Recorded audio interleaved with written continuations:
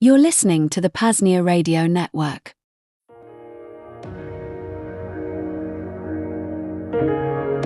Vonu Fest 6, the premiere, yearly gathering of self-liberation held at the Veritas node of the Free Republic of PAZNIA, happens once again this year, from September 22nd to the 29th. Join fellow self-liberators in our vetted agora, in the Second Realm, and soak up knowledge from those deep within the realms of breakthrough energy, health and wellness, open source technology, privacy and security, and much more. Alongside that, enjoy the nights around the campfire, underneath the Veritas skies untampered by city light pollution. A perfect view of the cosmos, great conversations, and connections that will last a lifetime. And while this event is not public and therefore not open to just anyone, getting vetted to come out isn't usually that hard. We either have to find someone in common that will vouch for your reputation, or just email Coordinator Rio, coordinator@PAZNIA.com, and send an introduction and background to your liberated lifestyle and path of self-liberation. That's a damn good start, and one that has gotten some folks out here a well-tread path. Anyway, join us for Vonu Fest 6, happening from September the 22nd to 29th. Most are only able to make it for the weekend, but vetted self-liberators are encouraged to stay before and after if desired. Thanks for your time. PAZNIA.com.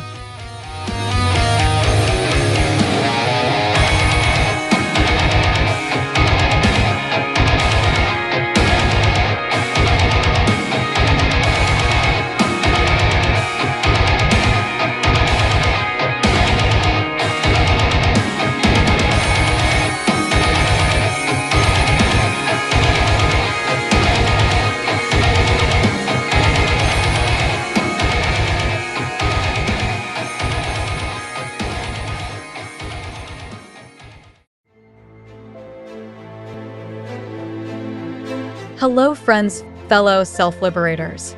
Dr. Gatherer here coming to you with a health and wellness message. The Pain Liberator, Miracle Muscle Pain Reliever, is now back in stock at libertyunderattack.com for your basic aches and pains, to more extensive injuries and even pains like headaches or migraines. The Pain Liberator is here to liberate you from discomfort. The Pain Liberator is a 20% DMSO, dimethyl sulfoxide, /80% colloidal silver water base, blended with enough aspirin to provide 30 milligrams of aspirin per spray. Beyond just pain relief, all three of these main ingredients provide enormous benefit to the body in general. DMSO also helps to bring the aspirin and colloidal silver into the skin for maximum bioavailability.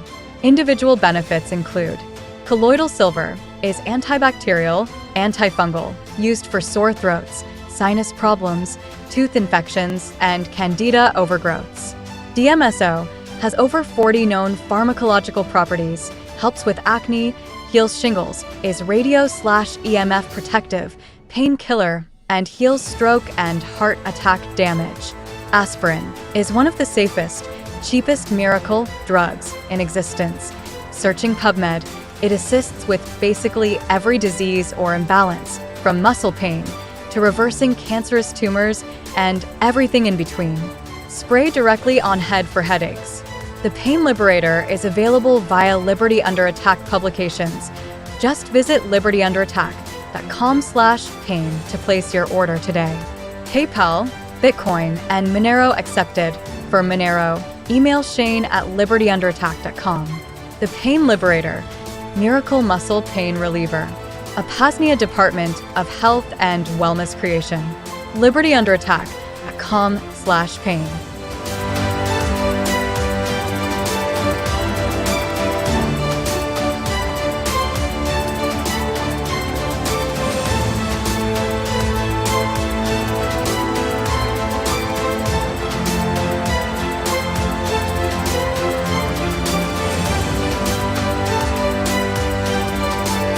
You're listening to the PAZNIA Radio Network. Hiding things. Harming others. Stopping others from harming you. I'm Thane Riddle. This is Cloak&Dagger.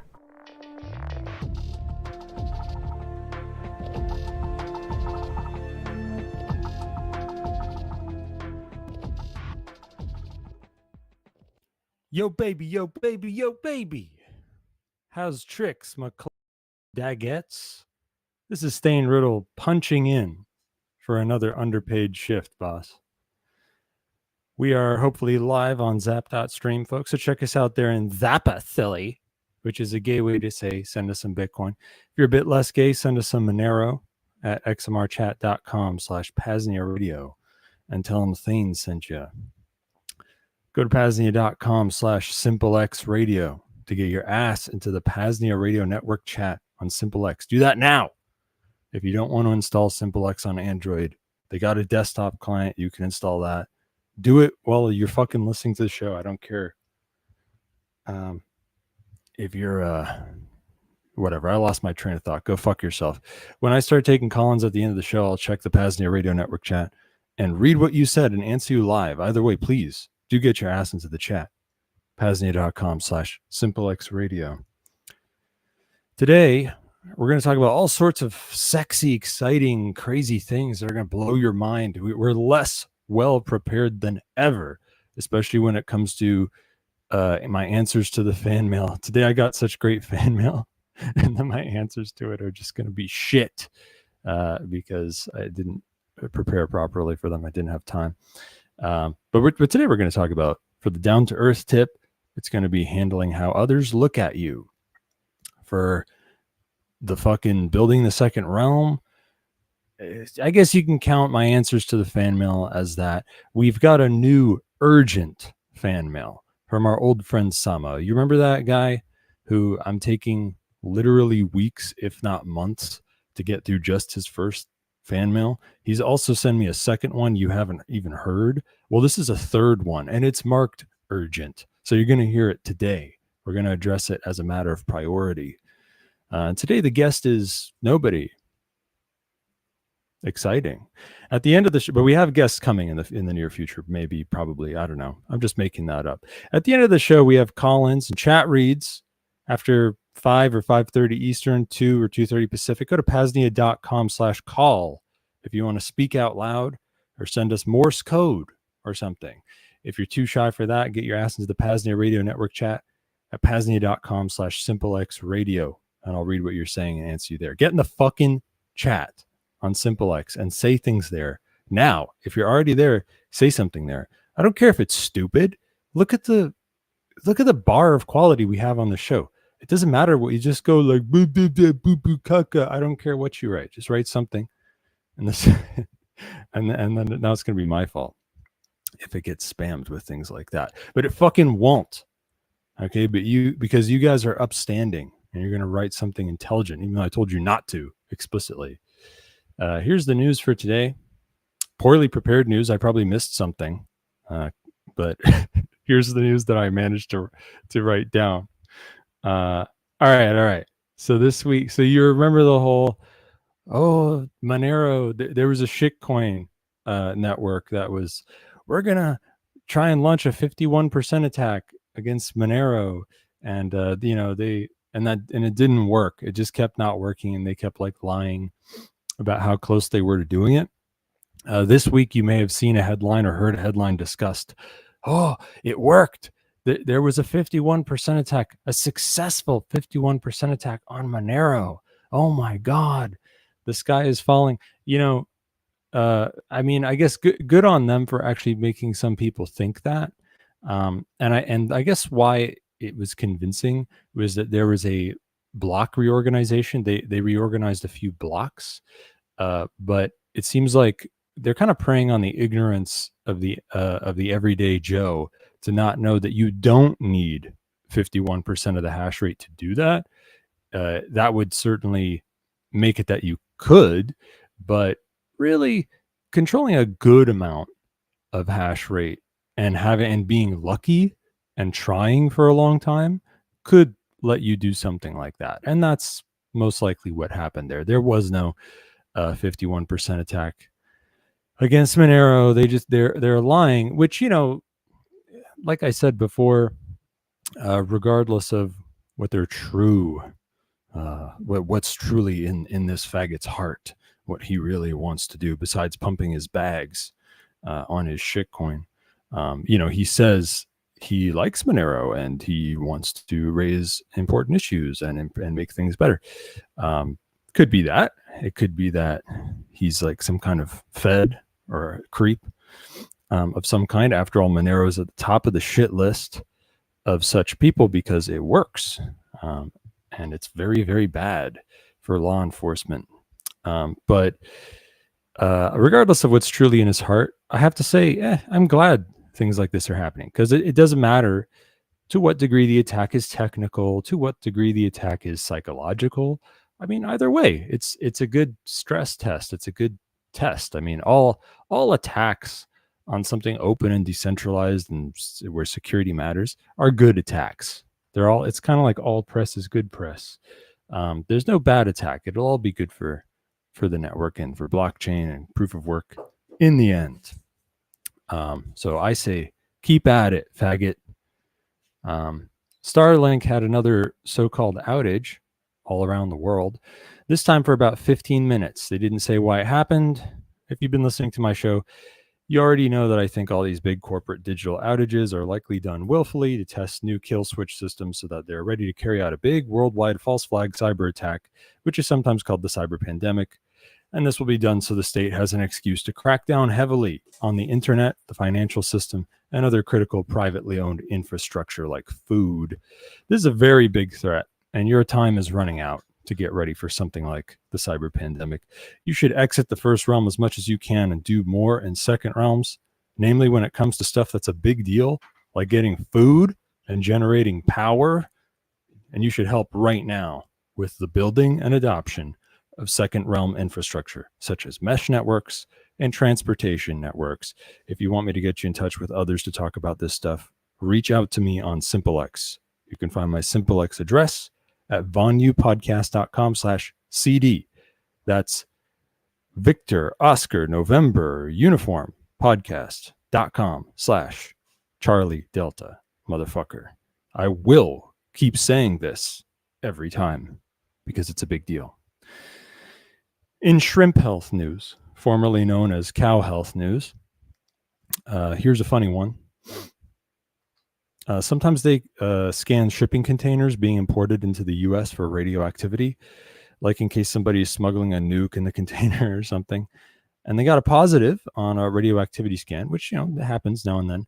But guess what? It turned out was radioactive. Well, it was frozen shrimp being imported for sale at Walmart, no less. So there's been a recall on this Walmart frozen shrimp. I say, personally, they should merely let the radioactive shrimp through and sell it anyway. Like, come on. Look at the gene pool of folks who shop at Walmart. Maybe a few genetic mutations from a little radiation exposure could be good for them. It's worth a try. What do you have to lose, right? Anyway, that's funny and all, but the story is a bit sexier than that upon a closer look. You see, the shrimp were not where the radioactivity came from in the end. The radioactivity came from cesium-137 particles in or around or on the shipping container itself. Furthermore, this didn't happen at only one port, but at 4 ports across the US, all far away from each other: Houston, Los Angeles, Miami, and Savannah. Now, cesium-137 has nothing to do with nuclear bombs, at least not as far as I know. I'm talking out of my ass a little bit here, but I don't think cesium-137 is like a nuclear bomb related radioactive material. Cesium-137 is for other kinds of nuclear technology, like nuclear reactors and even radiation therapy, other weird little things like that. But in the white market for radioactive materials, they like to keep a tight lid on that stuff, and they mostly don't. They mostly know when a shipping container should be radioactive. So it leads one to wonder, why are containers at 4 ports contaminated when they shouldn't have been? Is it because some white market corporation slipped up and lost track of a few radioactive containers? I mean, they're pretty shitty, so I think that could merely be what it was. Oh, whoops! I guess those were used for cesium-137. Oh, whoops! It could have just been that, but could have also been, what if it's because somebody was moving radioactive material outside the white market. And if they were, why were they moving cesium-137, which has mostly innocent applications as far as I know? It's kind of weird, but for now it's hard to say what happened here. It's a mystery. Here's another thing under which I put under shrimp health news. They say somebody got some weird plague from being bitten by a flea near Lake Tahoe in California. You're asking yourself, why do I have this under shrimp health news? Because I say it's a cover-up. This person was, in truth, bitten by a radioactive shrimp while swimming in Lake Tahoe. And the undisclosed plague is nothing less than the curse of the were shrimp. I think they've bitten off more than they can chew here, and they can't hold up the were shrimp forever. First, he'll start telling them that he feels better, and then they'll let him go home. And then, when the moon and the stars are aligned in the right way, bam, he transforms into a were shrimp and finds the nearest body of water where folks swim so he can bite his next victim. California is a place where way too many folks swim, and the water's polluted, and there's all sorts of weirdos hanging around the beach, people who look sick, hanging out on a boardwalk, so no one would think anything. It's the worst spot in the world for a were shrimp outbreak to start undetected. I say you should stay away from swimming in untrustworthy waters over the next few months, namely if there are any weird astrological events happening in the sky that could trigger a were shrimp transformation. In bludgy killing news, we have a couple stories. It's a good week for bludgy killing news. Somebody in Utah lured a few bludgies into an ambush this week. All it took was a few 911 hangups, which are often made to lure bludgies somewhere. Don't forget, if you want to lure a few bludgies to some spot or another, calling 911 and hanging up a handful of times should do the trick. When the bludgies come to the house, the calls were made from a barricaded shooter engaged them in a long small arms skirmish. 2 bludgies were wasted in this fight, and another was wounded. Nice. They say they found a few so-called incendiary devices in the home. Not sure what those could be. Like, are they Molotovs? Or were they fancy James Bond electronic gizmos with fucking thermite in them? Like, what the hell do they mean? Incendiary devices. I guess the former is more likely. But it seems they weren't deployed in this fight, I guess. My guess is he did not think it through. And when he was in the middle of a gunfight, he felt he had no time to put the gun down and light a Molotov, which he should have known would happen. He should have had like a candle or something lit so that he could light Molotovs with one hand while still suppressing the enemy with gunfire. You have to think about things like this for a one-man operation. One-man operation is not ideal. Now, in an ideal world, this would have been done at an IRS agent's house while they were away for vacation, and it would have been done by between 3 and 8 operatives who had an exit strategy. But sadly, this was likely done by some whack job in their own home, and they likely either wanted to die or get thrown in the slammer. I don't know what happened to them, though, but at least a few bludgies died, and we got some tasty tactical data out of it. So, good job, whack job. This is a fun week for bludgy killing news because we have another story.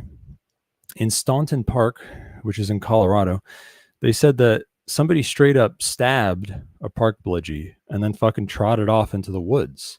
Nice. Or was it? Well, you see, a few days later, the guy who stabbed the park bludgy was arrested. But here's the kicker. It was the park bludgy themselves. Yeah, that's right. He stabbed himself all along and then radioed in the attack and told them, made up a story about the stabbing with a description of the guy who did it and everything. They locked down the area and put out a fucking APB on this made up guy who stabbed him. And to top it off, this happened only a few days after I said something on this show about how easy it could be to deal with a park bludgy in the middle of the woods. So who knows? Perhaps the park bludgy is a fellow cloaker like you, boss, and he merely wanted to raise awareness about attacking park bludgies in the woods. Or perhaps a listener of this show wielded some kind of psionic magic to make this guy stab himself. Maybe he really thought that guy was real. After all, wizards and such are greatly overrepresented in our audience. Anyway, let's make the most of this by talking a little about stabbing a park bludgy in the middle of the woods. First of all, you don't want to leave any witnesses to give a description the way this imaginary guy did. Least of all, the park bludgy themselves. That's your big witness. They're going to remember your face. People tend to remember the one who stabbed them. That has a tendency to, it's funny when you're in an adrenaline rush and someone's attacking you and all that. It's hard to remember the details of what happened, but you'll remember that person, what they look like. It's seared into your brain on some visceral level. So definitely, if you have to pick one witness to get rid of, it's the one who was really excited and being attacked by you. If you're going to stab them, do it right. Take them out for good. You could do that by stabbing them somewhere better, like maybe the carotid arteries and jugular veins in their neck, which are on either side of the windpipe that you can feel right in front of your neck. If you feel the front of your neck, you'll feel your windpipe there where your Adam's apple is. And on either side of that, running alongside the windpipe, you'll feel these big fat arteries and veins pumping with your pulse. That's where you want to, that's a good spot to stab somebody if you want them to go away for good. Somebody stabbed through one of these is a goner for sure. You can also sometimes do this quietly. If you sneak up from behind them and grab their head while covering their mouth with the weaker hand and their nose, by the way, while stabbing through one side of the neck and maybe out the other with your stronger hand. But you have to do this very quickly and strongly. You want to start with the knife very close to the neck so they don't have time to block it. Now, the sexy ninja way to do this is to stab true on the first try, going all the way through one carotid artery or jugular vein and all the way through the other one on the other side. Then you cut straight forward through the whole windpipe, severing the whole windpipe. However, you need to be ready for this to go wrong. If it does, you may need to stab over and over very quickly. So be ready for anything. Now, pretty much the second you cut off this blood supply, there is no oxygen going to their brain. So it is lights out and they will drop like a sack of bricks. The sexy ninja way to handle this is to be strong and smooth enough that you can let them down slowly so it doesn't make a loud sound. This is hard. People are heavy, man, especially if, some are heavier than others. Let's put it that way. Especially if you're talking about a bludgy, they like to take a few trips to the the donut shop. As we all know, you might be letting down someone real heavy. So make sure you have got like a good deadlift strength or something like that. If you want to hide the body Metal Gear Solid style, cutting open the windpipe is better. And you want to pull the head back and let the air out of their lungs. This is because if you don't do this, there could be a gurgling sound coming from the body for quite a while afterward. So even if it's out of view, someone might check on the sound if they come around. Of course, we're mostly talking about one faggot alone in the woods here. So you don't need to be a smooth ninja if there's nobody for miles. Merely stab them over and over like a sewing needle, real aggressively into those arteries and veins on the neck and let them drop where they lie. But there will be a lot of blood and you'll get it on you. So you may want to do something about that. Also, watch out for leaving footprints or tire tracks. Leave your car like far away and put cloth around your shoes or something like that. Maybe wear a hat to keep your hair from falling on them. And please avoid cutting yourself and leaving any of your own blood nearby. Just in case Gail Grissom from CSI is on the case. Don't be transporting a bug that only lives in your state there. And then, Gail Grissom will find the bug from your backyard. And the killer was from, that's probably not going to happen. But anyway, war news. Israel has kept true to their word with a new wave of expansionist military invasions of not only Gaza, but parts of the West Bank as well. The goal being to take more territory, of course. In other words, business as usual. Israel's been slowly but surely shrinking the so-called Palestine out of existence since the 40s, and now they're in the home stretch. May not be too many more years now before so-called Palestine is wiped off the map. Of course, who cares what maps say anyway? I say, why stop there? Wipe all the countries off the map. Last couple of weeks, I told you how the U.S. military was talking about going after black market cartels in Central and South America. They were also sending spy drones to fly over Mexico, and they weren't even trying to hide it. It's not hard to see they were at least trying to send a message. And that message alone did do something, as Mexico offered to hand over a couple dozen cartel patsies I mean, it's all like run by the CIA or something anyway, but they were offering, there are guys, there are cartel shot callers who are thrown behind bars for years and years on end. They continue to run cartels in a managerial role from prison. It's all like, and the government doesn't care. They all work their hand in hand with the cartels. So Mexico offered to hand over some of those people, which would be bad for cartels, but not that big of a deal. I mean, someone would just take over the job or whatever. But this week, the U.S. took it a few steps further as the U.S. Navy deployed 3 destroyers to the sea near Venezuela. And they claim this was to threaten the cartel's black market drug transportation, which is likely true. It is likely that these destroyers have boarding teams on them. In other words, pirates who will board ships they think smell too fishy so they can steal their drugs and do Lord knows what with them. But wait, would they be boarding ships that smell too fishy or ships that don't smell fishy enough? I'm not sure how that works in the sea, but whatever. Anyway, it might not go past this stage at this time. We'll see. I'm sure that you'll see some boarding. I mean, the U.S. Navy already does this pirate thing and boards ships in other seas around the world. So it's not a big deal. They'll do it here too. It might not go past this for a while, but I'll let you know this. The destroyers are surely a threat also of further escalation. Why is that, you ask? Because the destroyers can do much more than board other ships. They can also defend aircraft carriers that could later be sent there with bombers on them to bomb inland targets. Might be hard for you to see that, boss, since you may not know much about war stuff. But trust me when I say this is the threat they're hinting at, or at least that's what I think anyway. But we'll see where this goes. This is at least a more fun war to watch than the other ones going on, and it's harder to tell what's going to happen in this one. And finally, here's your weekly Ukraine-Russia nothing burger. Nothing's happening. There's no peace deal anywhere in sight. There never was. Don't talk about this. It's pointless. It's a waste of your time. I bet the Ukraine war will last all the way to at least the end of World War III. So in other words, years from now. The news is full of shit. It's all for show. Neither side wants to meet halfway or give anything up at all. The outcome will be found only through fighting until somebody loses. By the end of World War III, Russia will have likely made some kind of formal new Soviet Union kind of thing. And I'm sure Ukraine, as well as many other Baltics, will be in it. Something big came out on Liberty Under Attack, folks. It's called the Self-Liberation Book Bundle. You can check it out at libertyunderattack.com/SL bundle. The Self-Liberation Book Bundle has almost every book on Liberty Under Attack, which is crazy. It's a small library, dear listener, coming in at 27 books right now. And these aren't any old books. These are the books on Lua, which is the best, most helpful, most down-to-earth, most fun book catalog in the world right now, which we can say for sure, since Paladin Press and Loom Panics are long gone. Some of you may remember those old publishers that used to publish cool Fed posting books back in the day, decades ago.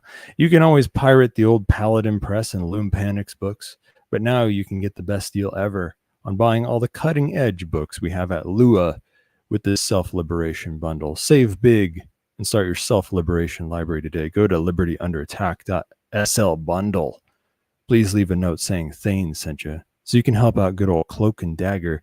Liberate me, liberate yourself, liberate, libate, and librarify yourself with a big fat fucking 360 win at libertyunderattack.com/SL bundle.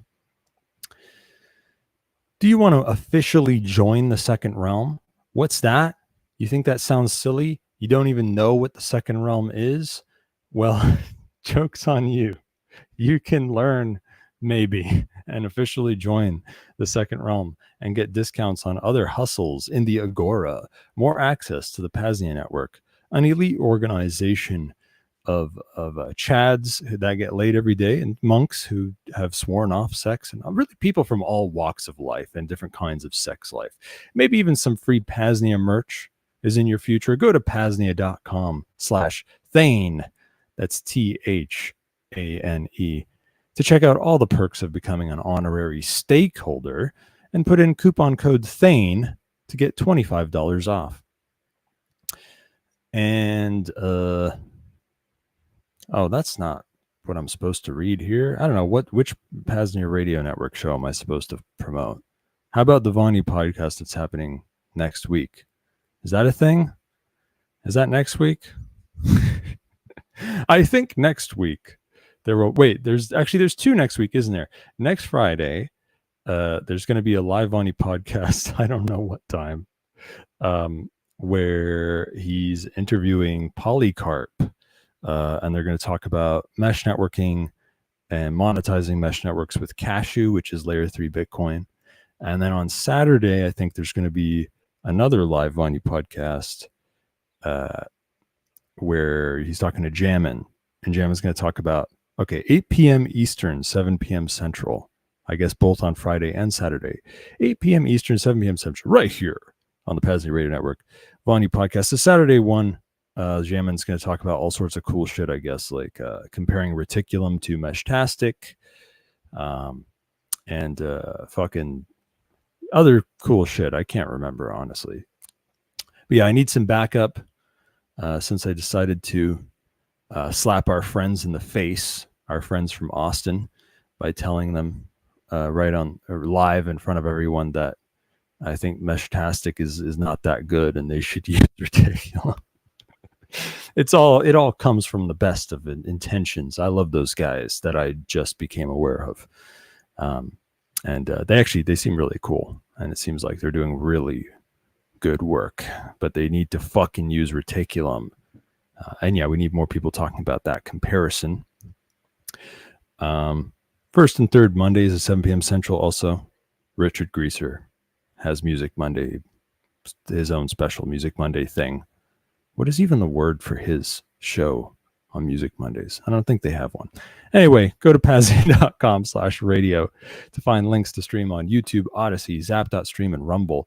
Also, you can check us out on fucking, you can see not live, but pre-recorded shit. It is also posted on fountain.fm, where you can fucking stream stuff in exchange for Satoshis, Lightning, Bitcoin. All right. Dear listener, thank you for bearing with me on this beautifully unprepared episode. Today, for our down-to-earth tip, one of these days I'm going to have music and shit for every little section. We're going to have some little intro for every section. We have time for that shit. We will put more effort into this show. Don't worry. The show will get better. I will be more prepared in the future. Sooner or later. Mom, get off my fucking back. Anyway, so today, down to earth tip. It's going to be about managing perceptions, handling how people look at you. Thank God I don't have a lot of time for this, because it's, I basically rip off my own submission to Vonu Life, which you haven't read yet, to use it as notes for this stuff so that I don't have to prepare anything. And I feel like, my submission's a little sparse on this side of things. Kind of rightfully so, really, because it's not like a dealing with how people see you. It's important, but it's not as juicy or talked about as much as, like, I don't know, fucking disposing of dead bodies or encrypting data or something. But anyway, let's talk about it today. It's important to manage people's fucking how they see you, okay? Because hiding things, what is hiding things? Hiding things, privacy. It's all about people, knowing things that you don't want them to know. So how they see things is what it's all about. That's kind of the whole game at the end of the day. And it's not all about physical security, like covering something physically. It's not all about digital security, encryption, and so forth. It's not all about these things. It's also about the game of how something is presented, how it looks. Is it interesting? Is it worth looking into? Who is this person that I've noticed? Are they somebody I like? Somebody I trust? I want to help? Let my guard down? Not call the cops on. Or, you know, they could see something and you can change their interpretation of it, right? Like, oh, they saw something they shouldn't have seen, but they think it was something else, right? Trickery. And then, of course, when all else fails, you know, you can make someone afraid to tell someone. There's that. So let's talk about these things. First, let's talk about something that's come up before. The gray man, being boring. We've spoken before about being a gray man when it comes to how you dress. And we've spoken about being boring. It comes up a lot. It's something you can do in all kinds of ways. Being boring is one of the biggest and best ways to hide stuff. Because if you're boring enough, then nobody will even check for anything hidden, for anything juicy, for anything worth doing anything about. So being boring is your first line of defense. Here are some, you know, bird's eye look at some ways to keep stuff boring. First off, don't seem to be anybody worthwhile. Don't seem to know anybody worthwhile. Don't seem to do anything worthwhile. And you are somewhere or doing something at a time when many others would be seen there or doing that thing, or at least what it looks like you're doing. Or how about this? You're doing something, or you are in a spot where many others would be seen doing that thing or being there. And of course, if it looks like something they've seen a million times, that's great. People hate to pay attention to things that they see all the time. It's almost impossible for them. So yeah, you really want to blend in. It's not just about how you dress, it's everything. It's where you are, what you're doing, how your car looks. Does your car look like other cars? It's everything. Who do you know? What do you say about yourself? How do you act? And if you have to interact with somebody directly, do you talk in the same accent as everyone around there? Appear to have the same values and intelligence level and blah, blah, blah, blah, blah as everyone around you? Do you just blend in? You seem like everything else. You're boring. That's your first line of defense. If you can pull that off. You can't always pull that off, of course. For one reason or another. It could be because you failed to be boring when you were trying to be, or it could be because you couldn't be boring based on what you were trying to do. So your next pick is to be charming. Let's talk about charm. If you must be seen, it is best to be liked. It's best for hiding things, and it's best for everything, really. There are a lot of reasons you might want to be liked, but hiding things is one of them. If folks like you enough, they either won't think you have anything to hide, won't care if you do, or will think that you must be doing well to hide something and may even want to help you. So how do you win friends and shit? There's a great book called How to Win Friends and Influence People by, what's his name, Dale Carnegie. Really old book, really well known, really popular, for good reason. Read it. How to Win Friends and Influence People. There's a lot of books on this topic, but that's an old classic. It's a good place to start. And you should really check that out. But here are some cliff notes. First of all, never ever blame them. Look down on them. Say anything bad about them, or even hint that they might be wrong about anything. I don't care what it is. 2 + 2 = 5. If that's what they think, that's right. Okay. Stop being autistic. Stop talking about the truth. Stop arguing. Never condemn. Never complain. Never say they're wrong about fucking anything. Practice this line. I don't blame you at all. I would do the same thing if I were you. I don't blame you at all. I would do the same thing if I were you. Take blame yourself happily and say you're sorry. Oh, I'm sorry. It's my fault. I shouldn't have done this. Oh, I shouldn't have done that. Oh, I'm sorry. I should have known, blah, blah. I'm sorry. Even if it's obviously their fault or not anyone's fault. Just take responsibility and say you're sorry. And you can combine those two by saying, I was wrong, you were right. I'm sorry, I was wrong. No, you're right. You've got a good point. I see what you mean there. Say thank you. Say thank you. Show appreciation. Give them credit for anything good happening. This is the opposite of blame. Whatever that's good, you give them credit for it. Thank them. Thank them. Talk about how great they are. Tell them how great you think they are. Show them that you look upon them highly. Show them appreciation. Make them feel respected and important. Namely, for doing what you want them to do.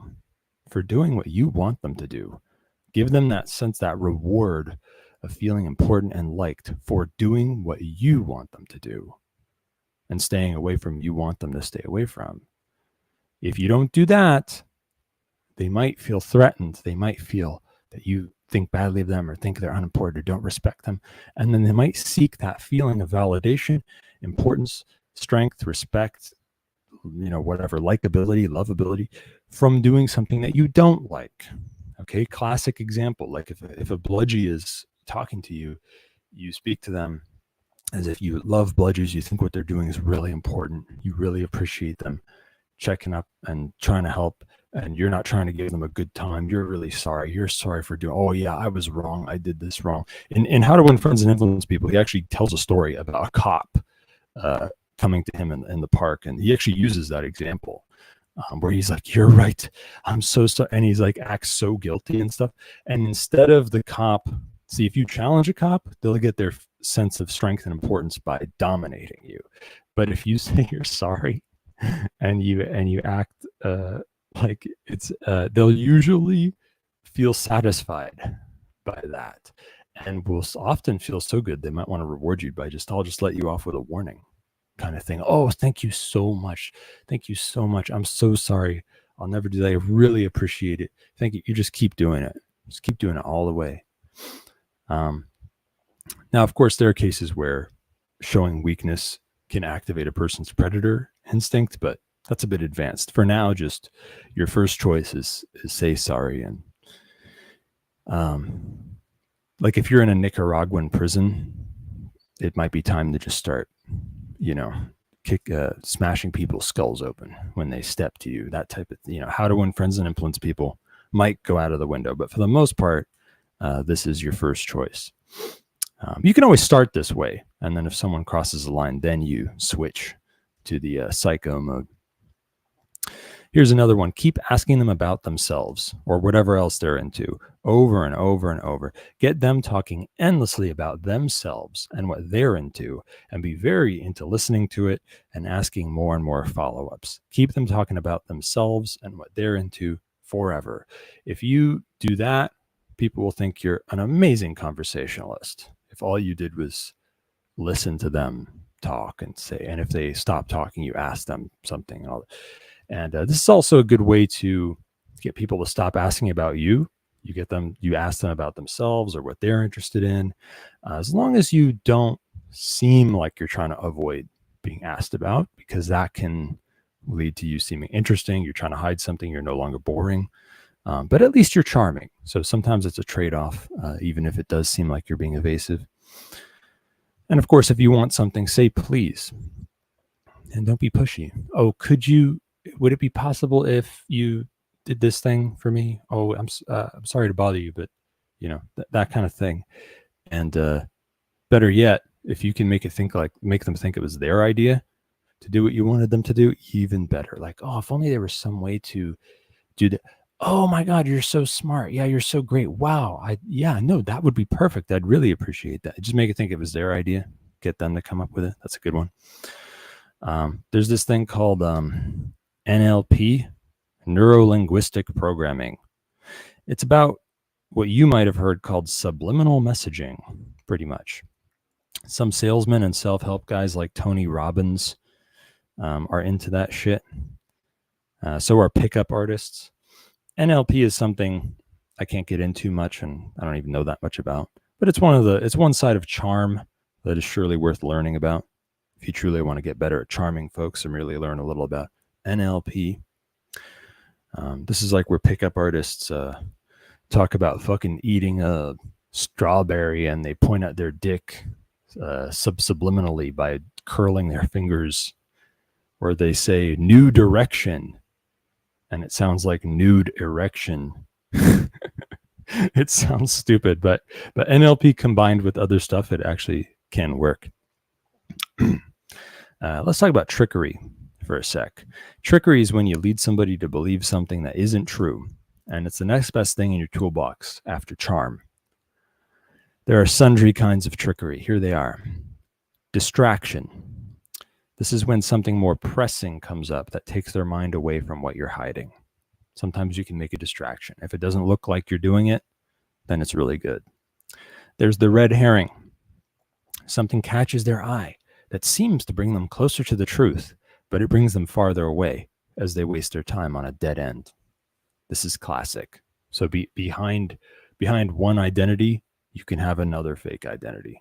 You can hide behind layers of assumed identities. That's a classic use of a red herring. There are lots of ways to do red herrings. Sometimes disinformation helps with that.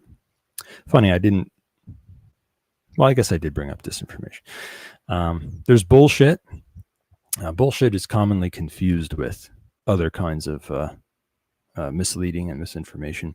But bullshit is when something that may or may not be wrong is spread carelessly, as if without any regard for the truth. It's like you don't care whether it's true or not. That's bullshit. It may or may not be true. Whatever. It's said almost like you don't care. And then misleading. This is when something is willfully framed in such a way as to lead someone to make a wrong assumption, and they are allowed to go on believing that for as long as needed. Misleading. So misleading is not, you may not be lying. You merely present certain information or say something in such a way while withholding other things that leads them to make an assumption, and that assumption happens to be wrong. This is something you'll hear about trickster figures in mythology doing, or Bugs Bunny on Looney Tunes. You see them trick people a lot. This is like when Loki made a deal where the dwarves could have his head if they didn't make a really cool hammer or whatever. And then when they did it and they went to take his head, they say, whoa, hold on a second. I didn't say anything about my neck. You can't touch my neck. It's that kind of thing. You didn't lie. You just led them to make a wrong assumption. And then, of course, there's the lie, where something untrue is knowingly claimed. Straightforward. Then there's code. Speaking in code or doing something in code. This is when it seems to onlookers that one thing is being communicated, but unbeknownst to them, something else is being communicated to somebody else, and they are none the wiser. That's when something is a code. Steganography is related. That's when encryption is happening, but it's undetectable. And then, of course, there's the magic trick. This is when it is truly made to seem that one thing happened, but shockingly, it did not truly happen. And it is hard to guess what truly did happen without knowing the trick, knowing how it works. And all the other forms of misleading come into play in a magic trick, especially distraction and misleading. Then finally, there's the dagger behind the cloak. When boring, charming, and trickery do not work, there's pretty much one way left to stop a leak from going any further than the leakee. You can threaten them or kill them. Now, I'm not talking about fighting today or killing here, but this is one side of hiding things. So I'm going to touch on it a little. If you have set a precedent, it's an important precedent. It's something you may have heard before. Snitches get stitches. Have you heard that one before? Snitches get stitches. That's one way. That's a kind way of putting it. It's more like snitches should end up in ditches. If somebody talks to bludgies or anything like that, somebody should get rid of them. End of story. Nobody should ever put up with that. Bludgies are thugs with guns that fuck with you and stop you from being all you can be and doing all you can do.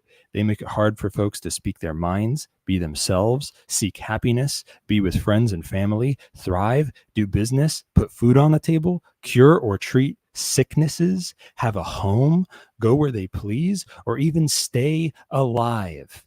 And if you stand up against that, they threaten to kill you. Anybody who shares knowledge with them or any other aggressor about you or anybody else should die. End of story. Maybe then the next bitch ass snitch will think twice before they go to them. So it's important to create the precedent. It's not safe to snitch. It's not safe. People should be scared. People should be scared to tell your foe what they know. They should want to stay out of it. They should turn their head down, blind, blah, blah, blah. I can't see, I can't hear that, and mind their own business because they're scared.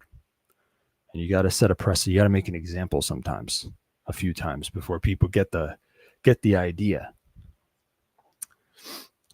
There's your down to earth tip for today.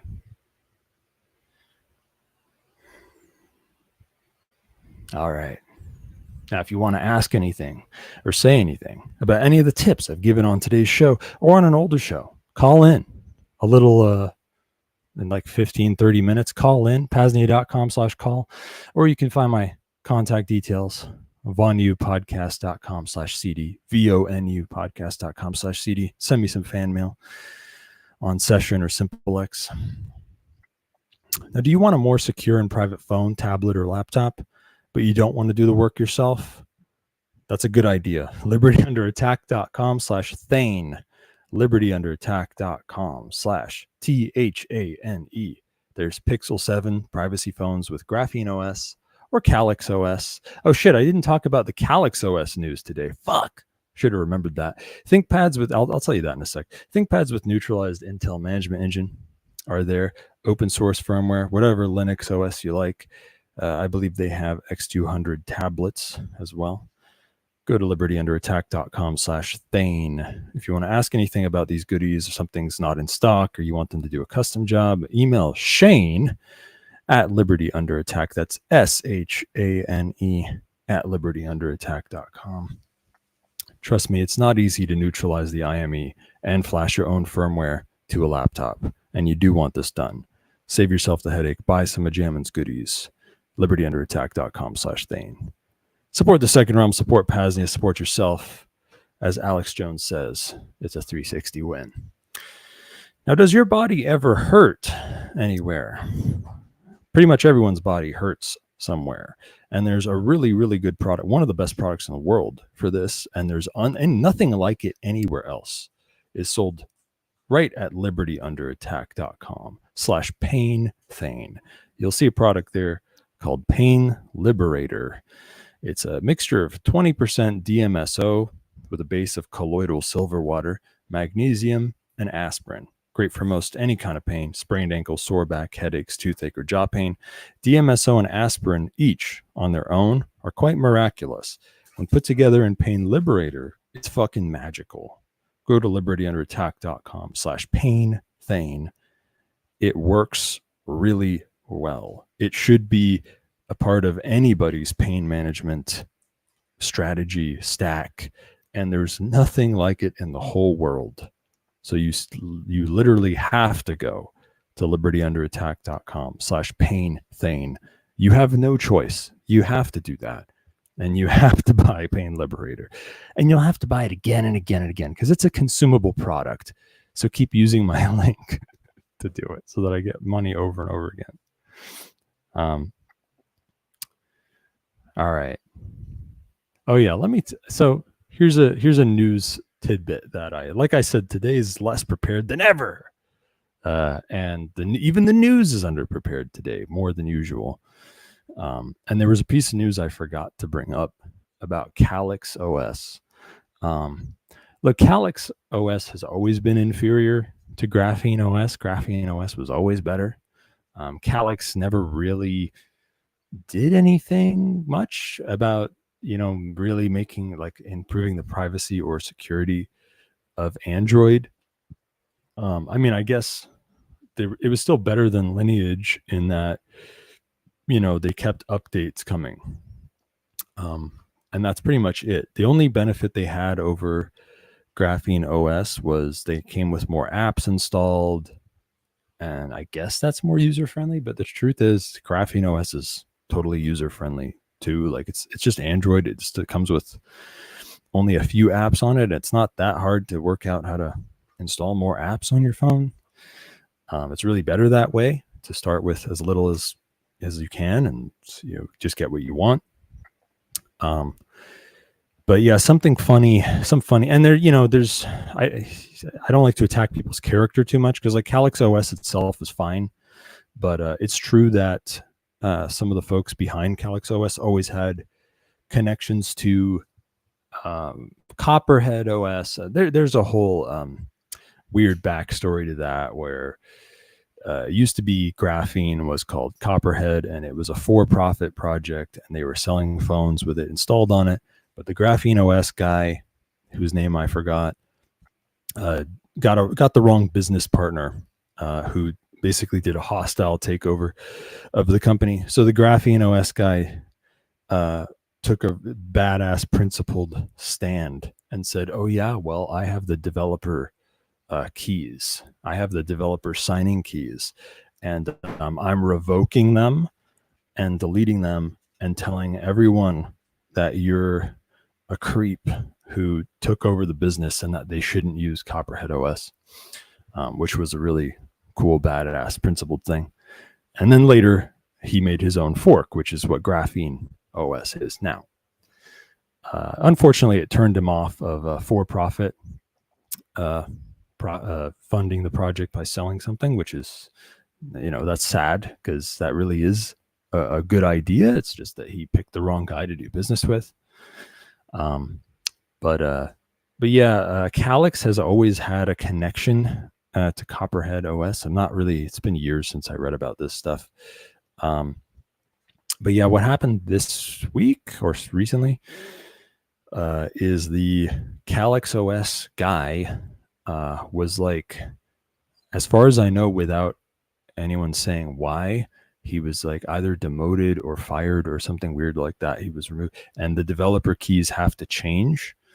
They're going to change the developer signing keys for Calyx OS, which means one of two things. It means either A, the Calyx OS guy, whose name I can't remember, who's getting kicked out, either he is not giving them the signing keys and they don't have it, and that means drama is happening.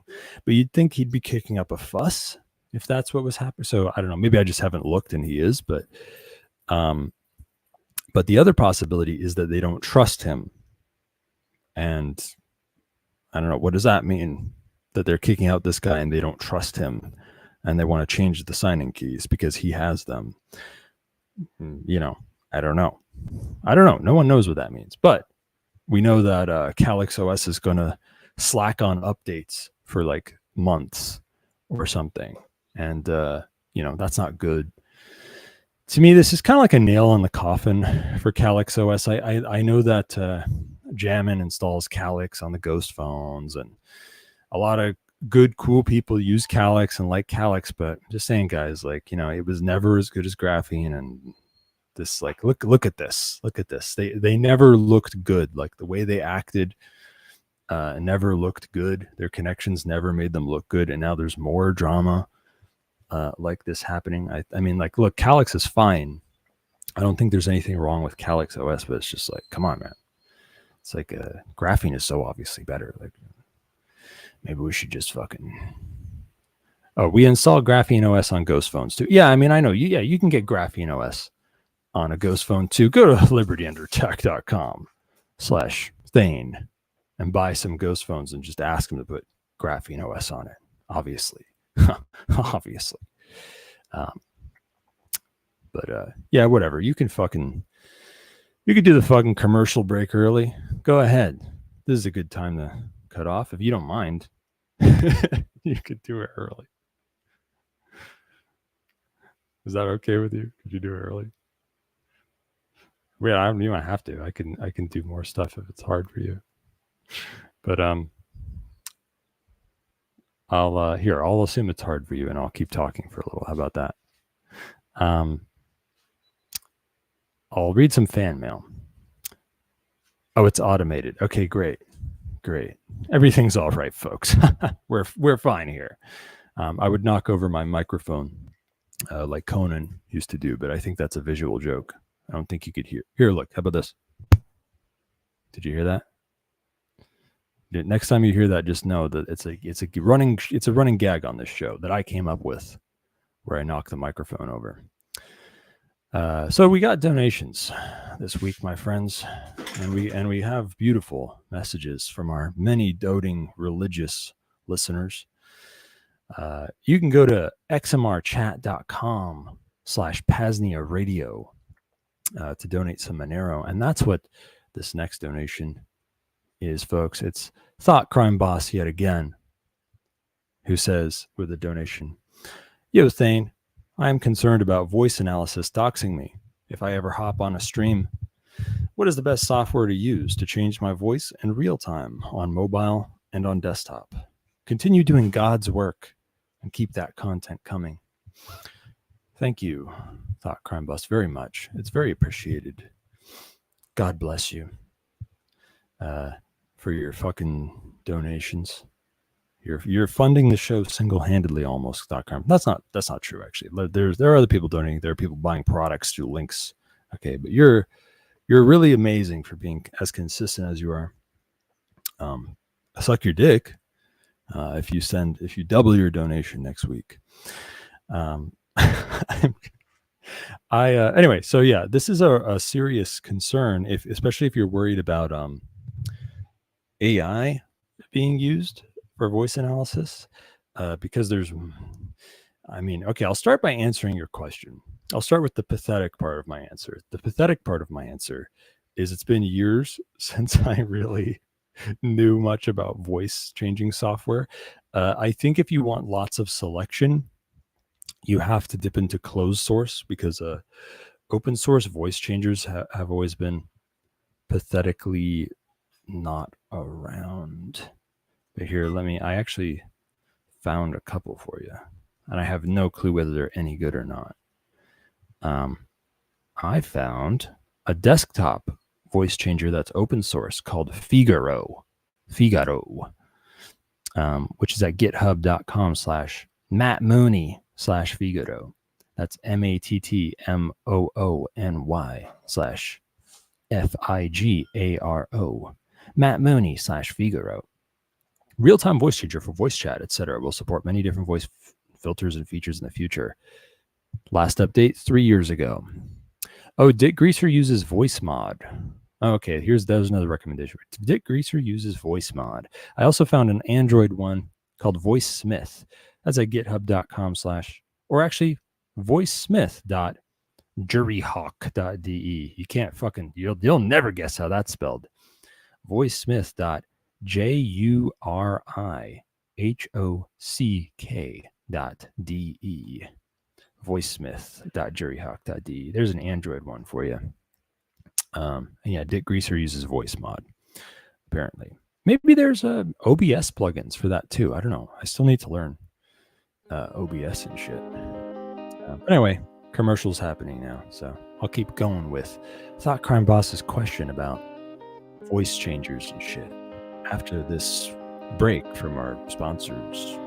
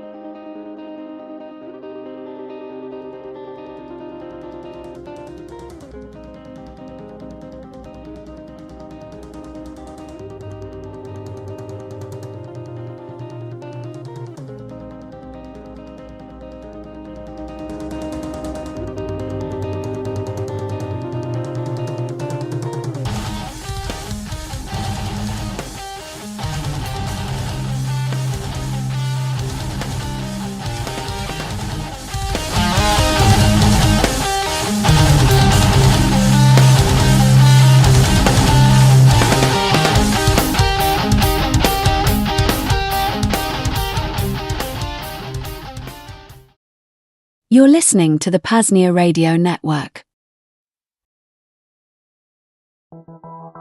The school year is just getting started, but it's not too early to start thinking about ways to keep your kids busy next summer.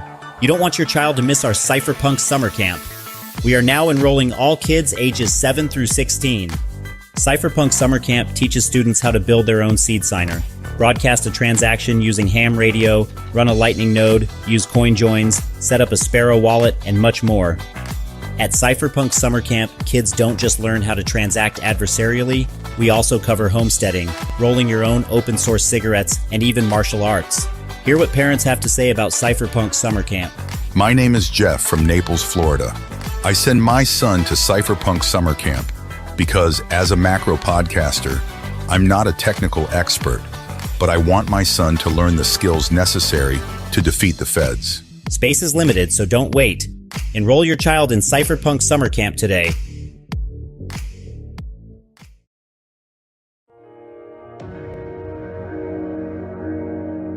Brian FreeRobot here, with a quick update pertaining to the Free Republic of PAZNIA.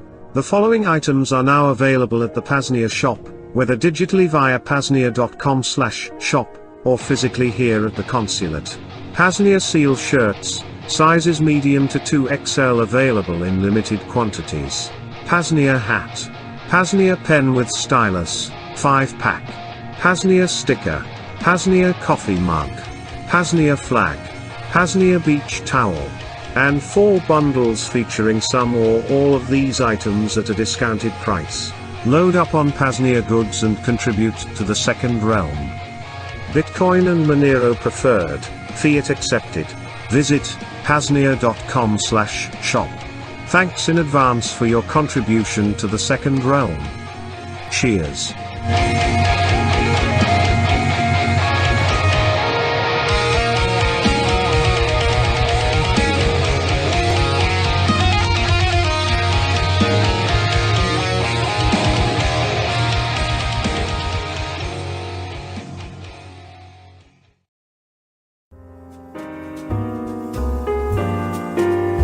While infrastructure costs for the PAZNIA radio network aren't exorbitant now, there are some costs.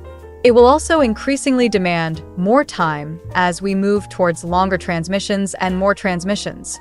If you'd like to help cover current costs and even the expansion of our efforts, please visit PAZNIA.com/shop. There, you can make a one-time fiat, Bitcoin, or Monero donation. You can become a stakeholder, and you can even order some one-of-a-kind PAZNIA merch, ranging from shirts to hats to flags, all the way to beach towels. Again, that link at PAZNIA.com/shop. Cheers from the Free Republic.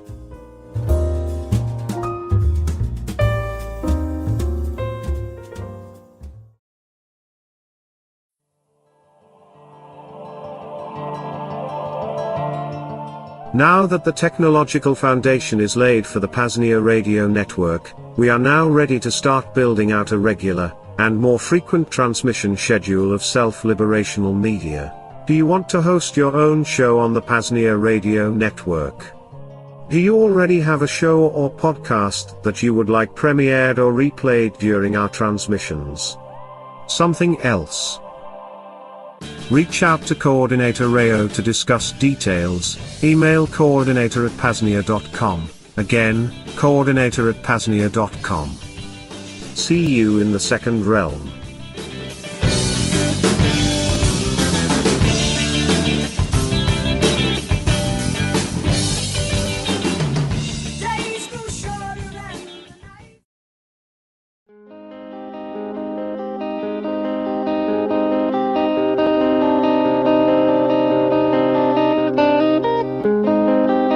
And now, back to Cloak and Dagger with host Thane Riddle.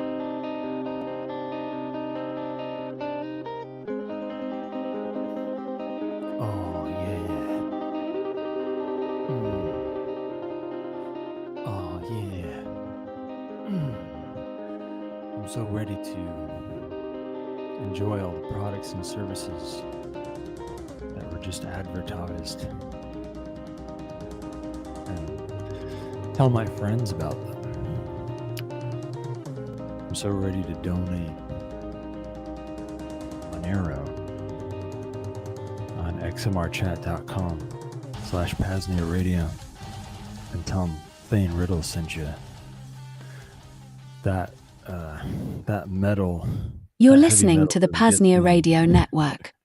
really gets me in those voice clips and the robot voices get me in the mood to donate to the PAZNIA Radio Network, just like Thought Crime Boss did with this question here.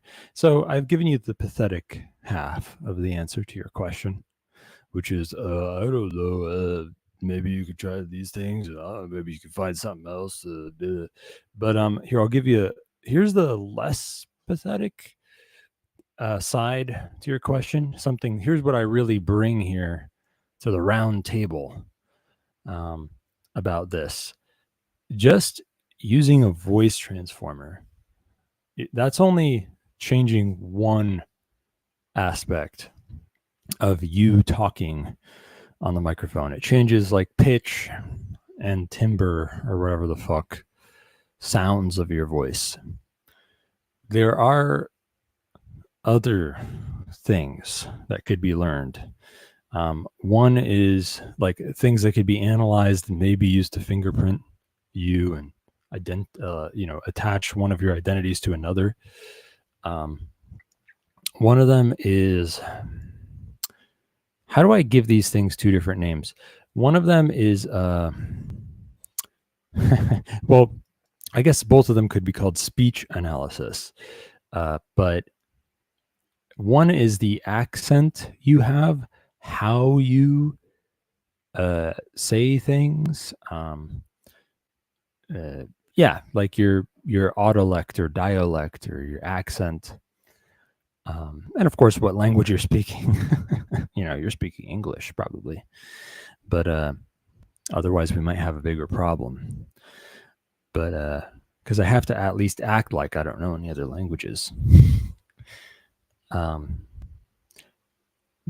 yeah, you could put on an accent and talk in a funny voice on top of using a voice transformer. That would do a lot more to make it harder to fingerprint your speech. However, it will end up changing how fast you talk to, which is another, your rate of speech can be used to. It's always you can always fake being a slower talker, but you can't always fake being a faster talker.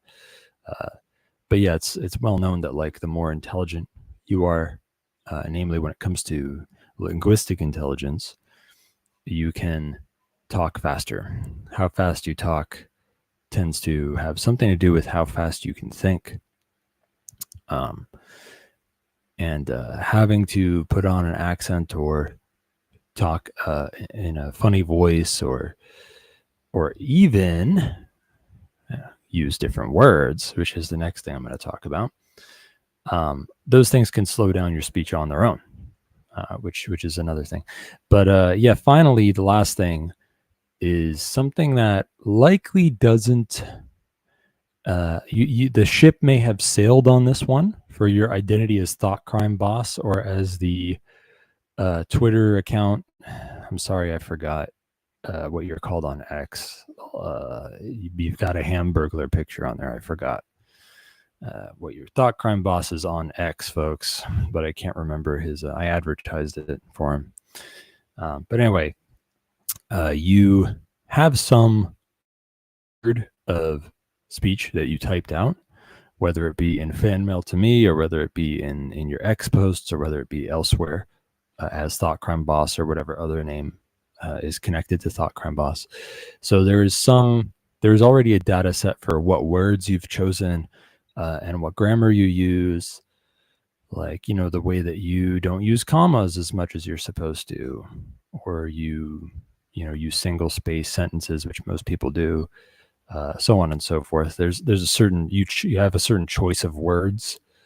Believe it or not, that can be used to that. And that's sort of the cutting edge thing that's getting bigger and bigger all the time now with the proliferation of AI, speech analysis, even written speech analysis is getting pretty good. And this is why also, that believe it or not, even how you type. So how like, if you use X's web interface, which is full of JavaScript and shit. That's what all these faggy Web 2.0 websites are like. They're full of fucking JavaScript, the shittiest programming language ever invented. And they can do things like track the exact timing of your key presses. So every time you type, you press a character, how much you backspace, not just how fast you type, but exactly what the timing is on each letter, on the space, on the punctuation, on the how much you backspace, what words you fuck, how you miss, which words you tend to misspell, and how much. All that shit can be. I'm not saying it all is all the time, but it can be, and sometimes is recorded and used for fingerprinting. This is why in Cubes OS, if you you'll notice that there's a bit of a lag for typing in Cubes OS. It's very subtle, but it's there on purpose. It's there because there are delays and stuff. There's a timing. It's anonymization for your typing timing. It's one of the many little features, privacy and security features of Cubes OS, that they actually fuck with your typing fingerprint for you. But word selection is something you'll have to either consciously do yourself. But anyway, the ship is sailed on that. I'll talk about word selection for a second. Well, you have to get creative. You have to come up with that shit kind of yourself. It's a very advanced thing. If you've learned different words as different, when you're being this guy or that guy, you talk in a different way and use different words. That's pretty advanced. In the future, I think AI will actually help with that. So like one thing you could do, like if you wanted to call into our show, is even just have speech to text. Instead of talking with your voice, you could just type to speech to text and have that read it for you. That's another thing you could do. And now, you probably don't have like a private, cool, super cool AI solution ready to go, but like you could pretty easily say to AI, hey, I'm going to type some stuff, and every time I type it, I want you to reword it. I want you to paraphrase it. And you could even guide the paraphrasing choices. So the ship is sailed. So in your case, for Thought Crime Boss, the ship is sailed. However you've chosen to type already as Thought Crime Boss, is the word selection you've already chosen or whatever, that's already there. So there's no harm in continuing on as that if you're calling under that identity. Now, if you were calling without saying you were Thought Crime Boss, that would be a different story. Then you could think about changing your word selection. Yeah, anyway, hopefully that helped you out. There's word selection. There's how you your dialect, your accent, so this you can use, put on an accent or talk in a funny voice. And then there's, the physical quality of your vocal cords and shit, the sound it produces, which is what you were talking about, the voice changer, changing pitch and timbre and all that. So so that's like a combination of bad news and good news, right? The bad news is this is a more complicated problem than you may have considered. But the good news is there's a way to fuck over every attempt to spy on you or fingerprint you in some way. Next, we have some fan mail from, by the way, if anyone wants to call in, you can just fucking do it anytime. I don't care. You can call in at PAZNIA.com/call with your voice transformer or your speech to text or your Morse code, or just like the sounds of screams. Or you could use a soundboard. You could use an Arnold Schwarzenegger soundboard to communicate with me. You can call in now, PAZNIA.com/call. And soon I will read stuff on the PAZNIA Radio Network chat on SimpleX. So you can type there too. But for now, I'll keep going through this fan mail. Still got a decent amount left. Our next one is, I don't even know if donation is the right word for this. It's some fucking money. It's some Lightning Bitcoin we got on Fountain. That's fountain.fm. A Fountain Boost.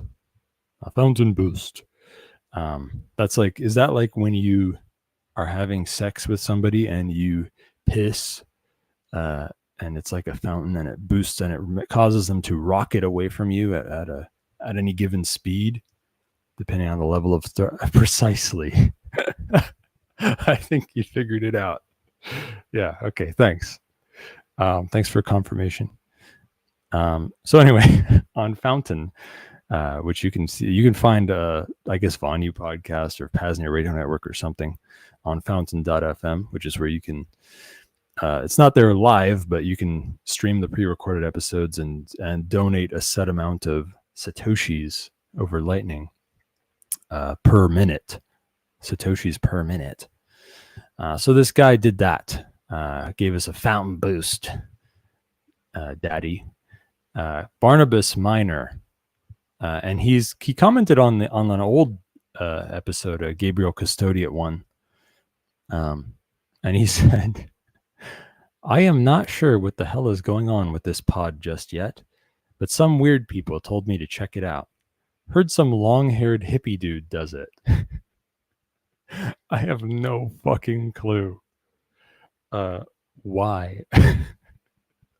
Like, this is really, this is one of my favorite kinds of internet comments, is just something that is totally out of left field, that makes no sense to you, that that you just have you'll never know. You'll maybe never know why. Why did he hear some long-haired hippie dude does it? Well, that's, it's bad for my privacy to confirm or deny this, but I'll give you a couple hints. Okay. I am a hippie for sure, in the sense that I'm a huge believer in peace, and promoting peace and supporting peace and creating peace in the world, primarily by killing people and waging war against those who might seek to disrupt my peace. So peace through war, sivi pacem para bellum, as the Romans said. And as for the long hair, well, he didn't say where the long hair was. So we'll have to leave that for another day. Hopefully you hear this one day, Barnabas Minor. Or maybe hopefully not, because this will always be funnier when we don't know why you said it. Who could he possibly be confusing me with? I mean, Rayo 2 doesn't really have long hair. He's growing it out, looks like, but yeah, I don't know. I don't fucking know. You got me on that one. And next we have the star of the day. Remember, folks, you can call in PAZNIA.com/call, and you can also leave a message in the PAZNIA radio chat. The fuck is that URL? PAZNIA.com/SimpleXRadio. Go there, leave a message for me. I'm going to read it soon. But first, we have an urgent emergency fan mail from our old friend Sama, the guy who sent me a fan mail that I'm taking literally weeks and months to respond to, all the stupid links in it.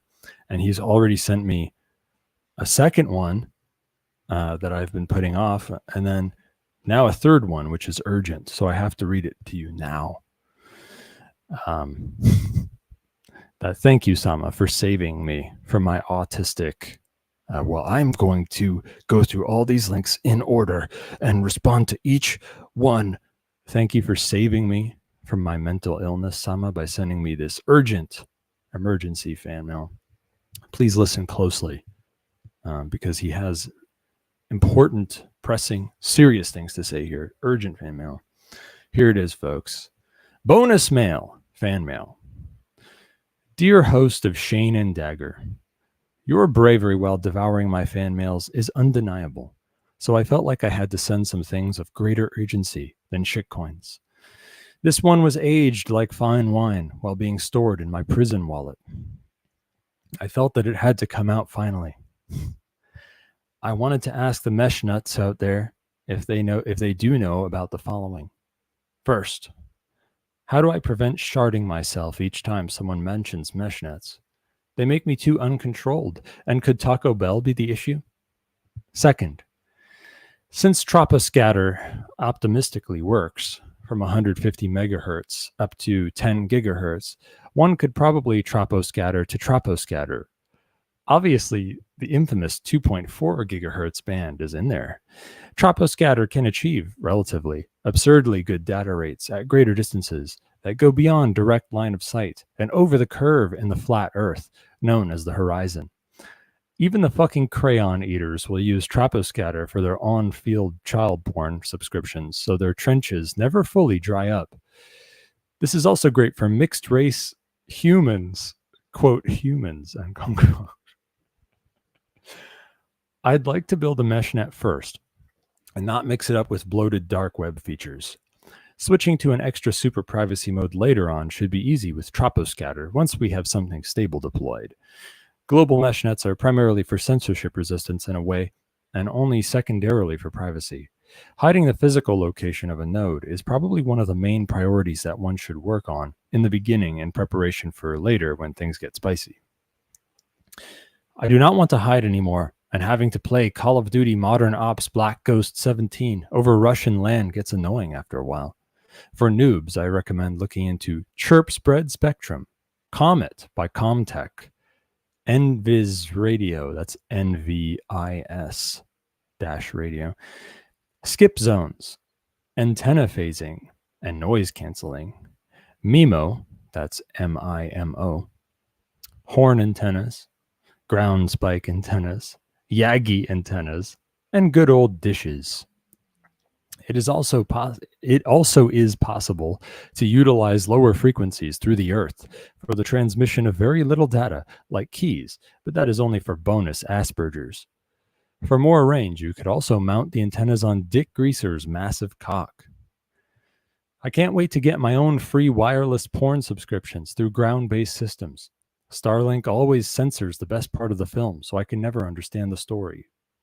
Also, since the acid emoji is my call sign on Homo Radio, I thought I should share it there 100 times.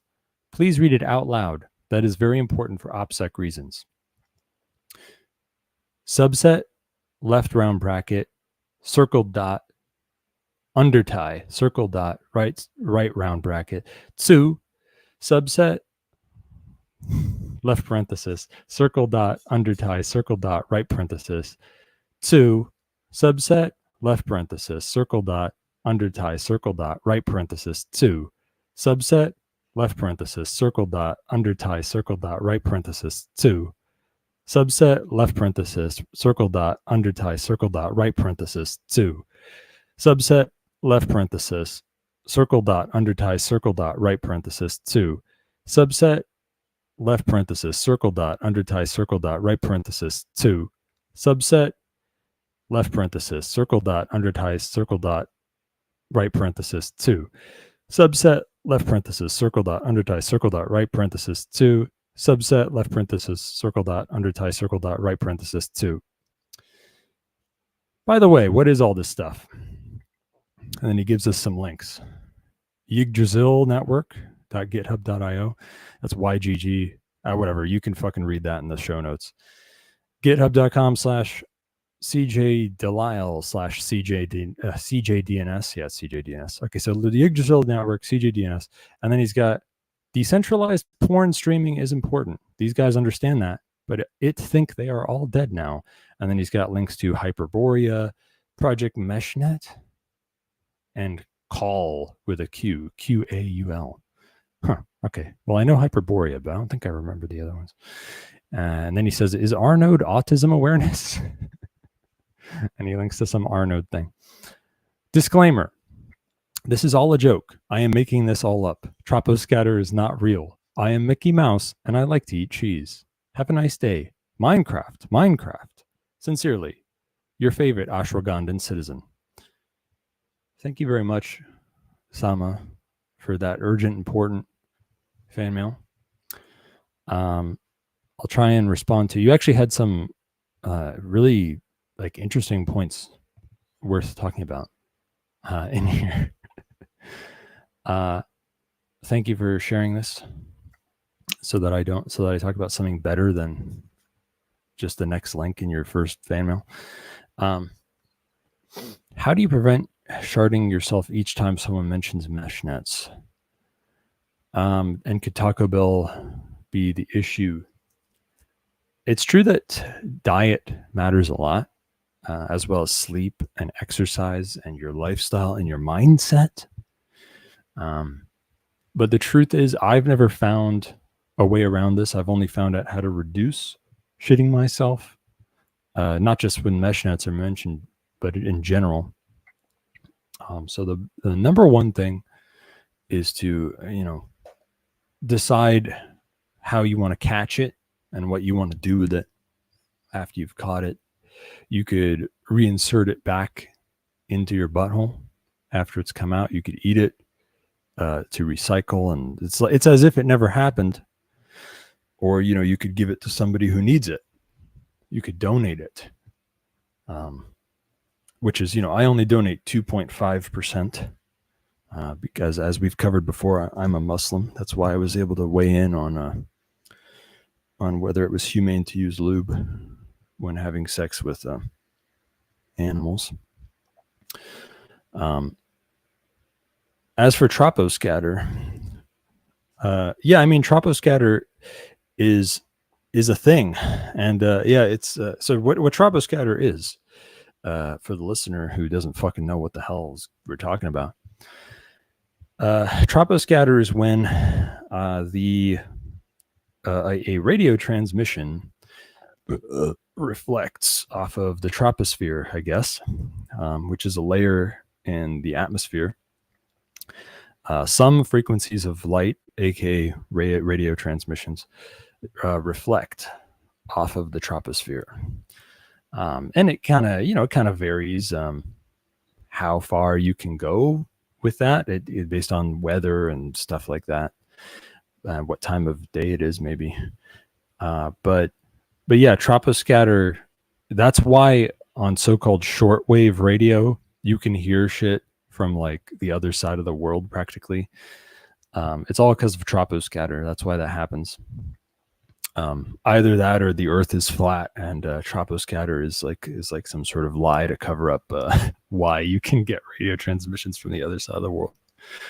It could also be both. So 150 megahertz up to 10 gigahertz. Honestly, I don't remember if that's the right range of frequencies that troposcatter works for. It's probably true. I don't know. Didn't bother to look it up. I didn't prepare a good answer for you, so I'm not the answer you deserve anyway. But you have some good points here. So troposcatter is a big deal. It's true. You can transmit really, really far away with troposcatter, and I think there's a lot of potential in that. I think it's going to be a big deal for stuff like mesh networking, among other things. When it comes to the white market, they have regulations that are supposed to make this hard. So like one is that you're either not supposed to transmit with enough power to go really far anyway, or B, you're supposed to only transmit with certain protocols over that, or usually both. And then there's also C, which is if not those two, then you're not supposed to use encryption, right? And that's where you get to ham radio, where you're just supposed to be some faggot who gets a license and says their call sign and says, "Hey guys, how are you feeling today? Yeah, my wife is dead and I'm lonely. Did anyone else here like fishing?" Like that's all they want you to do with it. Or you get stuck in a snowstorm like The Shining. Your husband's coming at you with an axe, and you can use the radio for that.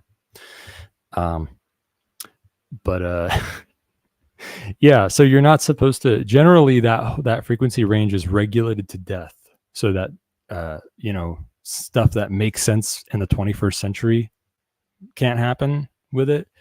So there's a couple ways around this. One is to break the law, and you could do this openly, and then you have a pirate radio situation where you merely have to, I guess, move around enough that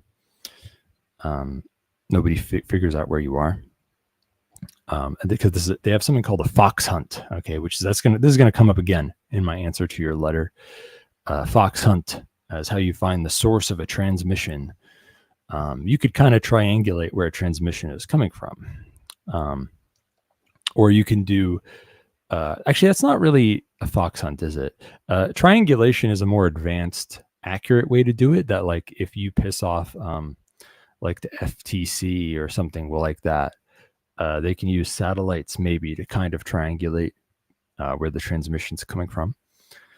But fox hunts are like when faggot fuds, hams, the guy whose wife is dead, he's lonely and wants to talk about fishing. If he finds out that you're transmitting on ham frequencies, you're breaking the rules. He has nothing better to do with his time because he's retired with a fake injury from his union job where he got paid too much. And he gets paid a fat pension in exchange for other people not being able to work that job and the cost of that service being too much. So he's a leech on society. He doesn't like it if you break the rules, and sometimes they volunteer to find people who break the rules, and it's called a fox hunt. And that's not as good as triangulation. It's more like a hot cold kind of thing. Like over here, the transmission is stronger than it was over there, so let's go this way, kind of thing. This is how you find Dragon Balls. Like in Dragon Ball Z, that's how they find Dragon Balls. Hot, cold, it's in this direction. So yeah, that's a thing with omnidirectional transmissions, which I'll talk about more in a sec. But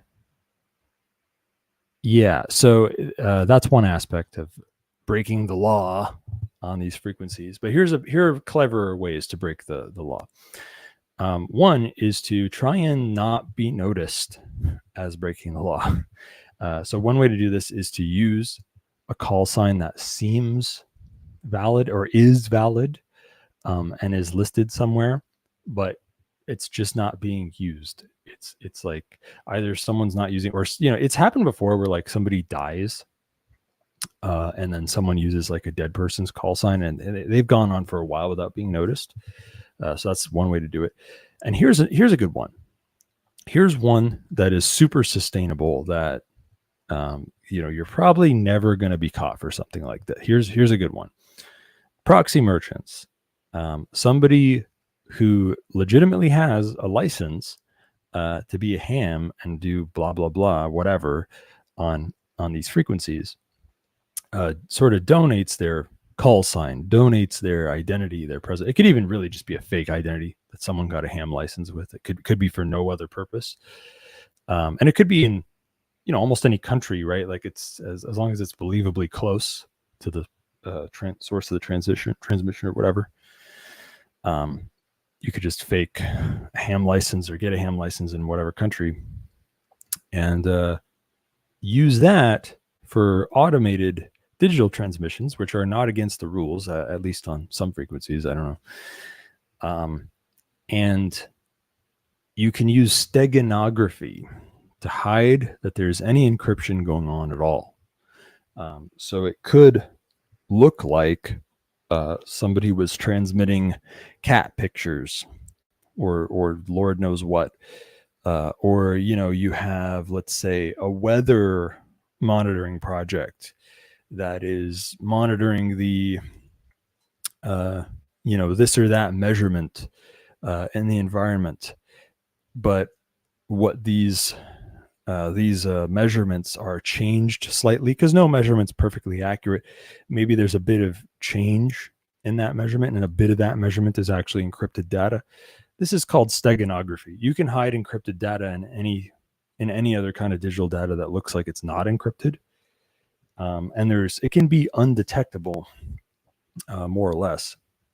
So that's a real sustainable way to do it. Use proxy merchants who actually have ham licenses, and then use steganography to conceal that encryption is happening. That could be used to do anything, to transmit any encrypted data over any frequency, possibly, including frequencies that troposcatter with, you could have high transmission strength. And indeed, we could connect mesh network style across great distances and intercontinental distances with that. And I do think that we should be looking at that for mesh networking as part of our mesh networking infrastructure. So I'm glad that you brought that up. I feel like I talked about this not long ago somewhere, like maybe when I called into the Vonu podcast or something. That might have come up. So yeah, troposcatter, blah, blah, blah. Mixed race humans, child porn, keeping the trenches wet. I'm on board with all that stuff. Now let me respond to you. By the way, folks, you can call in at PAZNIA.com/call, or you can fucking send a message in. Go to PAZNIA.com/SimpleXRadio, and I'll look at messages there quite soon. But let me respond to some of Sama's points first. You can interrupt me if you call in. Go ahead. Go ahead. Try it. See what happens. It could be a friendly conversation. As for you'd like to build a mesh net first and not mix it with bloated dark web features. And you also said global mesh nets are primarily for censorship resistance in a way, and only secondarily for privacy. And hiding the physical location of a node is probably one of the main priorities that one should work on in the beginning in preparation for later when things get spicy. I appreciate these opinions, but I don't quite see eye to eye with. I agree with the sentiment that things should be kept simple at first, and you don't want to like overcomplicate something or with a non-foundational feature from the beginning. However, I kind of just think you're wrong about and I'll tell you why. Here's why a mesh net should be a dark net from the ground up. First of all, it's not hard. It's actually not bloated, because if all we want is just onion routing, that's like native to the network, it's really not that bloated. I mean, could it be opt in or opt out? Could you turn it off, turn it on? Sure, but I see no reason why it shouldn't be. Because here's the thing, onion routing is technically just this. Every node in the route that your data is going to take across the network, every node has a public key and a private key, right? It has asymmetrical, it has a public and private key. So you can encrypt stuff for each node, right? So I can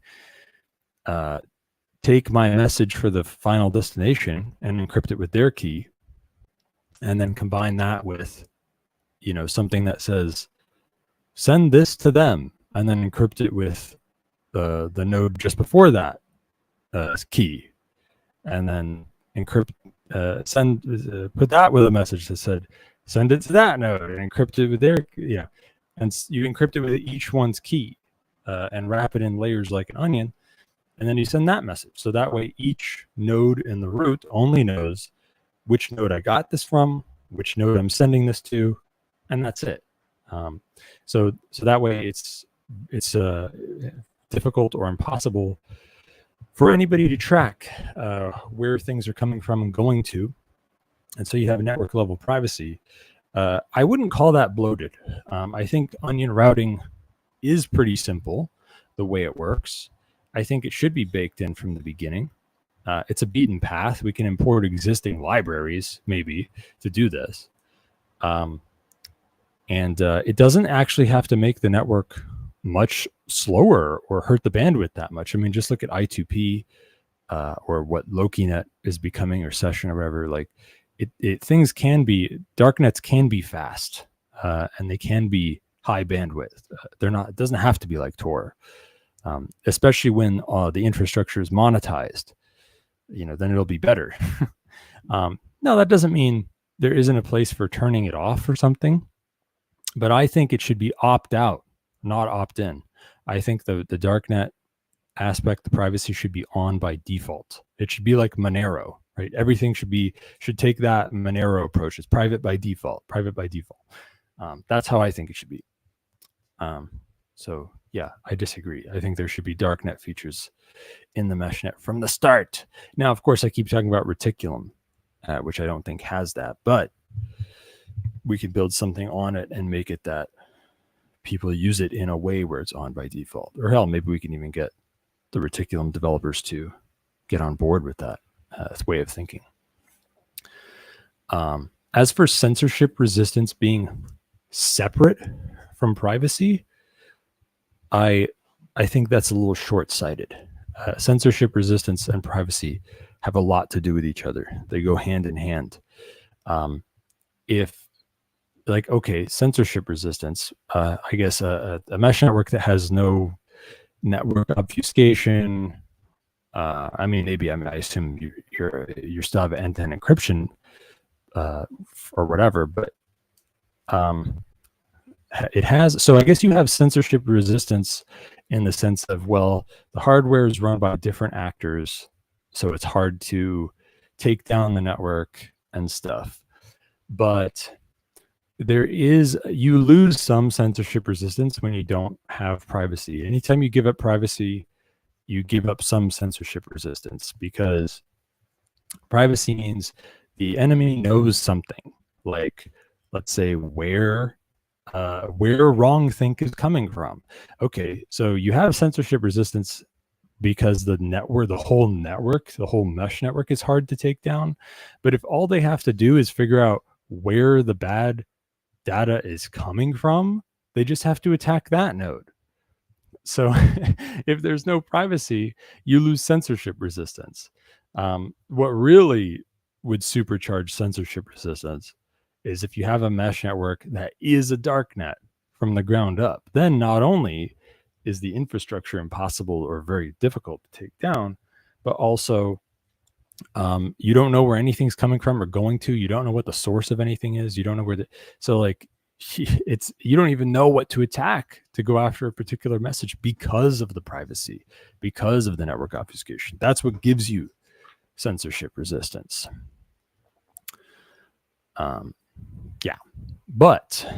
But I do where you really have where your best point here is hiding the physical location of a node is probably one of the main priorities that one should work on in the beginning in preparation for later when things get spicy. I see eye to eye with that one. If you can hide and this is one of the greatest hurdles we have to get over, hiding the physical location of any given node, which is hard.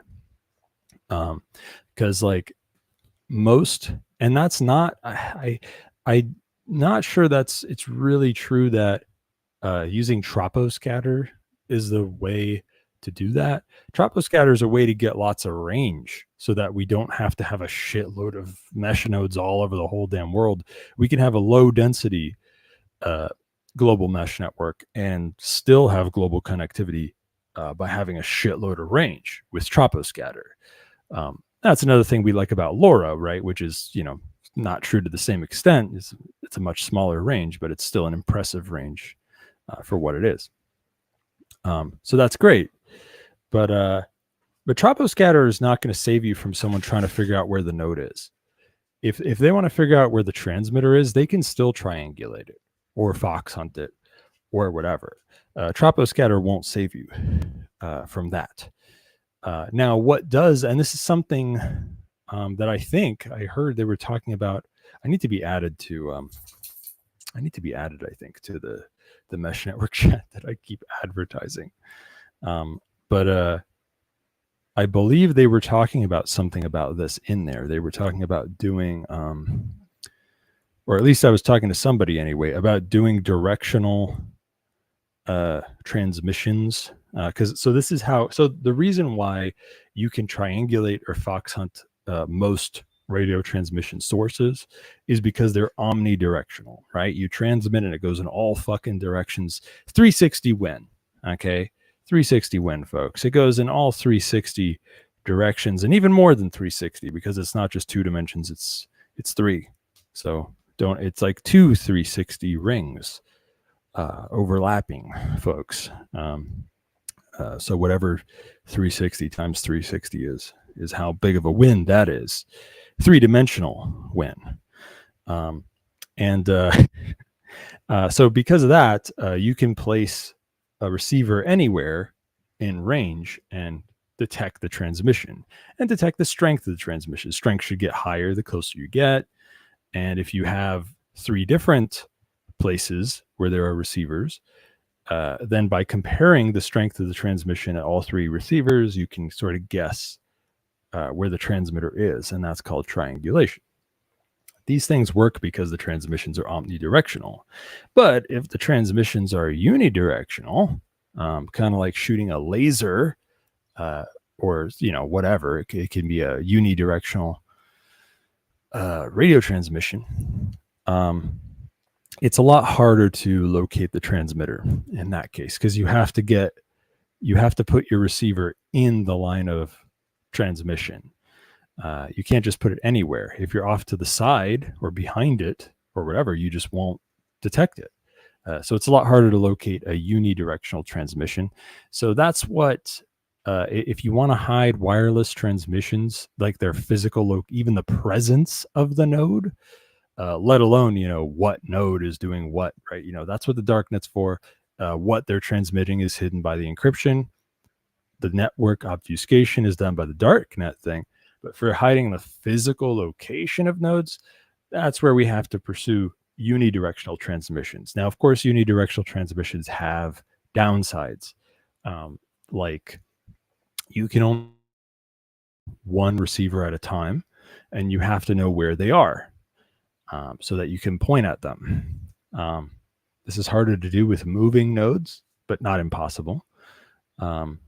And so yeah, but yeah, static nodes, like it's been done, plenty. It's like it's a beaten path, right? You can get a direct line of sight quite a distance or whatever, and do a unidirectional transmission, and sort of connect things in a mesh with unidirectional transmissions. You can do that, but yeah, it's more limited. It limits the infrastructure, but hey, it's you can do it.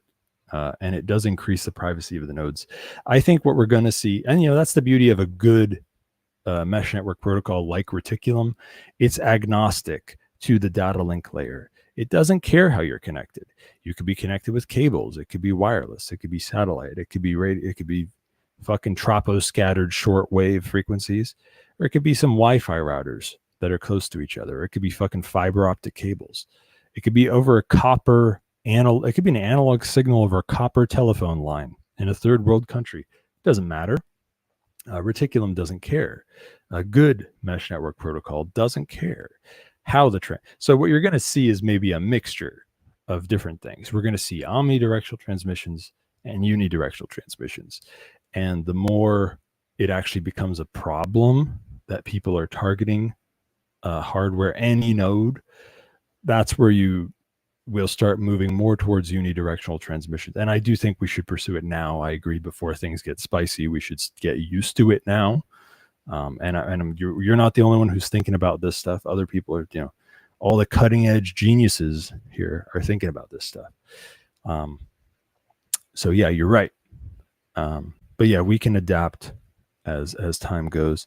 And for the omnidirectional transmissions, we can also use steganography, to hide that we're even participants in the network. That's another way to protect nodes. You can make it look like they're normal Wi-Fi networks, or they're LoRa networks doing some IoT thing or whatever. You can make things look innocent, and give them. Now, of course, there's a difference between plausible deniability and actually convincing people that you're innocent. Plausible deniability might protect you in a court, maybe. But if things get bad enough that it's just like, I don't give a shit. You're not even going to court anymore. I'm judge, jury, and executioner. I think this smells fishy. So you're going to stay locked in this room, and we're going to talk about it and look in a, when it gets to that point, then plausible deniability is not good enough. You actually have to convince people. Yeah, steganography, unidirectional transmissions, and of course, the most important one, the key one, the only sustainable way to defend against people attacking the hardware is killing them. We must wage war against them with cipher mercs, okay, with decentralized protocols and markets for mercenaries. We have to kill them. We have to stop them by force. That's the only way in the end that's sustainable. But in the meantime, things like unidirectional transmissions and steganography can help a lot, maybe. Let's see here. If you want to call it, you've got like 10 minutes or something. If you want to call in PAZNIA.com/call, I better take a look at what they said in the chat. Jesus Christ, we got a long one. It's a good thing I look now. I'm going to interrupt responding to Sama's thing. John Galt said, Thane, episode 9. Eigen means own or self in German. I know nothing, but I bet it's based in Deutschland. He's talking about Eigen Wallet and why Eigen Wallet, why Unstoppable Wallet rebranded to Eigen Wallet, which is not a very like Googleable, easy to spell. Like if I say it, you don't know how it's spelled. Yeah, I know what Eigen means. I read the website, and I do think it sounds cool. It's just that it's not a good brand, because if I say Eigen Wallet, I have to spell it AEIGEN.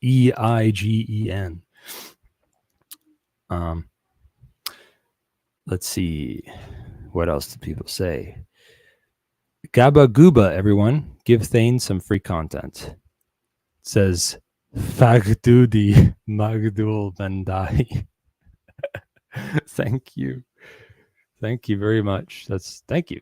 And you got it. You hit the nail right on the head. Free content. I'm looking for you to do work for me so I can get away with not preparing a show very well, so that I can just read what you're saying and respond to it off the top of my head.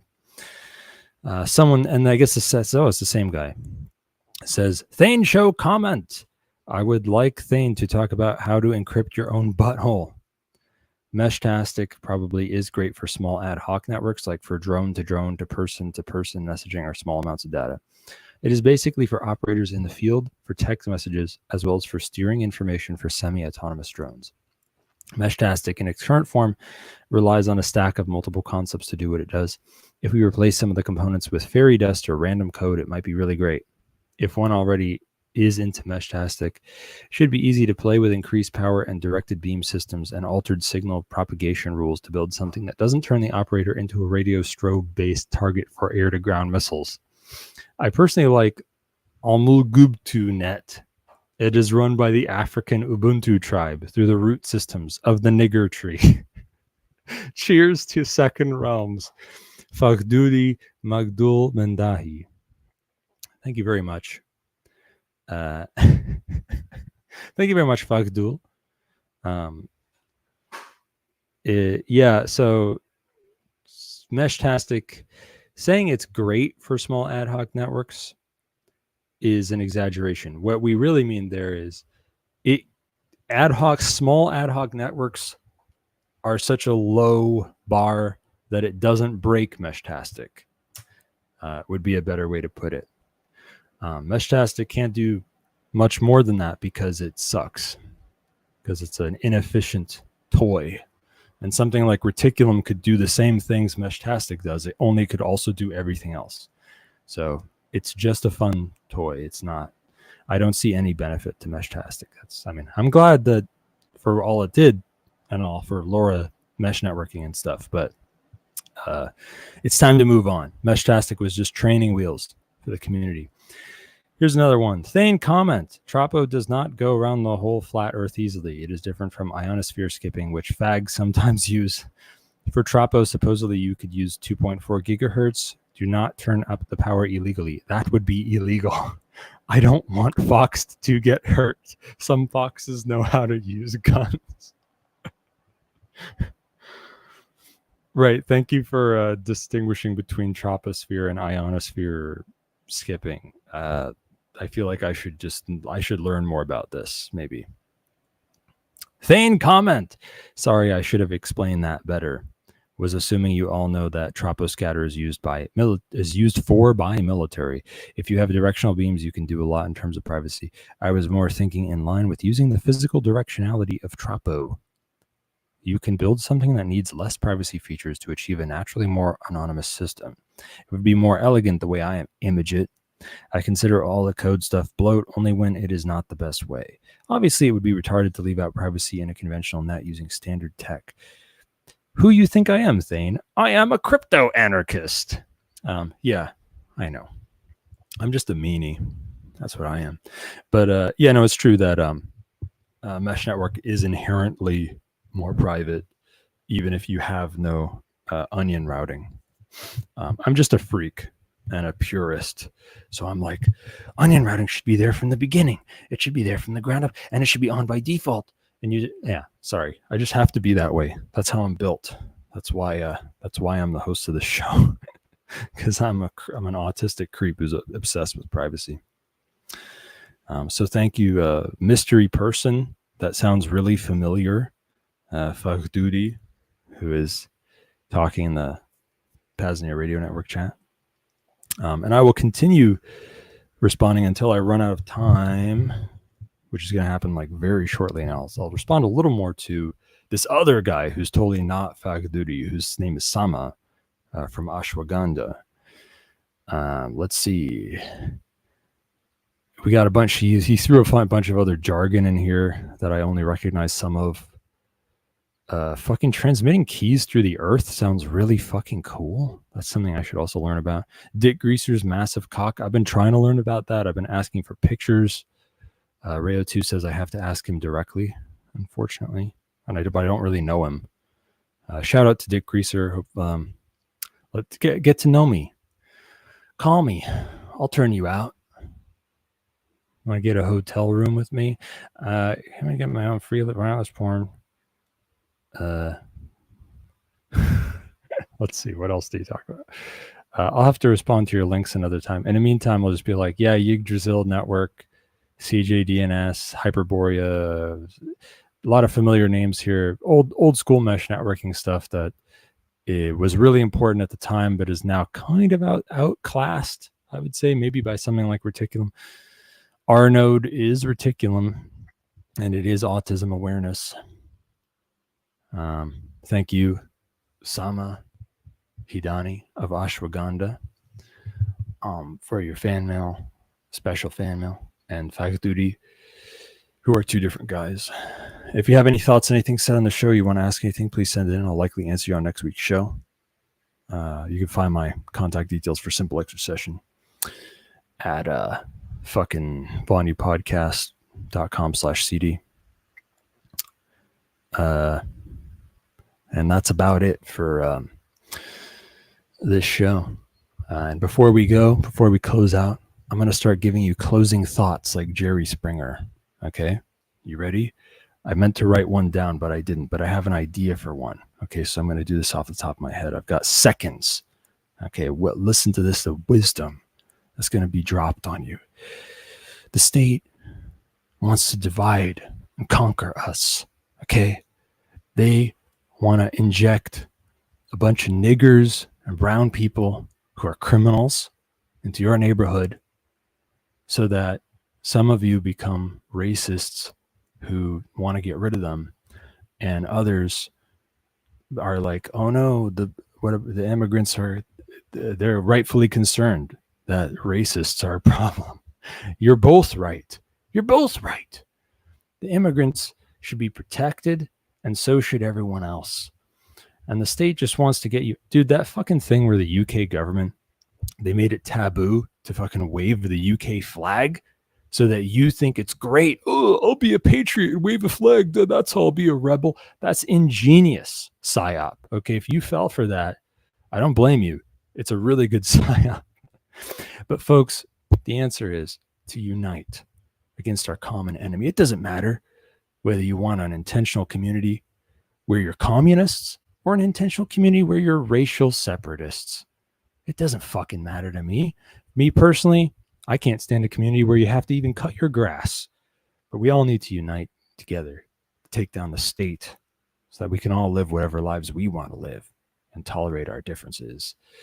Thanks, folks. You catch me next week, Saturday, 1600 Eastern and fucking 1300 Pacific. We're going to be talking about some other crap that I didn't write down. Self-Liberation Saturday will keep going for another few hours, starting with a rerun of the Actually, never mind. Forget that.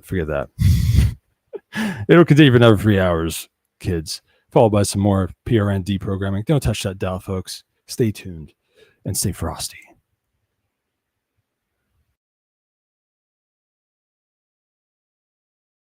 You're listening to the PAZNIA Radio Network. While infrastructure costs for the PAZNIA Radio Network aren't exorbitant now, there are some costs. It will also increasingly demand more time as we move towards longer transmissions and more transmissions. If you'd like to help cover current costs and even the expansion of our efforts, please visit PAZNIA.com/shop. There, you can make a one-time fiat, Bitcoin, or Monero donation. You can become a stakeholder, and you can even order some one-of-a-kind PAZNIA merch, ranging from shirts to hats to flags, all the way to beach towels. Again, that link at PAZNIA.com/shop. Cheers from the Free Republic.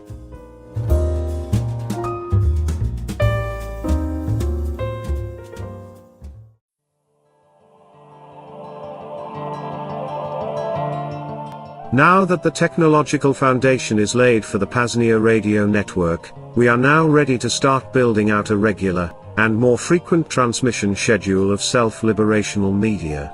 Do you want to host your own show on the PAZNIA radio network? Do you already have a show or podcast that you would like premiered or replayed during our transmissions? Something else? Reach out to Coordinator Rayo to discuss details. Email coordinator@paznia.com. Again, coordinator@paznia.com. See you in the second realm.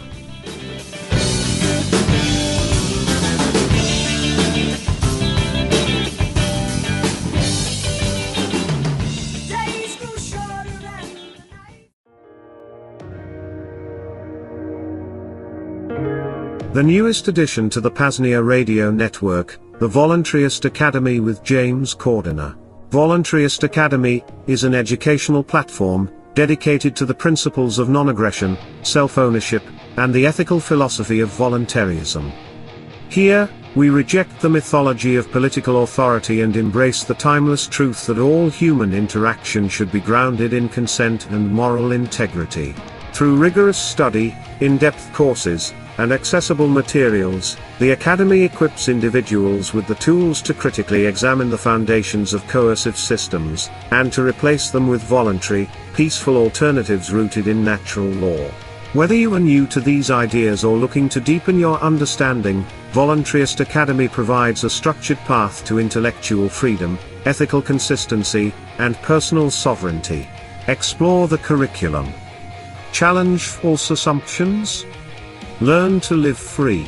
You can hear episodes of the Voluntaryist Academy, here on the PAZNIA Radio Network, every self-liberation Saturday, starting at 6:30 p.m. Eastern /5:30 p.m. Central Time. For more information, visit PAZNIA.com/radio.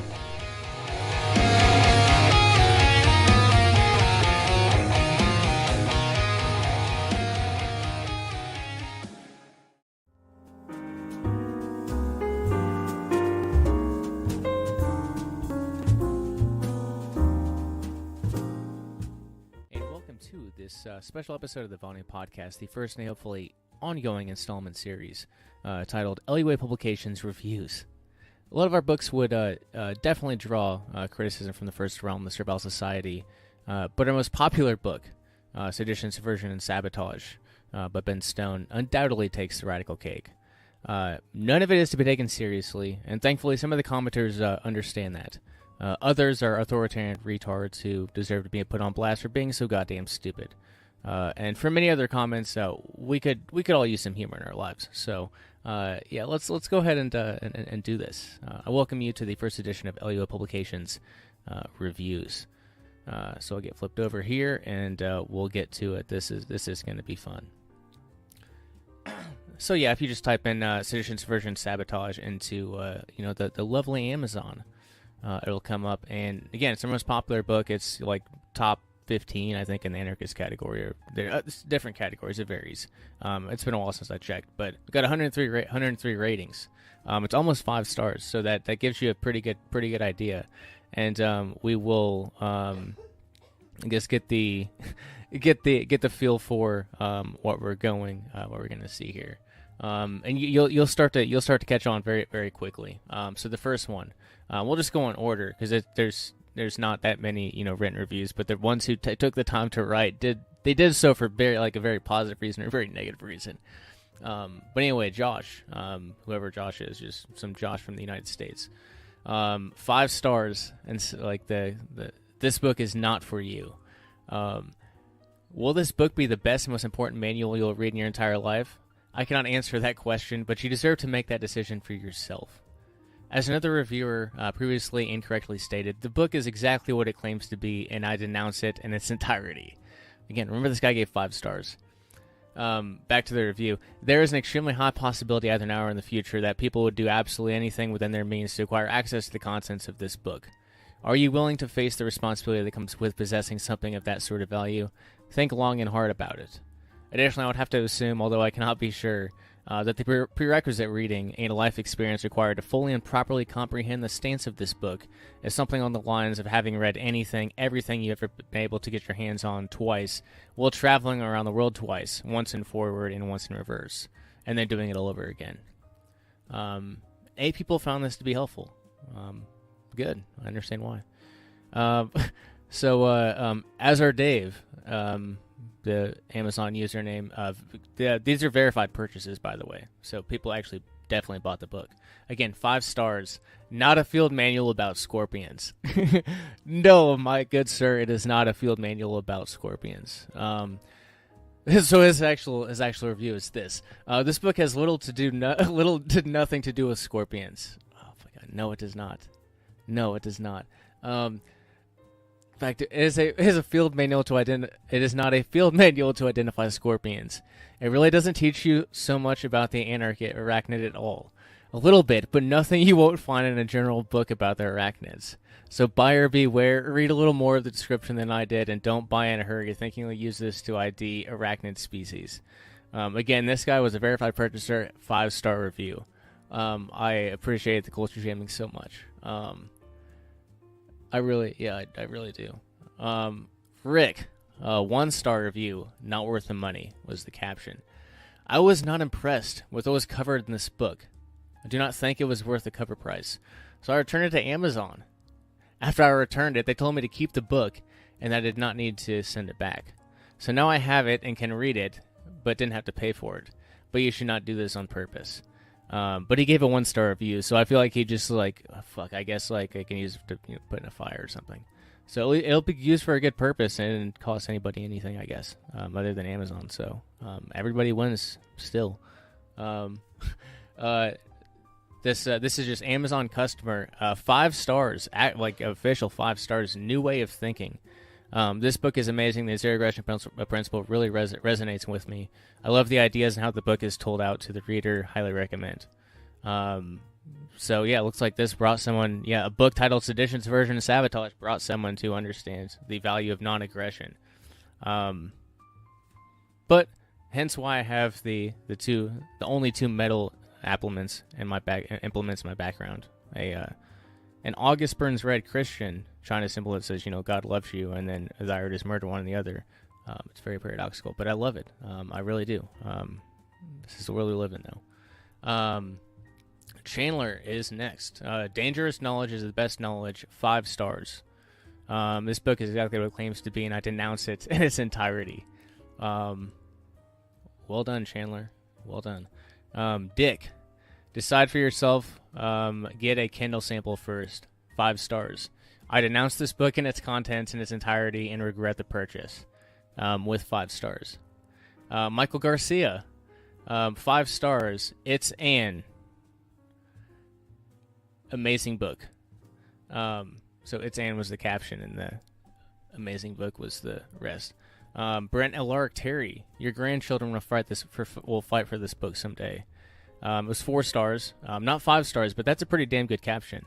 And the actual review is, this book is what it says it is. I denounce it in its entirety. So now we're getting to reviews from other countries, and this is where it gets kind of interesting. From what I understood very briefly, I haven't looked at reviews for books, and I do it like once a year or something like that. And like across like Goodreads and all that, like the LA Publications book, like what sort of stars they're getting and what comments and reviews and such. But yeah, these ones are kind of interesting. And we'll just go through it. Anyway, here we go. The non US reviews. Scott W. 5 stars. How dare they? Reviewed in Canada back in 2020. I denounced this book and its content. I know that I could have easily downloaded the entire book online for free at badquaker.com, but I wanted to make sure that I could keep at least one physical copy out of the hands of a younger person who may currently who may view current protest movements as mere astroturf and be looking for other ways to challenge the state. Charlie, 5 stars, looks interesting. From the United Kingdom in March of 2021. Looks interesting. I would have liked a page of contents, though. He's talking about table of contents. Yeah, that I guess maybe if there's a new edition of this book, maybe I'll put a table of contents in there. But it's the way the book is set up. It's not. It would. Yeah. Anyway. Yeah, that's a good suggestion. Can probably make that happen if there's a third edition of the book, and there very probably will be. Again, just from the fact that this is like, biggest seller, and to keep the the updated list of books that we have and such offers. Yeah, but it's only like every 1 or 2 years. Very minor updates in that regard. But anyway, that's behind the scenes such. Okay, so this person, S. Yeah, we got to translate this review to English. I do not speak French. If it was in Spanish, I could muscle through it, but... all right. No bug. Well, if I'd known that. 1 star. Reviewed in France in November 2020. My friend and I read everything, and we are great consumers of books of all types of content. We like to read. We like to discover other people's perspectives through their books. I never wrote a comment or returned a book, but in an an exceptional situation, exceptional reaction. This book contains so much subversive information that I feel in part obliged to write this comment to be able to express aloud something that I ordered it, without having any idea what kind of content it was going to bring into our home! ! I don't know what kind of situation it might be for, but I know one thing for sure, and that is that I don't need it or want it. So I'm going back this book to Amazon, and I'm thinking about something else. She's shipping the book back. P.S. Now I finally understand what the word denounce meant in the English-speaking comments or other buyers of this book in Amazon reviews. Abe is this person's name. And... yeah, but the other people, said that they denounced it, also gave 5 stars, so you still don't understand. You still don't get it, guy, even though you think you actually understand it now. You might be further away than you even were before. But last one, Taylor Burns, reviewed from the United Kingdom, probably, oh God, bless it. I'm not even going to go there. 1 star, too radical. Do not follow what this book says, bought for research purposes on upcoming assignments, and would not recommend or acknowledge the ideologies presented in this book. So that is what's fucking hilarious about this, is that even like the 5-star reviews, like this is exactly, it's like, exactly what's, exactly what's supposed to happen. You have like the 5-star reviewers and the 1-star reviewers saying the exact same thing. But the 1-star reviewers are saying it for the purposes of like trying to create separation. Like, oh my God, this is on my Amazon order purchases. Like, I have to create separation. But you're all schmucks at the end of the day. But I appreciate the Amazon reviews. They're great. I've left them myself. I'm a schmuck too. But it's fun, especially in this case. This is a very grand social engineering experiment. And it is fun. It is fun. But again, I guess I should just go ahead and put out the authoritarian disclaimer. I'm not even going to read the whole damn thing because you just it's a CIA OSS like. It's a culture jamming material. But anyway, the thorough daring disclaimer: this manual should always be referred to as a work of fiction, as a poor attempt at humor, as political satire, and as a parody of the 1944 OSS publication Simple Sabotage Field Manual, not to be taken seriously. But there are people who are taking a lot, very, very seriously, in both directions, and both are correct, and both are wrong, and that is just the state of the universe as it is today and where we are at this current time. But anyway, if you want to go purchase this book, you definitely can. Just go to libertyattack.com, and I don't even know what the short link is for it, but there's a search bar. Just search for it. You can find it, along with everything else in our catalog. Books, bundles, audiobooks, health and wellness tools, all sorts of goodies, all sorts of things to help you in your path to self-liberation. But I do hope you enjoyed this kind of special episode of Liberty Under Attack. And I don't know, there might be another book or two, or I might be able to put together from like Amazon reviews and Goodreads, like couple books, or like one book off multiple platforms. Yeah, it's kind of sparse, but it's funny. There's it's extremely good reactions or extremely bad reactions, which makes for great content.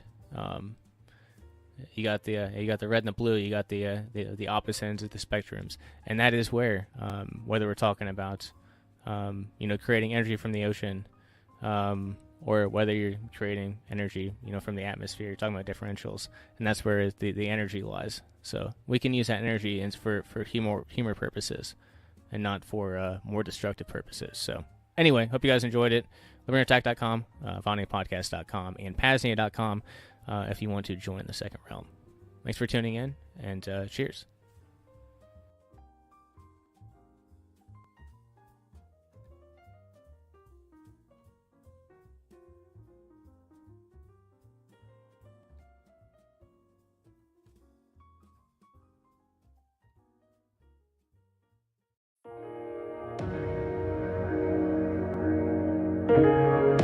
Vonu Fest 6, the premier, yearly gathering of self-liberation held at the Veritas node of the Free Republic of PAZNIA, happens once again this year, from September 22nd to the 29th. Join fellow self-liberators in our vetted agora, in the Second Realm, and soak up knowledge from those deep within the realms of breakthrough energy, health and wellness, open source technology, privacy and security, and much more. Alongside that, enjoy the nights around the campfire, underneath the Veritas skies untampered by city light pollution.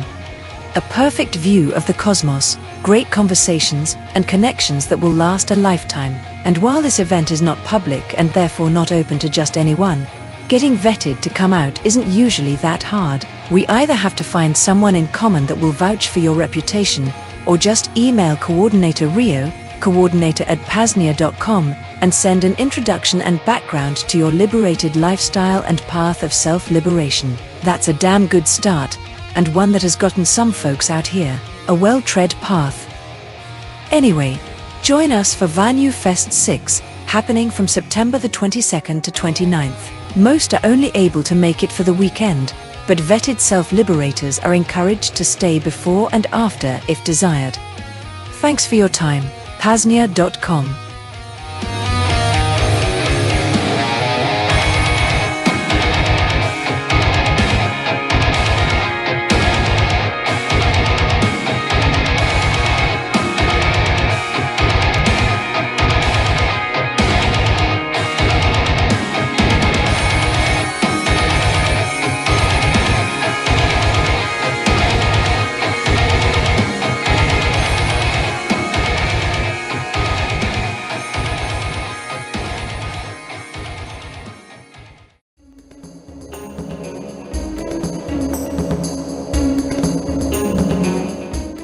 Vonu means relative physical invulnerability to coercion.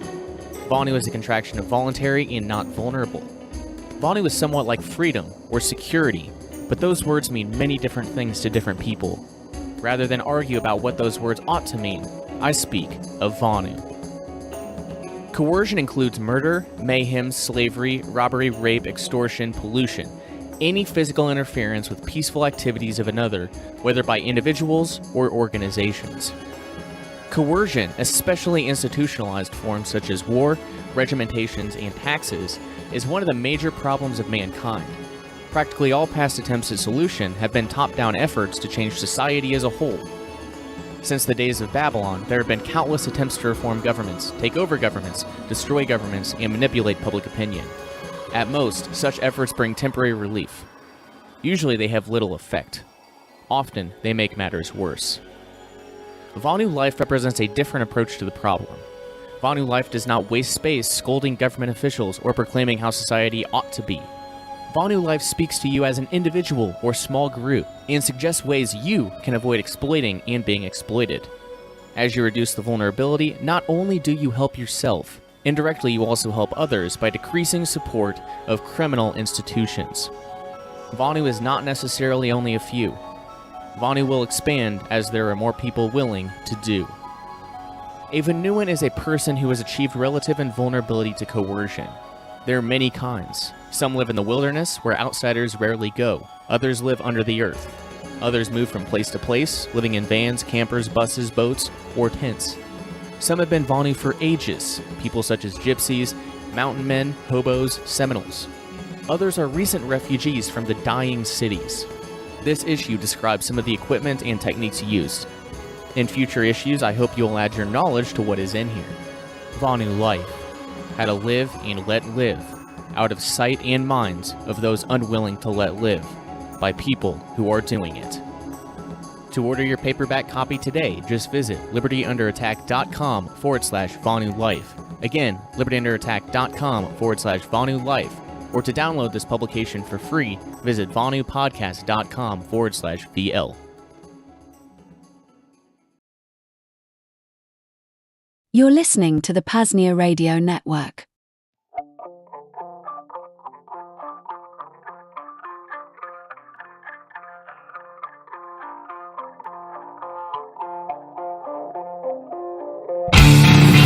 The origin of symbolism. Carlyle said, "It is through symbols that man can consciously or unconsciously live, move, and has his being."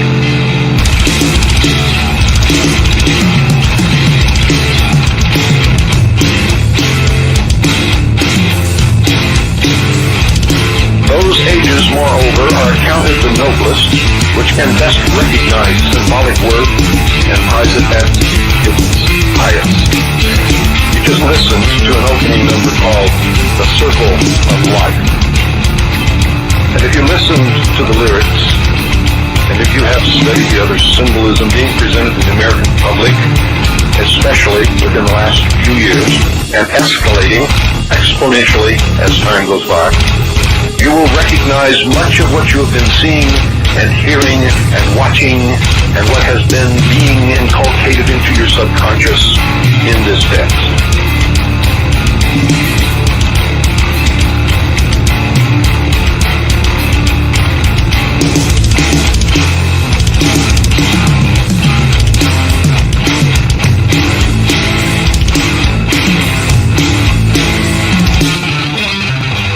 With the 48 constellations, that's right, constellations. I'm not talking some weird astrology stuff. This is out of the mouths of the occult masters of those who are making a bid for the world.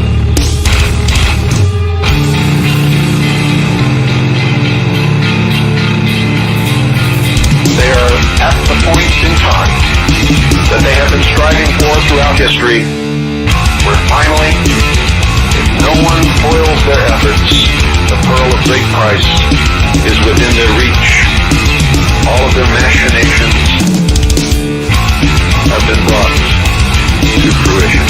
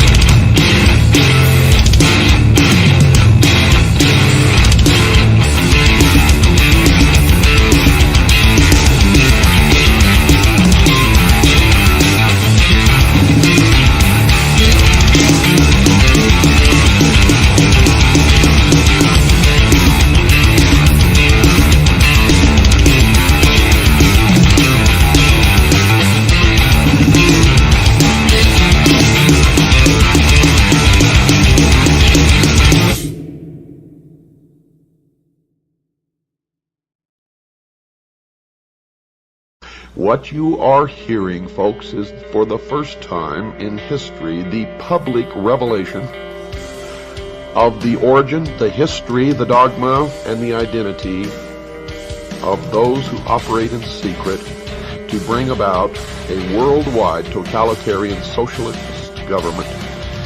They are known to Christians as Mystery Babylon. It is an ancient religion.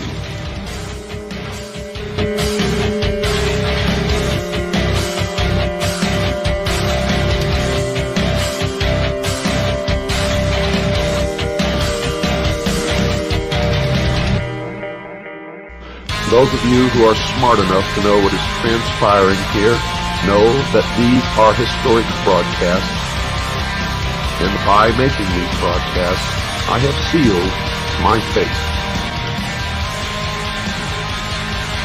The sun enters each heavenly sign or house of the zodiac in what is called the 30th degree, and leaves at the 33rd degree. Thus, God's Son is said by the ancients to begin his ministry at 30 and dies at 33. A Freemason is not told the truth of the object of his worship until he attains the 30th degree. And this is why the highest degree in Freemasonry is the 33rd degree, for no one can rise higher than the sun. When viewing the shimmering rays of sunlight on a body of water at dawn or sunset, one can still see today how God's Son walks on water. It was well understood by ancient men that our weather was caused and controlled by the sun. It was a simple fact that God's Son had the power to control storms at will. The ancient Egyptians taught that he did this as he rested in his heavenly boat while crossing the sky. Thus we read that God's Son quieted the tempest or great storm on the sea while in his boat. Which boat? The boat of Isis. Ra, the sun god, also known as Osiris, in the bark of millions of years in which he traversed the heavens, he wears on his head and accompanies a vast sun disk symbolizing his powers as Lord of the heavens. The boat formed of a serpent bears his eye, and the god is seated on a pedestal representing Mayet, the divine order. Folks, when we stop to realize that every single king, prince, lord, governor, dictator, despotic ruler, civil and social institution, national flag, coat of arms, educational institution, military medal, award, organizational insignia, medallion, badge, emblem, citation, trophy, banner, pendant, political standard, or ensign, agency of government, or religion uses the sun as a primary symbol, then it can truly be said in the mystery school that God's Son is, quote, King of Kings and Lord of Lords, unquote.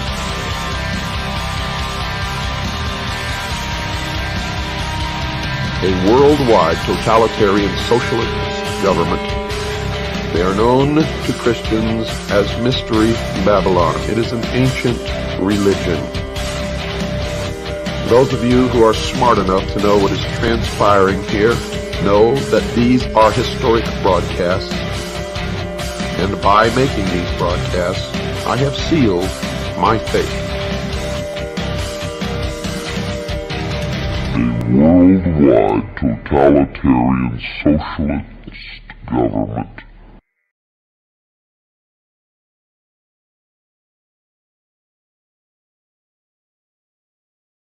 Next up on the PAZNIA radio network, the Voluntaryist Academy with James Cordiner. You're listening to the PAZNIA radio network. Natural Law, or The Science of Justice, by Lysander Spooner. Lysander Spooner has many great distinctions in the history of political thought. For one thing, he was undoubtedly the only constitutional lawyer in history to evolve into an individualist anarchist. For another, he became steadily and inexorably more radical as he grew older.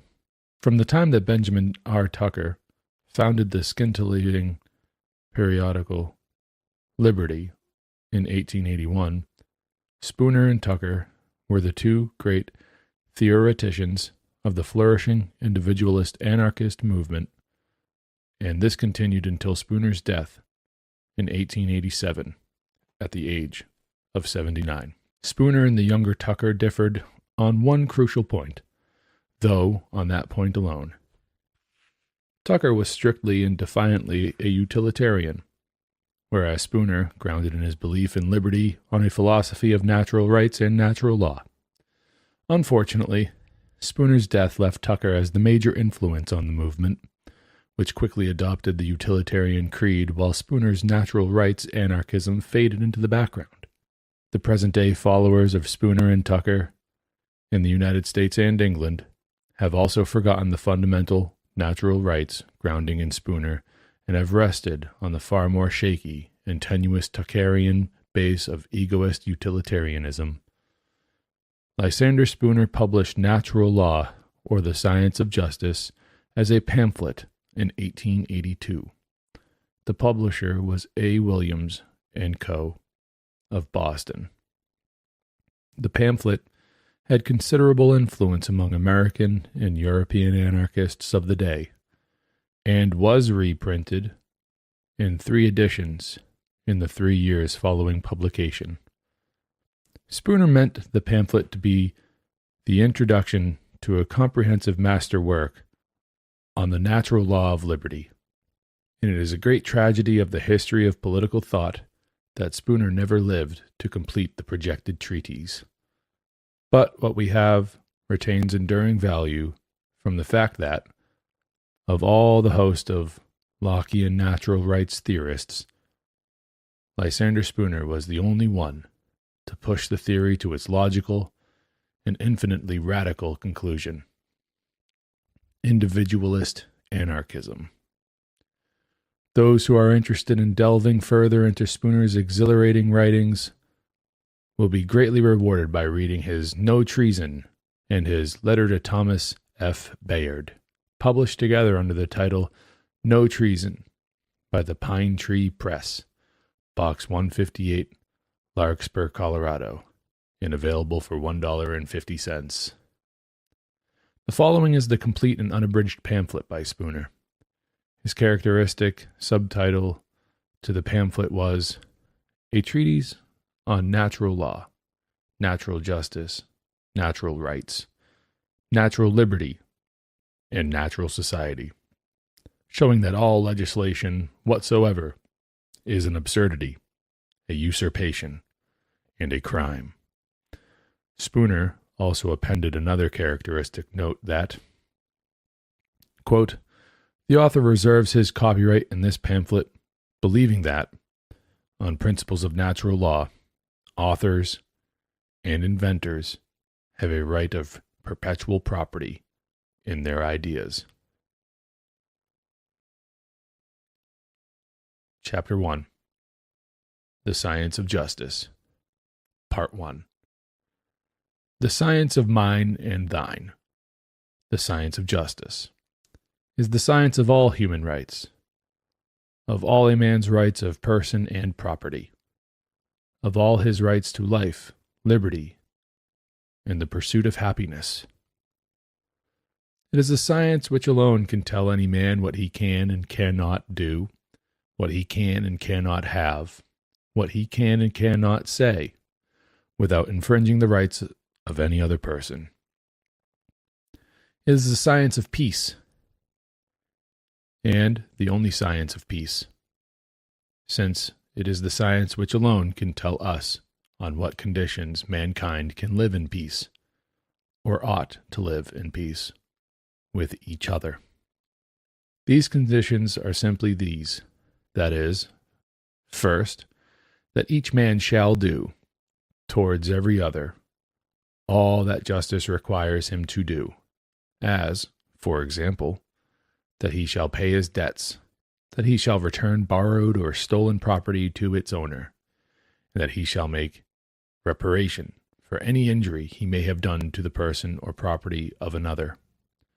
The second condition is that each man shall abstain from doing to another anything which justice forbids him to do, as, for example, that he shall abstain from committing theft, robbery, arson, murder, or any other crime against the person or property of another.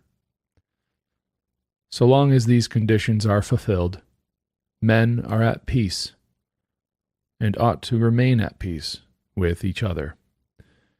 But when either of these conditions is violated, men are at war, and they must necessarily remain at war until justice is re-established.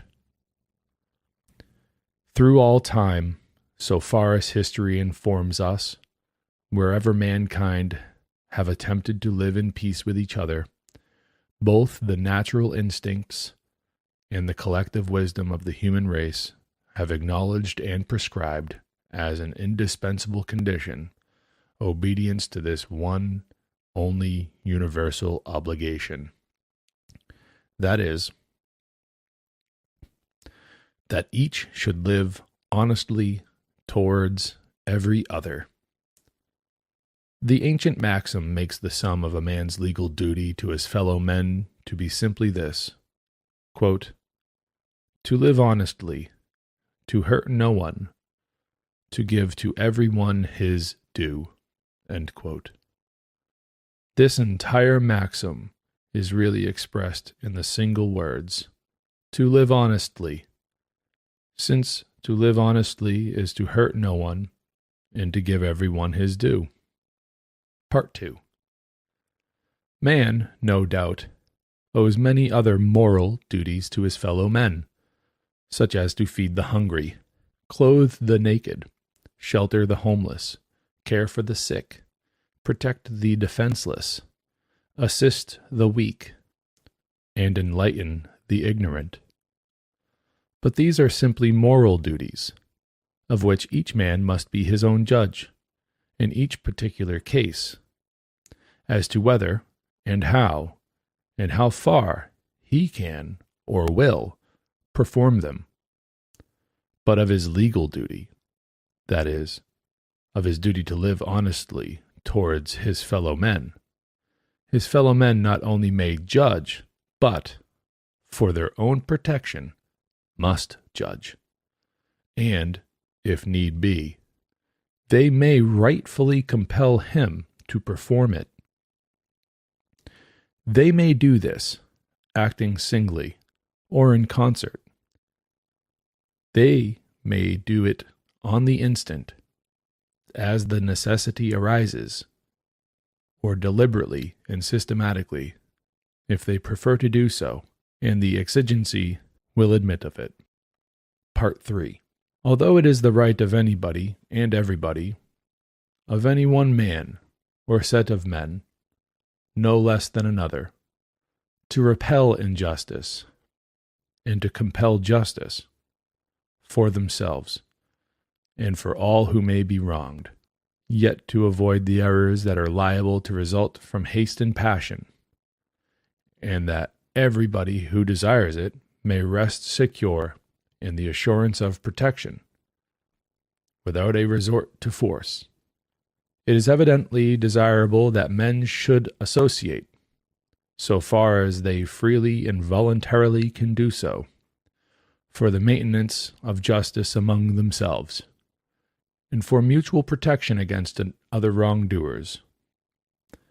It is also in the highest degree desirable that they should agree upon some plan or system of judicial proceedings, which, in the trial of causes, should secure caution, deliberation, thorough investigation, and, as far as possible, freedom from every influence but the simple desire to do justice. Yet such associations can be rightful and desirable only in so far as they are purely voluntary. No man can rightfully be coerced into joining one or supporting one against his will. His own interest, his own judgment, and his own conscience alone must determine whether he will join this association or that, or whether he will join any. If he chooses to depend for the protection of his own rights solely upon himself, and upon such voluntary assistance as other persons may freely offer to him when the necessity for it arises, he has a perfect right to do so, and this course would be a reasonably safe one for him to follow, so long as he himself should manifest the ordinary readiness of mankind, in like cases, to go to the assistance and defense of injured persons, and should also himself, quote, live honestly, hurt no one, and give to every one his due, end quote. For such a man is reasonably sure of always having friends and defenders enough in case of need, whether he shall have joined any association or not. Certainly no man can rightfully be required to join or support an association whose protection he does not desire, nor can any man be reasonably or rightfully expected to join or support any association whose plans or methods of proceeding he does not approve as likely to accomplish its professed purpose of maintaining justice and at the same time itself avoid doing injustice. To join or support one that would, in his opinion, be inefficient would be absurd. To join or support one that, in his opinion, would itself do injustice would be criminal. He must, therefore, be left at the same liberty to join or not to join an association for this purpose as for any other, according as his own interest, discretion, or conscience shall dictate. An association for mutual protection against injustice is like an association for mutual protection against fire or shipwreck. And there is no more right or reason in compelling any man to join or support one of these associations against his will, his judgment, or his conscience than there is in compelling him to join or support any other whose benefits, if it offer any, he does not want, or whose purposes or methods he does not approve. Part 4. No objection can be made to these voluntary associations upon the ground that they would lack that knowledge of justice as a science, which would be necessary to enable them to maintain justice and themselves avoid doing injustice. Honesty, justice, natural law is usually a very plain and simple matter, easily understood by common minds. Those who desire to know what it is in any particular case seldom have to go far to find it. It is true, it must be learned like any other science, but it is also true that it is very easily learned. Although as illimitable in its applications as the infinite relations and dealings of men with each other, it is, nevertheless, made up of a few simple elementary principles of the truth and justice of which every ordinary mind has an almost intuitive perception. And almost all men have the same perceptions of what constitutes justice, or of what justice requires, when they understand alike the facts from which their influences are to be drawn. Men living in contact with each other and having intercourse together cannot avoid learning natural law, to a very great extent, even if they would. The dealing of men with men, their separate possessions and their individual wants, and the disposition of every man to demand and insist upon whatever he believes to be his due, and to resent and resist all invasions of what he believes to be his rights, are continually forcing upon their minds the questions, is this act just, or is it unjust? Is this thing mine, or is it his? And these are questions of natural law, questions which, in regard to the great mass of cases, are answered alike by the human mind everywhere. Children learn the fundamental principles of natural law at a very early age. Thus, they very early understand that one child must not, without just cause, strike or otherwise hurt another. That one child must not assume an arbitrary control or domination over another. That one child must not, either by force, deceit, or stealth, obtain possession of anything that belongs to another. That if one child commits any of these wrongs against another, it is only the right of the injured child to resist, and, if need be, punish the wrongdoer, and compel him to make reparation, but that it is also the right and the moral duty of all other children and all other persons to assist the injured party in defending his rights and redressing his wrongs. These are fundamental principles of natural law, which govern the most important transactions of any man with man. Yet children learn them earlier than they learn that 3 and 3 are 6, or 5 and 5, 10. Their childish plays, even, could not be carried on without a constant regard to them. And it is equally impossible for persons of any age to live together in peace on any other conditions. It would be no extravagance to say that, in most cases, if not in all, mankind at large, young and old, learn this natural law long before they have learned the meanings of the words by which we describe it.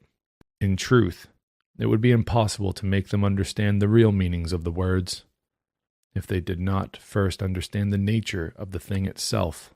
To make them understand the meanings of the words justice and injustice before knowing the nature of the things themselves would be to make them understand the meanings of the words heat and cold, wet and dry, light and darkness, white and black, 1 and 2, before knowing the nature of the things themselves. Men necessarily must know sentiments and ideas, no less than material things, before they can know the meanings of the words by which we describe them. Author's note. Sir William Jones, an English judge in India, and one of the most learned judges that ever lived, learned in Asiatic as well as European law, says, "It is pleasing to remark the similarity, or rather the identity, of these conclusions which pure, unbiased reason, in all ages and nations, seldom fails to draw, in such juridical inquiries as are not fettered and immanacled by positive institutions." Jones of Bailments, 133. He means here to say, when no law has been made in violation of justice, judicial tribunals, quote, in all ages and nations, end quote, have, quote, seldom, end quote, failed to agree as to what justice is. Part 5. If justice be not a natural principle, it is no principle at all. If it be not a natural principle, there is no such thing as justice. If it be not a natural principle, all that men have ever said or written about it, from time immemorial, has been said and written about that which had no existence. If it not be a natural principle, all the appeals for justice that have ever been heard, and all the struggles for justice that have ever been witnessed, have been appeals and struggles for a mere fantasy, a vagary of the imagination, and not for a reality. If justice not be a natural principle, then there is no such thing as injustice, and all the crimes of which the world has been the scene have been no crimes at all, but only simple events, like the falling of the rain or the setting of the sun, events of which the victims had no more reason to complain than they had to complain of the running of the streams or the growth of vegetation. If justice be not a natural principle, governments, so-called, have no more right or reason to take cognizance of it or to pretend or profess to take cognizance of it, than they have to take cognizance or to pretend or profess to take cognizance of any other non-entity. And all their professions of establishing justice, or of maintaining justice, or of regarding justice, are simply the mere gibberish of fools, or the frauds of impostors. But if justice be a natural principle, then it is necessarily an immutable one, and can no more be changed by any power inferior to that which established it than can the law of gravitation, the laws of light, the principles of mathematics, or any other natural law or principle whatever. And all attempts or assumptions on the part of any man or body of men, whether calling themselves governments or by any other name, to set up their own commands, wills, pleasure, or discretion in the place of justice, as a rule of conduct for any human being, are as much an absurdity, an usurpation, and a tyranny, as would be their attempts to set up their own commands, wills, pleasure, or discretion in the place of any and all the physical, mental, and moral laws of the universe. Part 6. If there be any such principles as justice, it is, of necessity, a natural principle, and, as such, it is a matter of science, to be learned and applied like any other science, and to talk of either adding to or taking from it by legislation is just as false, absurd, and ridiculous as it would be to talk about of adding to or taking from mathematics, chemistry, or any other science by legislation. Part 6. If there be any such principle as justice, it is, of necessity, a natural principle, and, as such, it is a matter of science, to be learned and applied like any other science, and to talk of either adding to or taking from it by legislation is just as false, absurd, and ridiculous as it would be to talk of adding to or taking from mathematics, chemistry, or any other science by legislation. Part 7. If there be in nature such a principle as justice, nothing can be added to or taken from its supreme authority by all the legislation of which the entire human race united are capable, and all the attempts of the human race, or any portion of it, to add to or take from the supreme authority of justice, in any case whatever, is of no more obligation upon any single human being than is the idle wind. Part 8. If there be such a principle as justice or natural law, it is the principle or law that tells us what rights were given to every human being at his birth, what rights are, therefore, inherent in him as a human being, necessarily remain with him during life, and, however capable of being trampled upon, are incapable of being blotted out, extinguished, annihilated, or separated, or eliminated from his nature as a human being, or deprived of their inherent authority or obligation. On the other hand, if there be no such principle as justice or natural law, then every human being came into the world utterly destitute of rights, and coming into the world destitute of rights, he must necessarily forever remain so.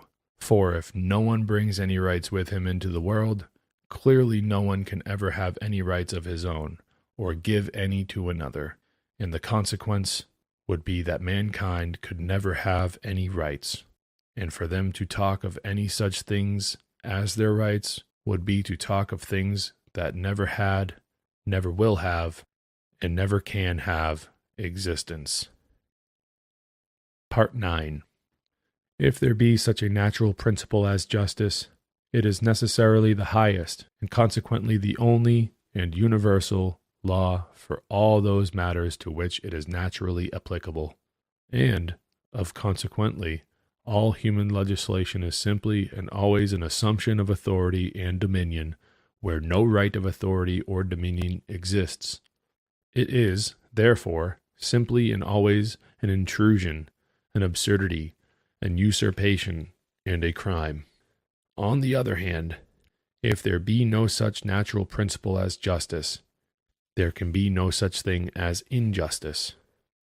If there be no such natural principle as honesty, there can be no such thing as dishonesty, and no possible act of either force or fraud committed by one man against the person or property of another can be said to be unjust or dishonest, or be complained of, or prohibited, or punished as such. In short, if there be no such principle as injustice, there can be no such acts as crimes, and all the professions of governments, so-called, that they exist, either in whole or in part, for the punishment or prevention of crimes, are professions that they exist for the punishment or prevention of what never existed, nor ever can exist. Such professions are therefore confessions that, so far as crimes are concerned, governments have no occasion to exist, that there is nothing for them to do, and that there is nothing that they can do. They are confessions that the governments exist for the punishment and prevention of acts that are, in their nature, simple impossibilities. Part 10. If there be in nature such a principle as justice, such a principle as honesty, such principles as we describe by the words mine and thine, such principles as men's natural rights of person and property, then we have an immutable and universal law, a law that we can learn as we learn any other science, a law that is paramount to and excludes everything that conflicts with it, a law that tells us what is just and what is unjust, what is honest and what is dishonest, what things are mine and what things are thine, what are my rights of person and property and what are your rights of person and property, and where is the boundary between each and all of my rights of person and property. And this law is the paramount law and the same law over all the world at all times and for all peoples, and will be the same paramount and only law at all times and for all peoples, so long as man shall live upon the earth. But if, on the other hand, there be in nature no such principle as justice, no such principle as honesty, no such principle as men's natural rights of person and property, then all such words as justice and injustice, honesty and dishonesty, all such words as mine and thine, all words that signify that one thing is one man's property and that another thing is another man's property, all words that are used to describe men's natural rights of person or property, all such words as are used to describe injuries and crimes, should be struck out of all human languages as having no meanings, and it should be declared at once and forever that the greatest force and the greatest frauds, for the time being, are the supreme and only laws for governing the relations of men with each other, and that, from henceforth, all persons and combinations of persons, those that call themselves governments, as well as all others, are to be left free to practice upon each other all the force and all the fraud of which they are capable. Part 11. If there be no such science as justice, there can be no science of governments, and all the rapacity and violence by which, in all ages and nations, a few confederated villains have obtained the mastery over the rest of mankind, reduced them to poverty and slavery, and established what they call governments to keep them in subjection, have been as legitimate examples of government as any that the world is ever to see. Part 12. If there be in nature such a principle as justice, it is necessarily the only political principle there ever was or ever will be. All the other so-called political principles which men are in the habit of inventing are not principles at all.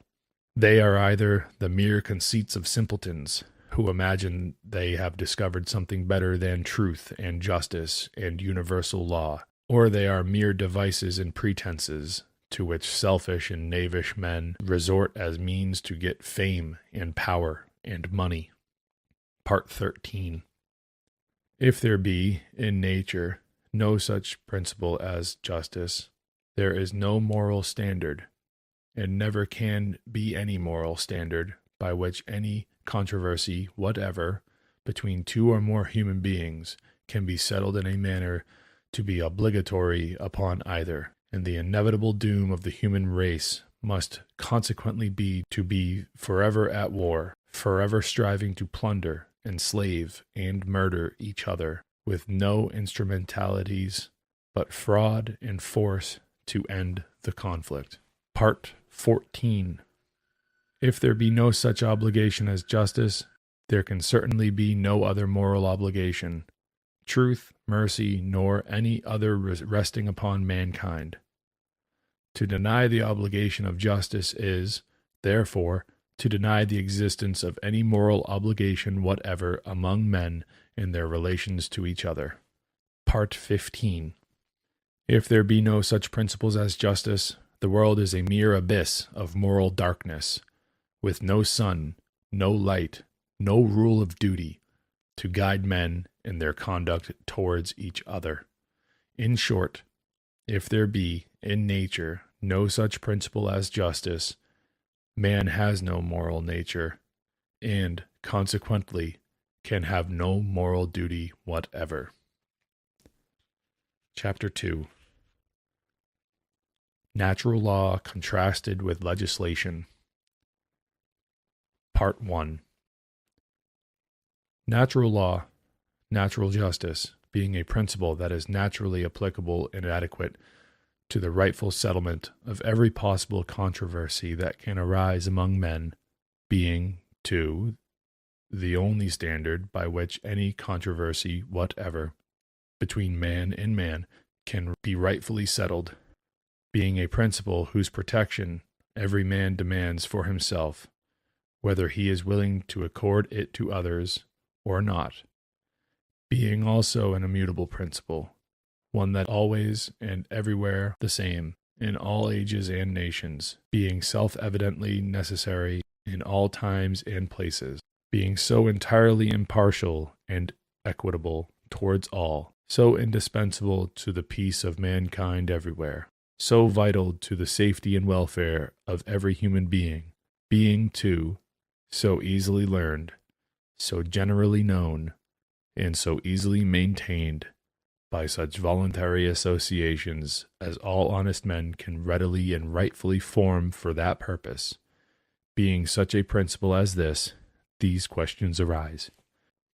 They are, why is it that it does not universally, or well nigh universally prevail?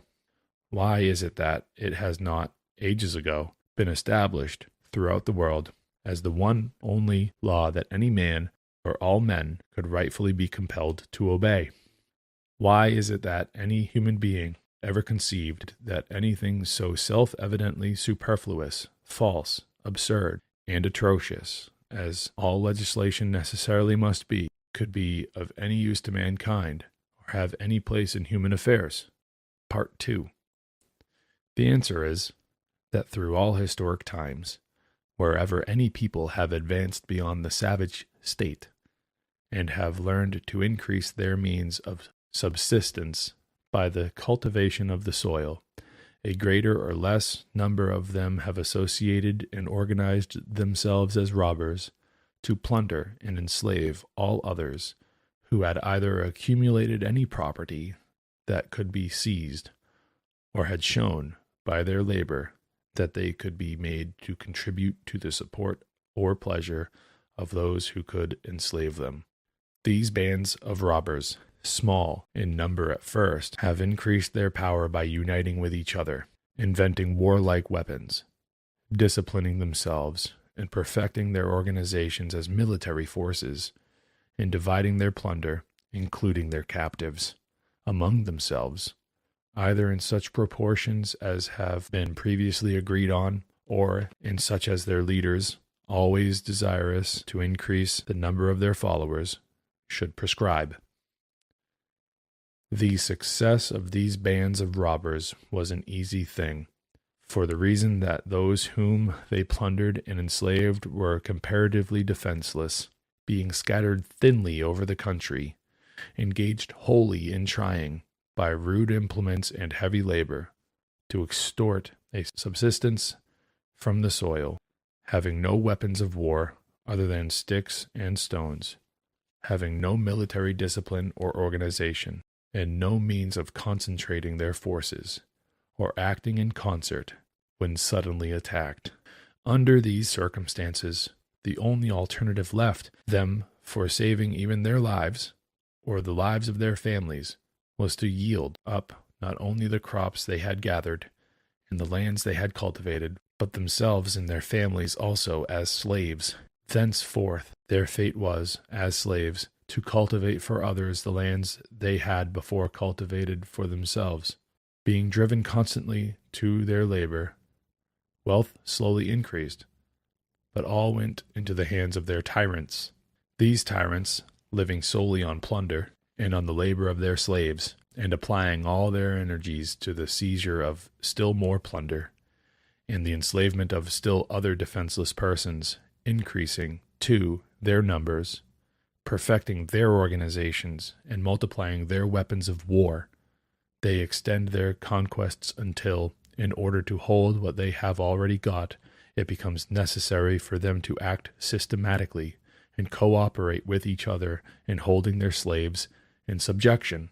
But all this they can do only by establishing what they call a government and making what they call laws. All the great governments of the world, those now existing, as well as those that have passed away, have been of this character. They have been mere bands of robbers who have associated for the purposes of plunder, conquest, and the enslavement of their fellow men, and their laws, as they have called them, have been only such agreements as they have found it necessary to enter into in order to maintain their organizations and act together in plundering and enslaving others, and in securing to each his agreed share of the spoils. All these laws have no more real obligation than have the agreements which brigands, bandits, and pirates find it necessary to enter into with each other, for the more successful accomplishment of their crimes and the more peaceable division of their spoils. Thus, substantially, all the legislation of the world has had its origin in the desires of one class of persons to plunder and enslave others and hold them as property.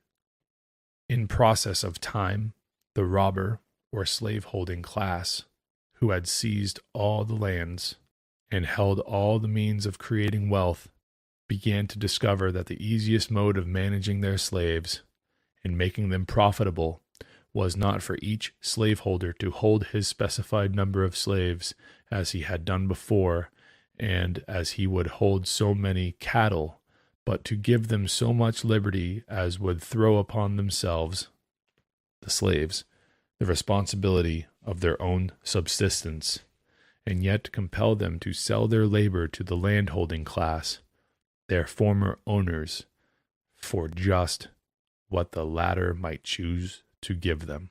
Of course, these liberated slaves, as some have erroneously called them, having no lands or other property, and no means of obtaining an independent subsistence, had no alternative to save themselves from starvation but to sell their labor to the landholders in exchange for only the coarsest necessaries of life, not always for so much even as that.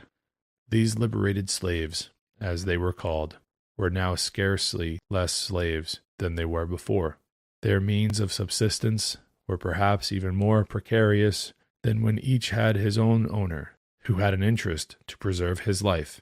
They were liable, at the caprice or interest of the landholders, to be thrown out of home, employment, and the opportunity of even earning a subsistence by their labor. They were, therefore, in large numbers, driven to the necessity of begging, stealing, or starving, and became, of course, dangerous to the property and quiet of their late masters. The consequence was that these late owners found it necessary, for their own safety and the safety of their property, to organize themselves more perfectly as a government and make laws for keeping these dangerous people in subjection. That is, laws fixing the prices at which they should be compelled to labor, and also prescribing fearful punishments, even death itself, for such thefts and trespasses as they were driven to commit, as their only means of saving themselves from starvation. These laws have continued in force for hundreds, in some countries, for thousands of years, and are enforced today in greater or less severity in nearly all the countries on the globe. The purpose and effect of these laws have been to maintain in the hands of the robber or slaveholding class a monopoly of all lands and, as far as possible, of all other means of creating wealth, and thus to keep the great body of laborers in such a state of poverty and dependence as would compel them to sell their labor to their tyrants for the lowest prices at which life could be sustained. The result of all this is that the little wealth there is in the world is all in the hands of a few, that is, in the hands of the law-making, slave-holding class, who are now as much slaveholders in spirit as they ever were, but who accomplish their purposes by means of the laws they make for keeping the laborers in subjection and dependence, instead of each one's owning his individual slaves as so many chattels. Thus, the whole business of legislation, which has now grown to such gigantic proportions, had its origin in the conspiracies, which have always existed among the few, for the purpose of holding the many in subjection and extorting from them their labor and all the profits of their labor. And the real motives and spirit which lie at the foundation of all legislation, notwithstanding all the pretenses and disguises by which they attempt to hide themselves, are the same today as they always have been. The whole purpose of this legislation is simply to keep one class of men in subordination and servitude to another. Part 4. What, then, is legislation? It is an assumption by one man or body of men of absolute irresponsible dominion over all other men whom they can subject to their power. It is the assumption by one man or body of men of a right to subject all other men to their will and their service. It is the assumption by one man or body of men of a right to abolish outright all the natural rights, all the natural liberty of all other men, to make all other men their slaves, to arbitrarily dictate to all other men what they may and may not do, what they may and may not have, what they may and may not be. It is, in short, the assumption of a right to banish the principles of human rights, the principle of justice itself, from off the earth, and set up their own personal will, pleasure, and interest in its place. All this, and nothing else, all this, and nothing less, is involved in the very idea that there can be any such thing as human legislation that is obligatory upon those whom it is imposed. Hey everybody, James Cordiner here, Voluntaryist Academy, voluntaristacademy.com. That's the website. Go over there, explore your heart out, and in the meantime, if you liked the video that you just saw and you want to see more like it, hit the like button, hit the subscribe button, and you won't miss a thing. Thank you very much for tuning in, and just remember one thing on your way out. You own yourself. Period. Thank you again. Peace. You're listening to the PAZNIA Radio Network. LUA Pub Records presents the most inspirational alternative band in the world, Richard Greaser and the Bugle, featuring the first credentialed journalist, songwriter, and producer. Is he the next Leonardo da Vinci? No, he's just a man who smokes a lot of cigarettes and has a bachelor's in journalism.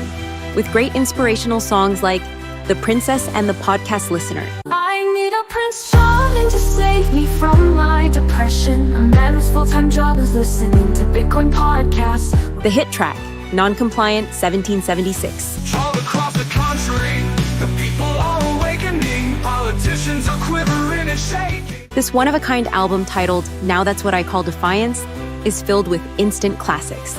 This album is not available in stores, and limited digital quantities are available, so order now. Visit libertyunderattack.com/buglemusic to order today.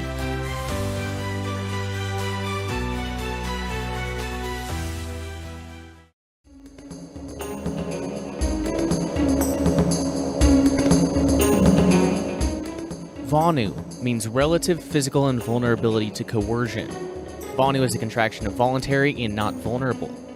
Vonu is somewhat like freedom or security, but those words mean many different things to different people. Rather than argue about what those words ought to mean, I speak of Vonu.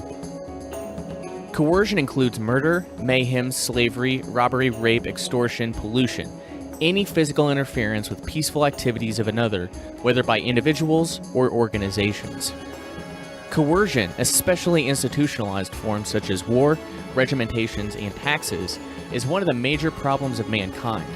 Practically all past attempts at solution have been top-down efforts to change society as a whole. Since the days of Babylon, there have been countless attempts to reform governments, take over governments, destroy governments, and manipulate public opinion. At most, such efforts bring temporary relief. Usually they have little effect. Often, they make matters worse. Vonu Life represents a different approach to the problem. Vonu Life does not waste space scolding government officials or proclaiming how society ought to be. Vonu Life speaks to you as an individual or small group and suggests ways you can avoid exploiting and being exploited. As you reduce the vulnerability, not only do you help yourself, indirectly you also help others by decreasing support of criminal institutions. Vonu is not necessarily only a few. Vonu will expand as there are more people willing to do. A Vonuan is a person who has achieved relative invulnerability to coercion. There are many kinds. Some live in the wilderness, where outsiders rarely go. Others live under the earth. Others move from place to place, living in vans, campers, buses, boats, or tents. Some have been Vonu for ages, people such as gypsies, mountain men, hobos, Seminoles. Others are recent refugees from the dying cities. This issue describes some of the equipment and techniques used. In future issues, I hope you'll add your knowledge to what is in here. Vonu Life. How to live and let live, out of sight and minds of those unwilling to let live, by people who are doing it. To order your paperback copy today, just visit libertyunderattack.com/Vonu Life. Again, libertyunderattack.com/Vonu Life. Or to download this publication for free, visit vonupodcast.com/VL.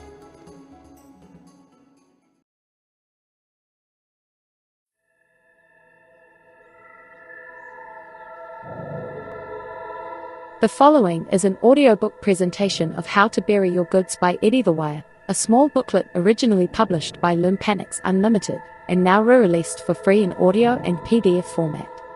If you'd like a revised, updated paperback edition, that does exist via Paladin Press, who acquired a number of Lympanix books when they went defunct. Hence, why no paperback via Liberty Under Attack Publications? Find the book for free by visiting vonupodcast.com/berry. Again, vonupodcast.com/berry to get this short, yet highly valuable work. Finally, for more great books like this, view our full catalogue by visiting libertyunderattack.com. Thank you for being here. Please enjoy.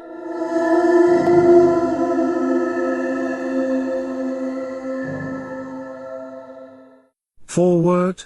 Although all of the techniques described in this book will work, neither the author nor the publisher assumes any responsibility whatsoever, either actual or implied, for any consequences, damages, claims, or faults resulting from use of the information in this book. After a review of the literature connected with hiding things and concealment, I found little material actually discussing burying and storing things, and methods of avoiding detection. This book is specifically written to fill in the gaps in that knowledge. It is a complete how-to-do-it book for anyone who wants to securely package and bury just about anything. Included are accessible technology for preservation, burial site selection and relocation, burial techniques, and more. Since this book is written with the average person of average resources in mind, some techniques that require a lot of support are not listed. This book is the home workshop approach, and it will work just as well as more expensive methods. At this time, I would like to extend a sincere thanks for the assistance and support offered by Lumpanix Unlimited in making this book possible. A final note, bury now. The situation can only get worse, and money tighter. Do it now or not at all. Eddie the Wire. Chapter 1, What do you have to hide? What you should bury. What do you have to hide? For starters, almost anything. The contents of your safe deposit box, mortgage and insurance papers, birth certificates, and other materials for that alternate identity you may need in a hurry, some of the more interesting books in your collection, and so on. What about gasoline and ammunition? During the recent Miami riots, federal and state law enforcement agencies prevented the sale of both items in a wide radius that extended around the riot center. If I were caught in such a mess, I would want large amounts of both of the above.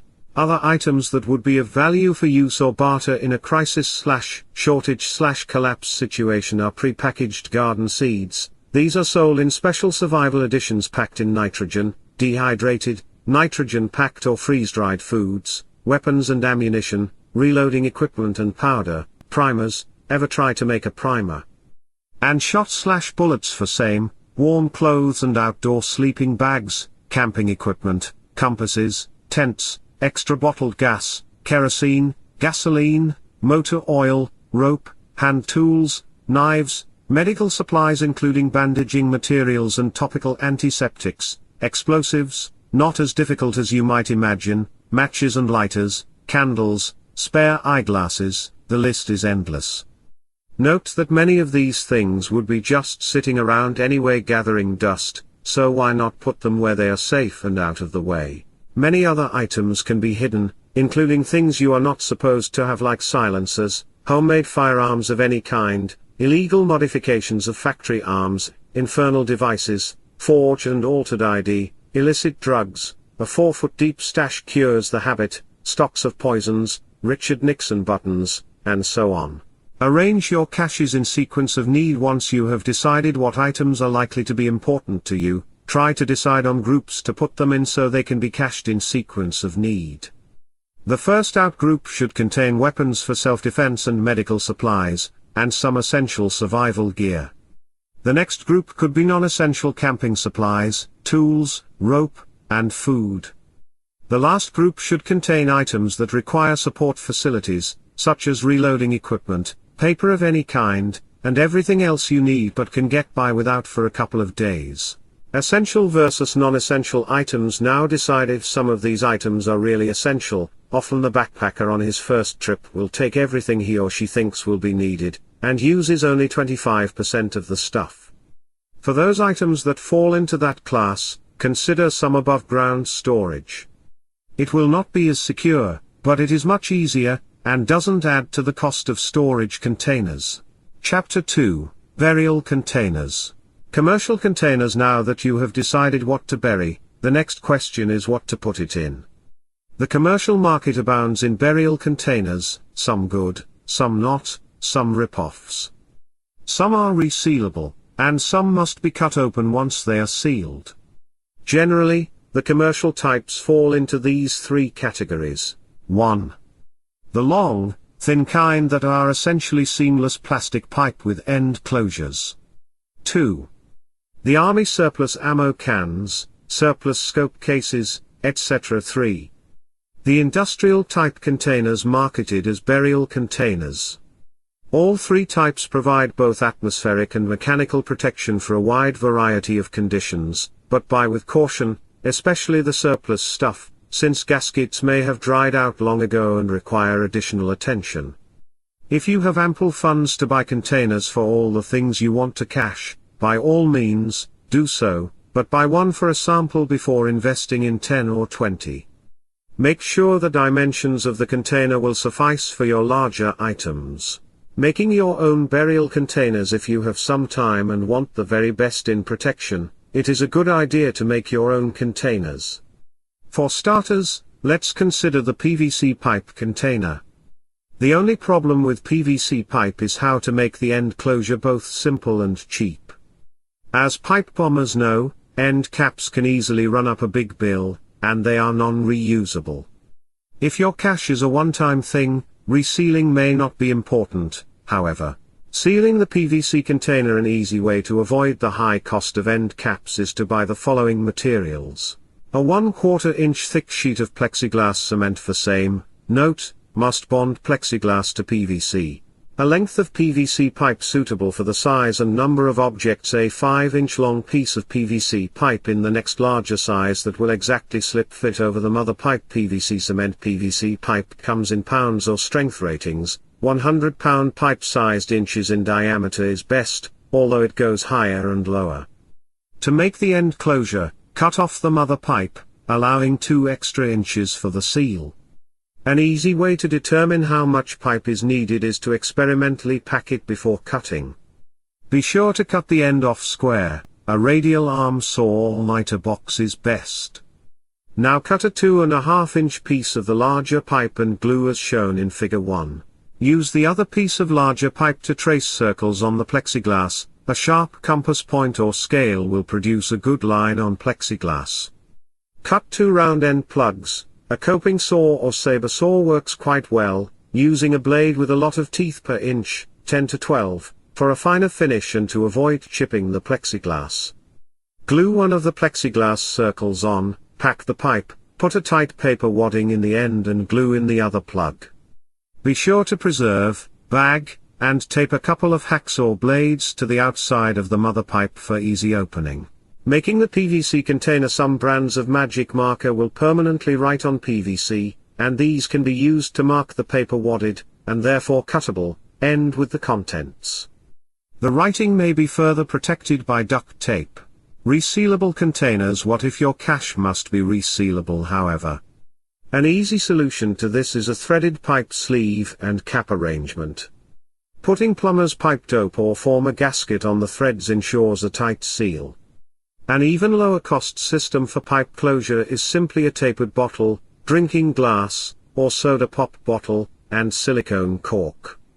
Find a smooth-walled glass container that will wedge fit into the end of the mother pipe, and seal this in with a generous application of silicone cork. For increased protection, a pipe sleeve protector will guard the glass plug from damage. If you enclose a tube of cork and a scraping tool in the pipe, it can be resealed at once. The cork can be smoothed and molded without sticking by wetting your finger first, then using it to smooth the cork. Containers for larger items. Okay, but what if some of your items are bigger than pipe-sized? For this problem, my favorite answer is the 5-gallon burger biggie pail that they ship pickles and condiments in. These have a cut-off seal, but will seal airtight repeatedly. If you buy some of these, make sure the rubber gasket is still there. Also available from restaurants and bakeries is the smaller number 10 size pail with snap-fit lid, and glass or plastic jars with metal screw-on lids. All of these restaurant containers should be further sealed by enclosing in at least 2 large garbage bags. If you use glass, face the fact that ground pressure is substantial and may break the glass. Small mason jars have a better cross-section, however, and are usually okay. Larger containers can be placed in a mechanical protector box cobbled together from wood.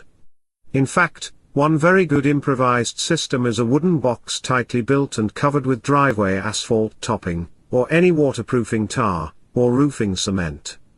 This is especially good if your resources are very limited. At the top end of the scale are the industrial containers, usually made of structural plastic and specifically designed for airtight storage. Locate these by asking at industrial supply and mill supply stores. Try the yellow pages. Chapter 3, How to Pack Your Goods into Storage Containers. Double packing. We just covered pipe and larger containers. The next consideration is how to pack items within these containers. The amount of double packing you want to do depends on the item, and how good the mother container is. To hedge your bets, try to double wrap all items not well protected. I would wrap a handgun, but not a bottle of aspirin. For ease of wrapping, the commercially available heat-sealable bags and sealer designed for freezer storage of food are excellent. Instructions for these sealer systems state that ordinary Ziploc bags can also be sealed, though not with as good success as the bags designed for use with the sealer. Try a sample and see what you think.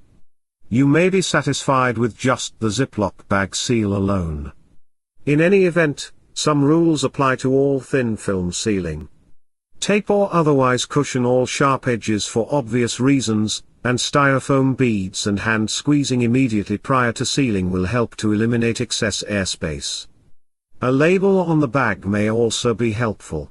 Displacing air to displace air and provide a non-corrosive atmosphere. Inert gas can also be used, either in the bags or in the larger containers. Carbon dioxide can be generated by mixing vinegar and sodium bicarbonate, and the resulting gas can be collected in a large garbage bag, as shown in Figure 2, to be later dried and squeezed or poured into the container. Freon gas, a good source is the automobile air conditioner recharge kits commonly available, can also be used. To use Freon, insert a plastic or copper tube to the bottom of the container, as shown in Figure 3, and pack as usual. When full, pipe the Freon to the bottom of the container via the pipe, and stop when a match held at the container mouth is extinguished by the inert gas. Then, quickly remove the pipe and seal. Again, the use of styrofoam plastic packing beads will help take up air space. Another good double packing technique for small parts is to simply wrap them in duct tape envelopes created by putting the objects in the center of the tape, and folding sticky side over to sticky side. Burp the container/envelope well and smooth down the edges. For delicate items that are easily crushed, pill bottles may be the answer, as long as the seal is dependably airtight. Preventing rust. Now let's talk about rust protective coatings. WD-40 and similar spray type coatings simply will not provide the type of long-term protection you need. The coating must be thick, so Vaseline and Cosmoline are the best choices. For large-scale metal preserving, it is better to buy a lot of Cosmoline and dip the pieces in a tank of melted Cosmoline. For smaller operations, the pieces can be preheated until they are too hot to hold, then melted Cosmoline brushed on. Remember that Cosmoline will dissolve or mar many plastics, and will soak through paper and cardboard. Vaseline is used in much the same way, and may be melted together with some beeswax or paraffin to stiffen it. Do not use straight paraffin as a covering, it is too brittle. It is very important that any firearms preserved with Cosmoline or Vaseline be thoroughly cleaned before firing, especially the bore. Failure to do this results in an exploding weapons, which is never a lot of fun. Once the object is treated with a Cosmoline or Vaseline coating, it should be mechanically protected by wrapping in aluminium foil or heavy paper wrap, otherwise, the grease will wipe off. One other coating for metal objects can be made by dissolving some of the plexiglass you have left over from making pipe end caps. Dissolve it in a small amount of acetone to make a liquid plastic coating.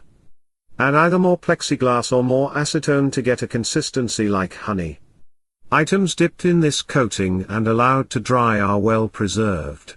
Desiccants. The final item in your survival container is optional, it is called a desiccant. Chemicals like anhydrous calcium sulfate and silica gel are called desiccants because they absorb water vapor from the air, and keep metals from rusting and leather from molding. Let me emphasize that this is good only for water vapor in the container before sealing, since a leak in the container will introduce too much water. Desiccants like the above are available from many suppliers. Some offer desiccants with an indicator which changes color depending on the amount of water vapor the chemical has absorbed, its readiness.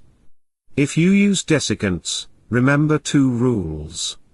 First, keep the desiccant away from direct contact with anything, since the water does not disappear, it just goes to the chemical, and any metal in contact with the desiccant will rust badly. Secondly, do not store paper and desiccants together, since the paper depends on water content for consistency. Inadvertently, I discovered that piano manufacturers ship their pianos from Japan with 2 or 3 half-pound bags of silica gel in the bottom. Try to get a couple of these. Additional hints. Some general comments are in order here. All packing procedures, and especially the Cosmoline Vaseline system, should be accomplished with surgical or cloth gloves on. Surprisingly enough, many professional crimes are solved by the FBI finding a matchable fingerprint on a bomb fragment or tool, so don't leave your calling card on a cache that may be discovered. Also, labeling each small envelope is a good idea, and put a list of the complete container's contents inside for a check.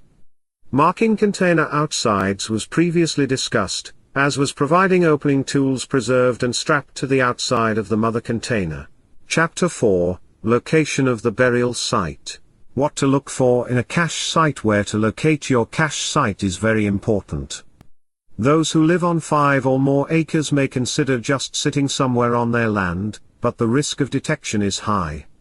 The best bet for the rural, urban, and suburban dweller is a site located at least 10 miles from a population center, such as a small town, but accessible by 2 or 3 country roads or trunk lines, and no more than 30 miles from home. Access by little-used country roads may be important in cases of civil emergency and enforced travel restrictions. Rather than waste gas and time looking for likely spots, get copies of topographical maps of the surrounding 30-mile radius. Also try to get copies of country road maps, and a plat map if possible. Real estate agents may be able to help you with the latter, and possibly all three. You are looking for a forested area, wilderness area, swampy ground, rough or rocky terrain, desert with prominent landmarks, farm field, little used graveyard, or other likely areas. Be sure to check road access and ownership of any likely areas that appear after a close study of your maps. Once you have 3 or 4 possible areas in mind, you are ready to visit each one. Equipment needed for each visit.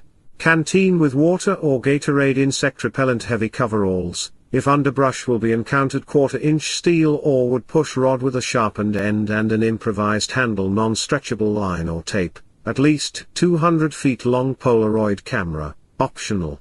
Equipment for your cover activity, pressing wildflowers, photography, etc. Quality orienteering compass, topographical map of area, 1:24,000 scale. Paper and pencil pack to carry all of the above. Approaching the site. As you approach the actual site by car, do a routine security check. Either stop for 15 or 20 minutes at a place that allows observation of the road behind you and look for familiar cars, or if you are in the suburbs, the old circle 2 blocks routine will disclose followers. At this stage, company is not likely, though. For 2/10 of a mile on each side of the access to the proposed site, while still on the road, look for a convenient parking place that will seclude your transportation from view. 4-wheel drive vehicles should also look for such places, since it does compromise security to put tire tracks up to the cache site. If you find a good spot, park and walk to the site. Your exact point of entry from the road, or other convenient area, should be noted. Write it down or even flag it, and compass bearings taken from that spot to the proposed site.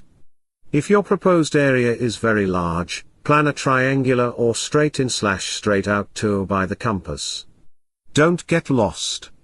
If you are not familiar with orienteering procedures, I recommend the book The Expert with Map and Compass by Bjorn Kjellstrom, published by Scribners. Specific recommendations for the triangular or in and out tour are given there, as well as compass selection criteria. If you don't have the book, just find your place on the map, find where you want to go, place a straight edge over these 2 points, and then draw a line. Now, with a protractor, find the difference in degrees between this line and north on the map and go along that heading using the compass. Specific site selection. Specific site selection is a combination of many things. The first and most important consideration is ground condition. Is the ground damp now? Will it be damp if a sudden summer downpour hits? Is the soil well drained or does it hold water? Lots of pine trees indicate sandy soil, while hardwoods live best in loam and clay.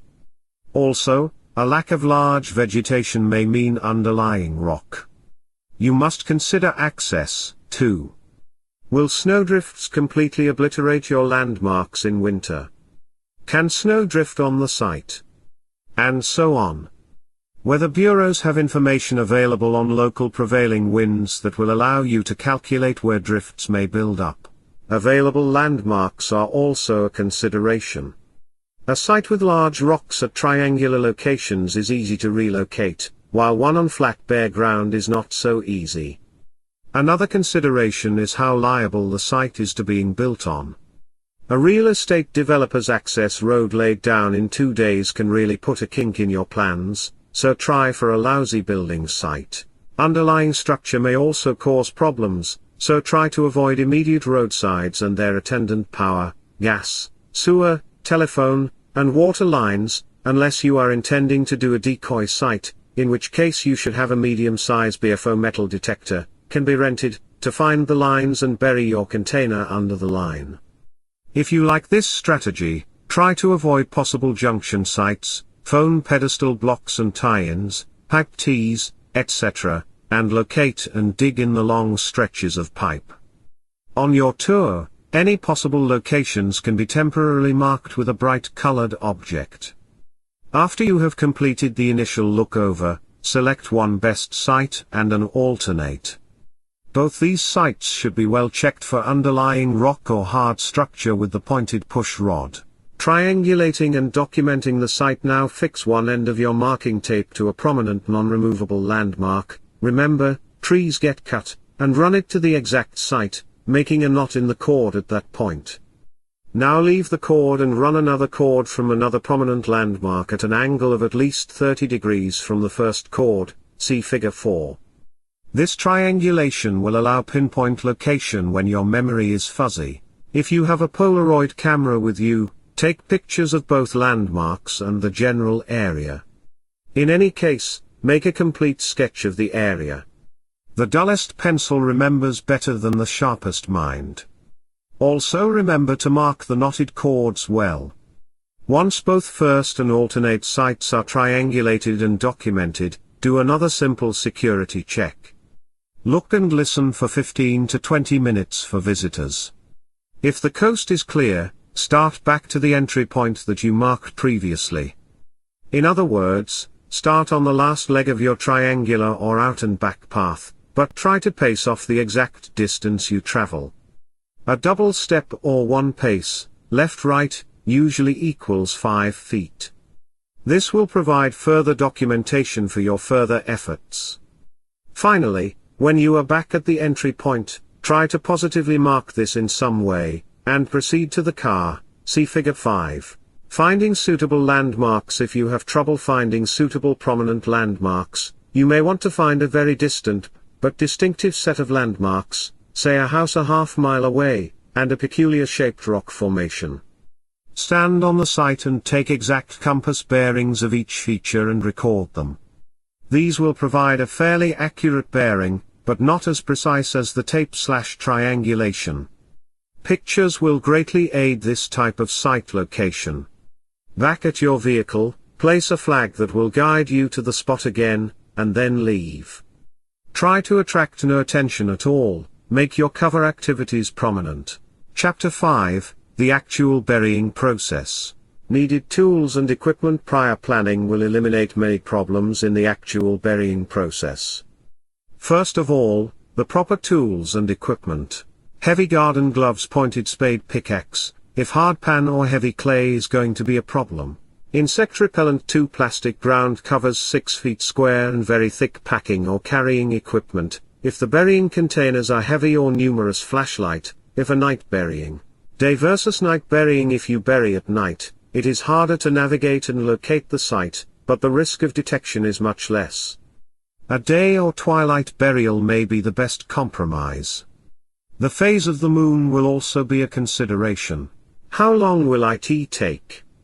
A rule of thumb in the building trade is to allow a yard 3 of dirt per man-hour. If it is heavy clay or you are out of shape, add a lot of time. If it is a multiple bury, also add time. It may be better to use both sites and bury on 2 different days. The starting time is at least 12 hours from the actual bury, when you load the equipment in the car or truck. The more separation between load time and trip time, the better. Starting out, it is always better to take time for another security check. Once clear, head for the transportation drop-off point, park, and get out. Now observe for 10 to 15 minutes, and if still clear, unload and start for the access point. Try to use the flashlight as little as possible, navigate in complete darkness if you can. The 10 or 15-minute observation period will help you get your night vision.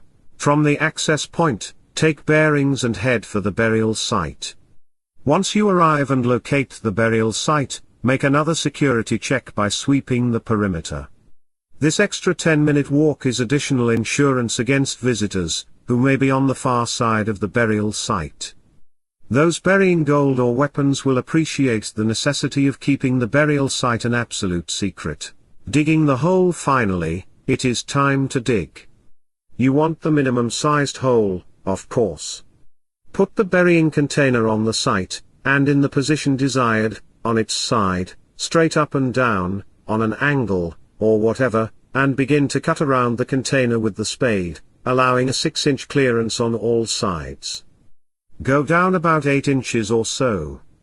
Once this sod or dirt plug is completed, remove the container and carefully undercut the plug with the spade, eventually levering it out of the ground.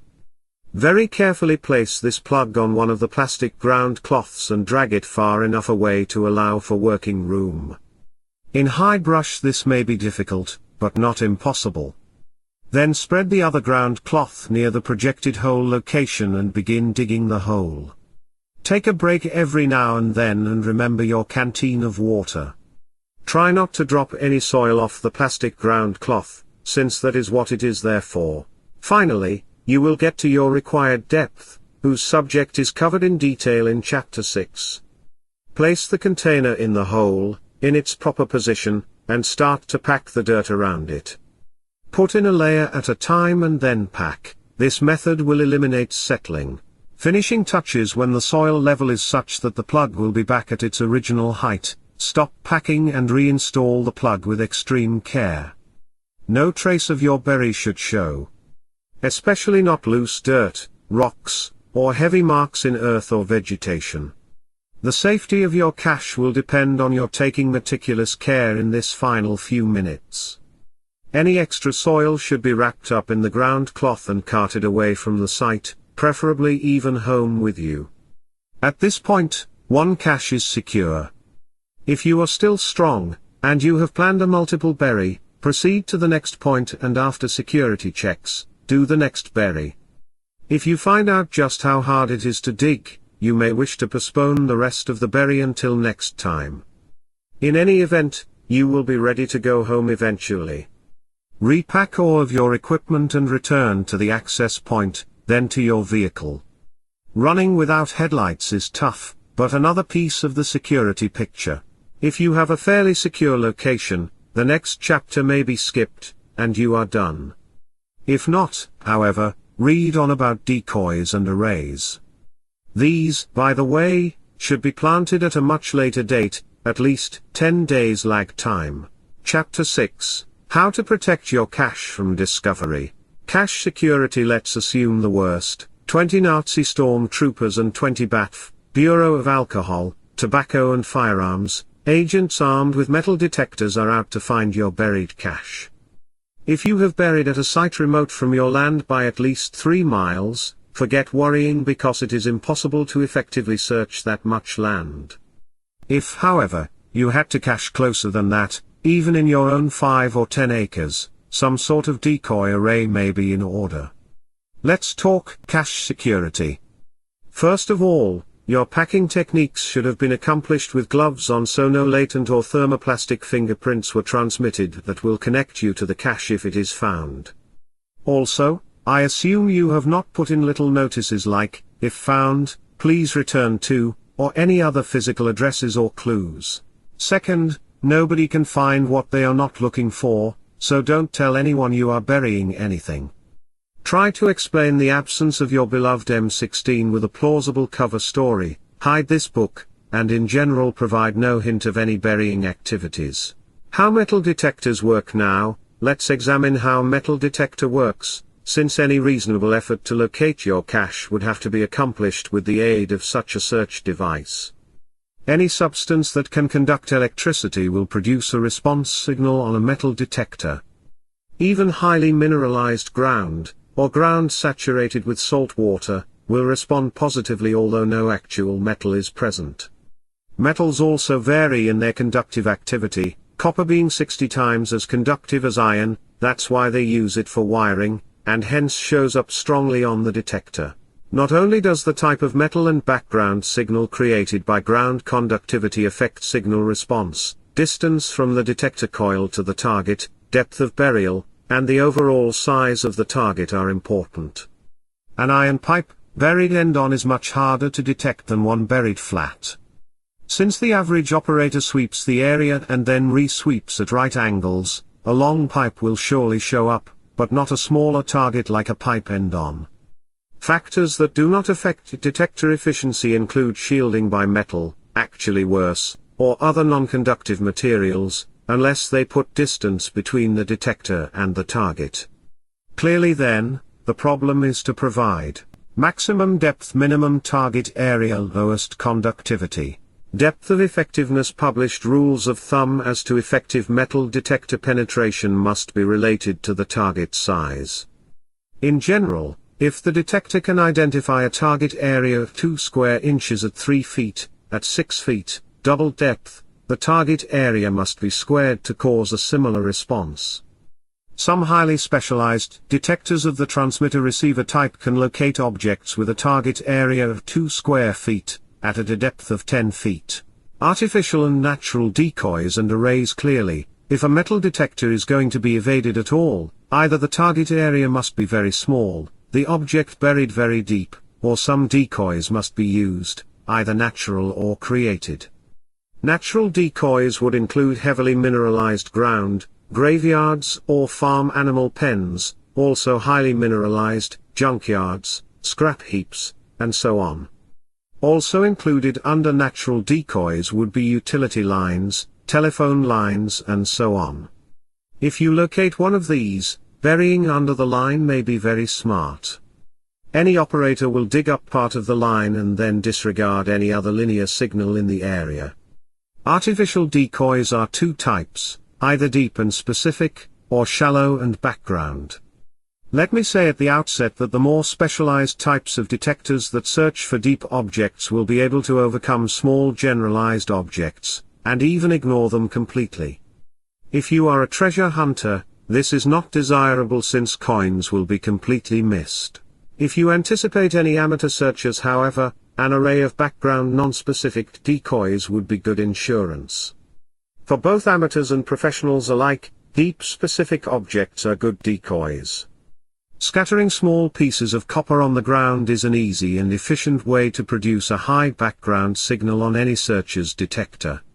Copper nails or bits of copper wire are excellent for this purpose. Avoid small pieces of iron since the conductivity is so much less. The more pieces per unit of ground, the higher the background signal intensity. Furthermore, such a signal can mask a weak signal from a deep buried object.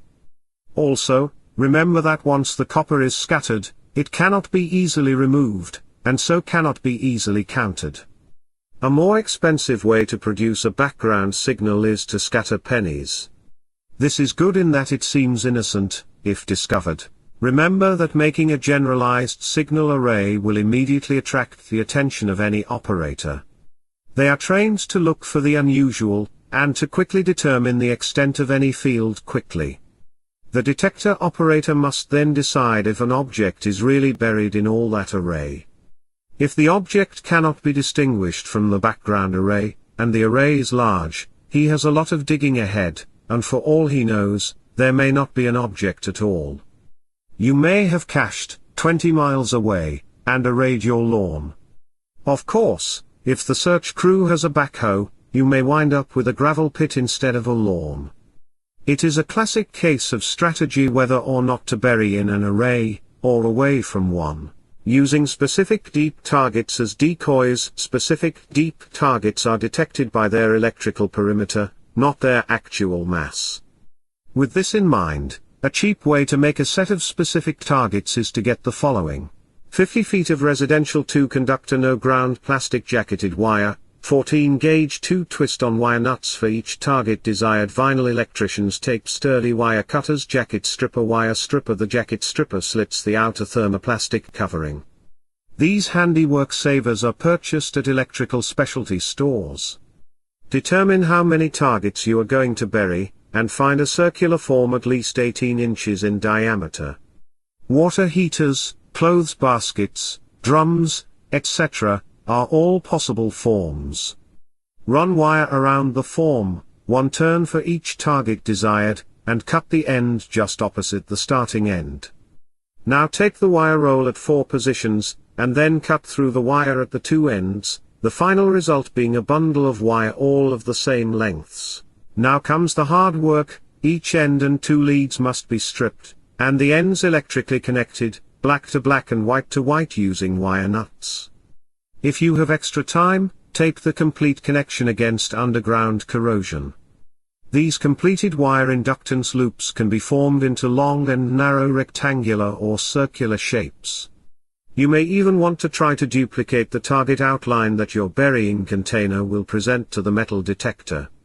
In any event, each target must now be placed at least 18 inches below the ground, either using the previously described sanitary digging procedure, or even better, leaving a few telltale signs for a further decoy effect. Such deep specific targets can be placed in a background signal array, or by themselves. The lay of the land and the likely searching effort and pattern will determine what kind of combination of array you should use. It can be a good exercise in tactics. You may even wish to rent a metal detector with a fairly large coil, and observe the various reactions you get with your array and specific targets. One technique that is useful for burying the deep specific targets involves plunging a trenching shovel into the ground and working it back and forth to get a wedge-shaped opening, then moving down 1 shovel's width and repeating. Eventually, a complete trench can be outlined to any simple shape, and the wire loop easily buried. Plunging the spade around the initial trench will help to reclose the hole, and the damage is not noticeable. Above all, remember that the best covering scheme is to make the possible area so large that any effective location program is impossible. If you set out on foot with a bar of gold and a shovel, the radius to be searched is much smaller than if you set out in a car with 20 gallons of gas and a road map. Ideally, nobody even knows you bury things, and so nobody looks. Chapter 7, Miscellaneous Considerations. This last chapter deals with some loose ends that require brief mention. First of all, why did you bury what you did? If you went to the trouble to secure your cash, it should not be exhumed except when you are absolutely ready to use it. Merely digging it up proves nothing except that it is either not there or it still is. If it still is, your second visit has compromised security, and if not, there is no recourse. So maintain security. Now, let's assume that you are caching survival or military supplies for use under serious conditions. How about putting the necessary tools for opening and carrying out your cache in a separate easily opened container strapped to your first container? Tools are not always available in a desperation situation. That is why the maximum radius for home to burial site is 30 miles, in a pinch, it can be walked. If you have extra space in a burial capsule, consider putting in some materials that are good to have, but not entirely necessary. This assumes, of course, that the other contents of the capsule and any preservation methods are compatible with the additions. Capsule packing is also important. I would put my foods and weapons in the first capsule and the Van Gogh prints down in a different capsule. Appendix I, Special section on machinery and gasoline storage. Boy, have you got problems. Storing and effectively hiding large items, such as offset printing presses, automatic and semi-auto reloading presses, metal cutting lathes, gasoline/diesel-powered electric generators, etc., and storing liquid fuels, both require special technology. Let's discuss the easiest first. Gasoline storage. Gasoline from the pump has many additives depending on the type, time of season, and so on. To prevent these from coming out of suspension and causing deposits, a commercially available system must be used when storing petroleum products for long term. Lumpanix Unlimited has an excellent pamphlet on the subject, together with addresses for preservation chemicals. The actual storage is not difficult. Try to use an all-plastic container with a good gasket or liner on the cap. If the liner is pulp and plastic, cut circular liners from cork sheeting, available at hardware or fishing supply stores, and make a gasket. Always transfer petroleum products to storage containers in a well-ventilated area. Allow about 1 inch of air space at the top for expansion, and duct tape the cap on. Provide a dating and contents label as per instructions earlier in this book. If the container is all plastic, pool chemicals come in bottles that may be good for this. It can be buried very shallow without risk of detection. Since the container is well filled, ground pressure will not bother it. Storing machinery and other large metal objects. Large metal objects present the greatest difficulty in protection and concealment. If a sufficiently large and sealable industrial plastic container is not available, I suggest building a sturdy wooden box with a strong framework of 2x4s, and waterproofing it, with roofing cement, tar, or a similar product. This box must be placed in a hole in dry, well-drained ground as deep as possible. Put a layer of fist-sized rocks in the bottom for drainage, then cover with a sheet of plastic. Put the box on wooden spacers set on the plastic, and fill the space around it with sand. Finally, allow at least a foot of earth and then the sod plug. Due to the size of the object, you should consider above-ground concealment. It is well known that metal reinforcing rod in concrete poured walls prevents effective searching, so look for a location that is near or behind such a wall. You've just heard an audiobook presentation of How to Bury Your Goods by Eddie the Wire, a small booklet originally published by Lumpanix Unlimited, and now re-released for free in audio and PDF format. If you'd like a revised, updated paperback edition, that does exist via Paladin Press, who acquired a number of Lumpanix books when they went defunct. Hence, why no paperback via Liberty Under Attack Publications? Find the book for free by visiting vonupodcast.com/berry. Again, vonupodcast.com/berry to get this short, yet highly valuable work. To view our full catalogue of books, ghost phones, ghost pads, apothecary items, canned goods, and more, just visit libertyunderattack.com. Liberty Under Attack Publications, share your story. Find your freedom.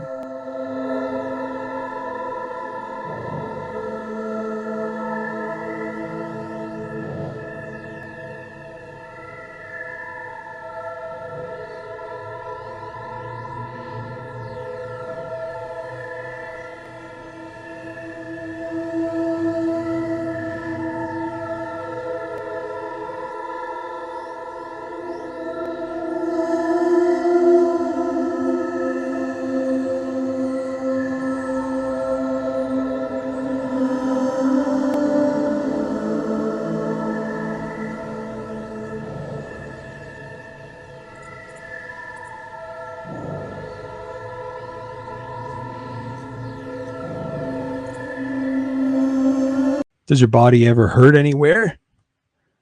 Get some Pain Liberator. Go to libertyunderattack.com/pain Thane.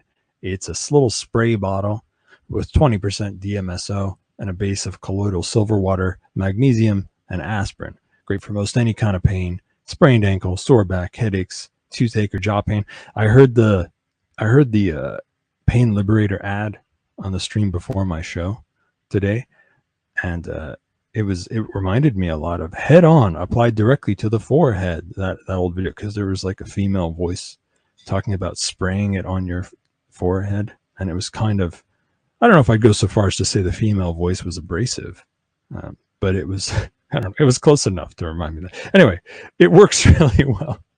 Pain Liberator works really, really well, and it's really unique. DMSO and aspirin on their own are each very useful. When put together, it's fucking magical, because aspirin works kind of slowly when you swallow it. If you mix it with DMSO and spray it topically, it's absorbed right away into your body, and it works right away. That's really good. And the magnesium is important too. It helps with muscle damage, injuries, and it's probably recovery from workouts, I imagine, too, now that I think about it. And probably with migraines. I don't know. It's a big fucking deal. It's a unique product. You really can't get something like this anywhere else. It's crazy. No one's thought about this before. Go to libertyunderattack.com/painthane. Get some Pain Liberator.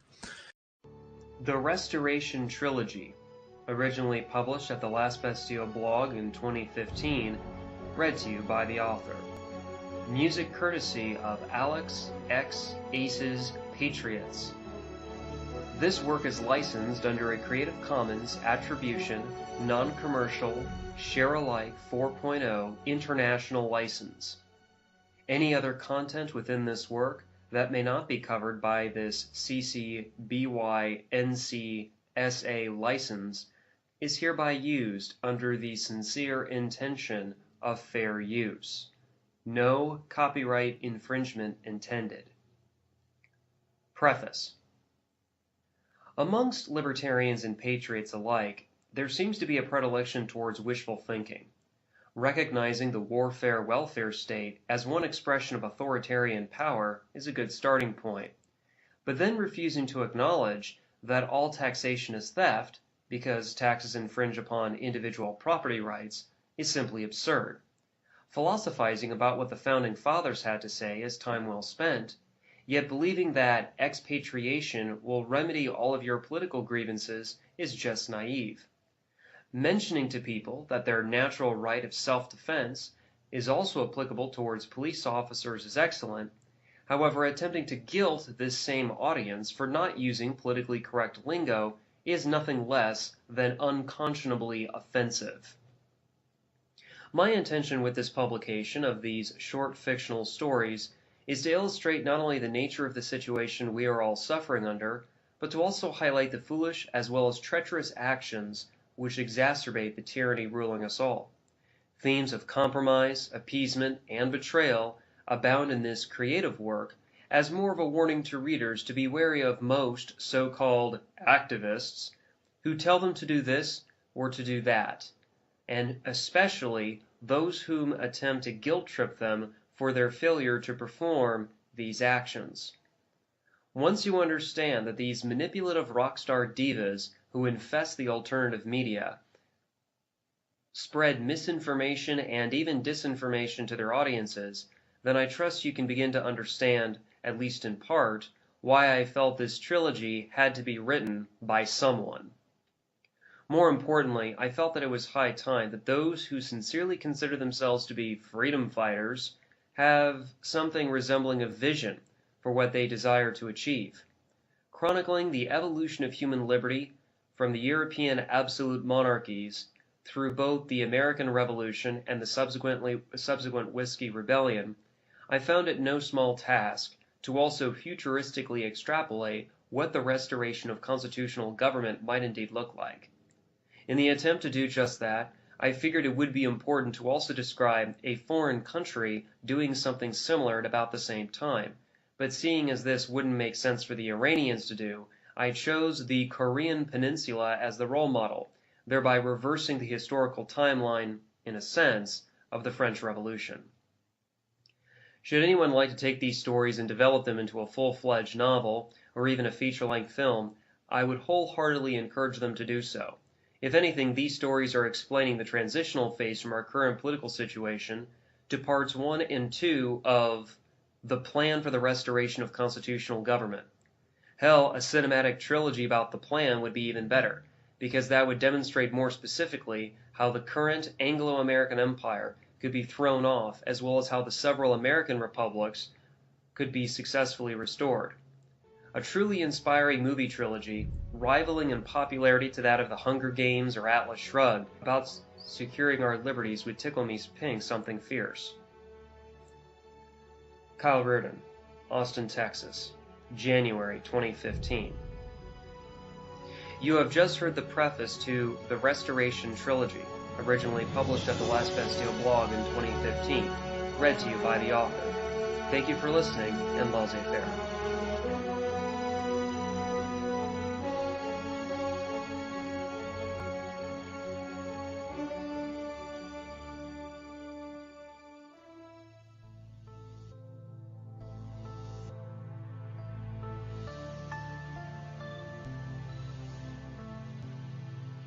The Parable of the Mugger's Sandwich, the first installment of the Restoration Trilogy, was originally published at the Last Bastille blog in 2014, read to you by the author. Music courtesy of Darth Duba's Story of Life and Rocker 206's Moonlight Sonata. This work is licensed under a Creative Commons Attribution, Non-Commercial, Share-alike 4.0 International License. Any other content within this work that may not be covered by this CC BY NC-SA license is hereby used under the sincere intention of fair use. No copyright infringement intended. The following is a fictional story, hence why it's a parable. One evening, a long time ago, Joe Citizen was freely traveling the roads on his way home from work. Suddenly, a dark figure emerged from the alley. Joe was startled, and before he could do anything else, the stranger asked him for the time. Naively, Joe glanced at his watch, but before he could reply, a revolver was pressed against his temple. After taking all the money Joe had on him, the mugger quickly fled. Shaking from the anxiety he felt at just being robbed, Joe didn't know what to do. The money that was stolen from him was worth half a week's paycheck, so Joe soon became concerned about how he was going to pay his bills. Knowing little else about what to do, Joe proceeded to continue on home. Meanwhile, the mugger arrived at his lair and showed off the loot to his fellow thieves. Upon seeing how much was stolen, they advised the mugger that he should temper the shock of the robbery itself by buying Joe something that showed that he wasn't really that much of a bad guy. Seeing this as a way to possibly escape the natural justice of the surrounding community, the mugger went to a delicatessen and bought a sandwich. Only a little later, Joe was surprised again by the mugger's reappearance. This time, Joe flinched, but his curiosity was piqued by the fact that the mugger extended his hand, revealing a sandwich. Perplexed more than anything, Joe asked the mugger why he wanted to gift him a sandwich, especially in light of their previous encounter.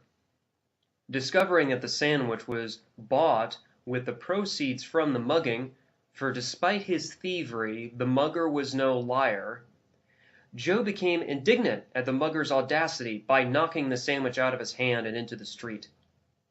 By now a crowd had begun to form around the two men, intrigued by the nature of their situation. Once they had learned the facts of the case, for neither of them were liars, they then deliberated amongst themselves until they had appointed John Q. Public to speak on their behalf. John subsequently announced that the mugger was not guilty of any crime because he had returned with an offer of a sandwich, which Joe had refused, despite the fact that the mugger still kept the majority of Joe's stolen money. In fact, it was Joe who was in the wrong, because, as John explained, Joe should have been grateful that the mugger had offered a sandwich in the first place. Therefore, by refusing to accept the sandwich, Joe had forfeited the rest of his own stolen money. Bewildered by this public opinion, Joe was at a total loss as to what he could do. As everyone began dispersing, not only did John look down upon Joe, but the mugger also sneered at him as well. Joe gradually discovered over the following days and months that the entire town had ostracized him because of the stink he had raised about his own mugging. Some years went by, and Joe's daughter was traveling the same route back home from work when the mugger's son similarly robbed her at gunpoint as well. The entire situation played out nearly identically as it had originally transpired between Joe and the mugger before, although this time it ended a bit harsher for Joe's daughter, because she was scolded by the very same John Q. Public for wasting the sandwich. As John explained, the sandwich could have been used to feed the town's sick children. She too, like her father before her, was soon ostracized by the townsfolk for causing a similar ruckus. Decades later, one of Joe's descendants chose a very different response than her ancestors before her had done. Instead of simply handing over her money, she shot her mugger at point-blank range. John Q. Public proclaimed that henceforth anyone who shot a mugger in self-defense will be burned alive at the stake, because by now, as a social custom, all muggers had offered their victims a wonderful selection of sandwiches to choose from. Despite her heartfelt protests, she was seized and bound by the same men who prowled the streets late at night. Although a few people were inspired by her execution to go punish these muggers themselves, the majority of the town decried such activities, claiming them to be lawless and criminal. Centuries went by, and the same scenario replayed itself many times. Although the names and incidental details changed, the formula remained exactly the same, as were the public opinions announced by John Q. Public's heirs.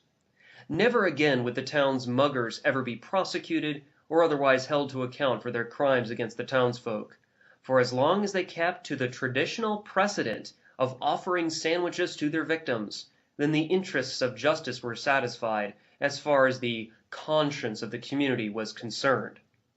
And everyone lived miserably ever after. You have just heard the Parable of the Mugger's Sandwich, the first installment of the Restoration Trilogy, originally published at the Last Bastille blog in 2014 and read to you by the author.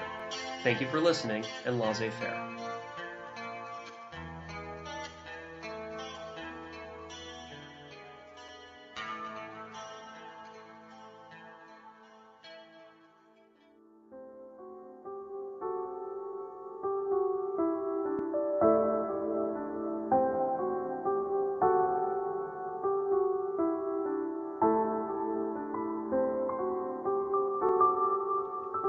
An Allegory of the Freedom Train, the second installment of the Restoration Trilogy, was originally published at the Last Bastille blog in 2014, read to you by the author. Music courtesy of Spook Nukem's Reflect and Odd Fellow Floyd's Bridge Jumper. This work is licensed under a Creative Commons Attribution, Non-Commercial, Share-alike 4.0 International License. Any other content within this work that may not be covered by this CC BY NC SA license is hereby used under the sincere intention of fair use. No copyright infringement intended. The following is an extended metaphor, hence why it's an allegory. If you haven't yet listened to The Parable of the Mugger's Sandwich, then please do so before listening to this fictional story. A long time ago, there was a megalopolis whose downtown brimmed in 1,000 points of light. This sprawling cityscape soon became the technological and social center of a quickly growing empire. Despite the glorious marvels found only in the downtown area, there were other boroughs of the city, where its inhabitants were barely living at all. Their ramshackle tenements felt as if they were about to buckle at the seams at any given moment. An air of desperation was all too common amongst the people here, and anything that offered itself as a reliable means of escape was considered to be very valuable indeed. To paraphrase a David Bowie song, the flies were the size of rats, stacked upon rats the size of cats. It wasn't just the fact that dilapidated shelters were the norm here. It was also the fact that no one lived here in what they would have considered to be their own homes. For instance, it was rather typical for meddling neighbors to demand the intervention of a constable for every minor inconvenience you could imagine, and many times for even no problem at all. A culture of tattle-telling was emulated right here in the tenements. because it made many of the people here feel as if they weren't that different from their wealthier counterparts who lived downtown. Unsurprisingly, this engendered an opposing counterculture of those who simply wanted to live in peace with their neighbors, without the meddling interference of the constables on a nearly daily basis. These brave and unrelenting souls approached their troublesome neighbors in several different ways over the many years. They argued, bargained, and sometimes even made compromises in order to find a resolution that would please both parties. Alas, every heroic effort resulted in stupendous failure, and many of those who had initially resisted their troublesome neighbors eventually became just like them. Dissension and bickering soon followed, and the effort to live in any form of tranquility in the city with one's neighbors virtually collapsed. Yet there was a remnant who understood that the desire to interfere with one's neighbors ran quite deeply, and ultimately they realized that there was no way to strike a deal with them, or compromise in any way, since such efforts had been repeatedly tried and had always failed. This remnant eventually proposed an original, if radical, solution to this age-old problem: leaving the city behind forever. Much dissension within the ranks followed, although eventually such bickering ceased once the eldest of the remnant pointed out that you can't teach an old dog new tricks. Soon preparations were underway for the great escape from the city. The first major consideration was the mode of transportation. Much debate ensued, but it was eventually agreed upon that a train was the best option. It was cheaper than flying an airplane, yet it was quicker to build than a long caravan of automobiles. A train had just enough room to fit them all, albeit quite tightly packed together, or so said its designers. Most importantly, the construction of the train and its rails would be decried by city officials and potentially halted, so time would be of the essence if this ambitious effort were to be pulled off successfully. As predicted, once construction was underway, the metropolitan authorities condemned the project, propagandizing that it would rip the social fabric of the city apart by suggesting it was possible to leave the city en masse. Some of these authorities even went so far as to try and sabotage the building of the rail line by pretending to join the project, fabricating phony complaints from non-existent neighbors, and then using these complaints to tattletale on some of the train's builders. Although these poor souls were ripped away from constructing the train by the constables, most of the workers never found themselves in such trouble, and after some hesitation, everyone else went back to work more diligently than ever before. Finally, the train and its rail were completed. Seeing no reason to delay its departure, and also seeing how impotent the city's officials were at stopping its construction, these people set a date that in later years became known as Independence Day. On that day, there were celebrations, whooping, and speechifying.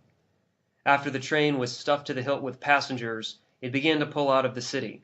There were numerous swarms of people running after the train as it slowly began to gain speed, trying to catch onto the outside of the train before they worked their way inside. Some people who failed to catch the train, or otherwise stay on it, fell off on the outskirts of the city, while also suffering injuries ranging from light bruising to broken collarbones.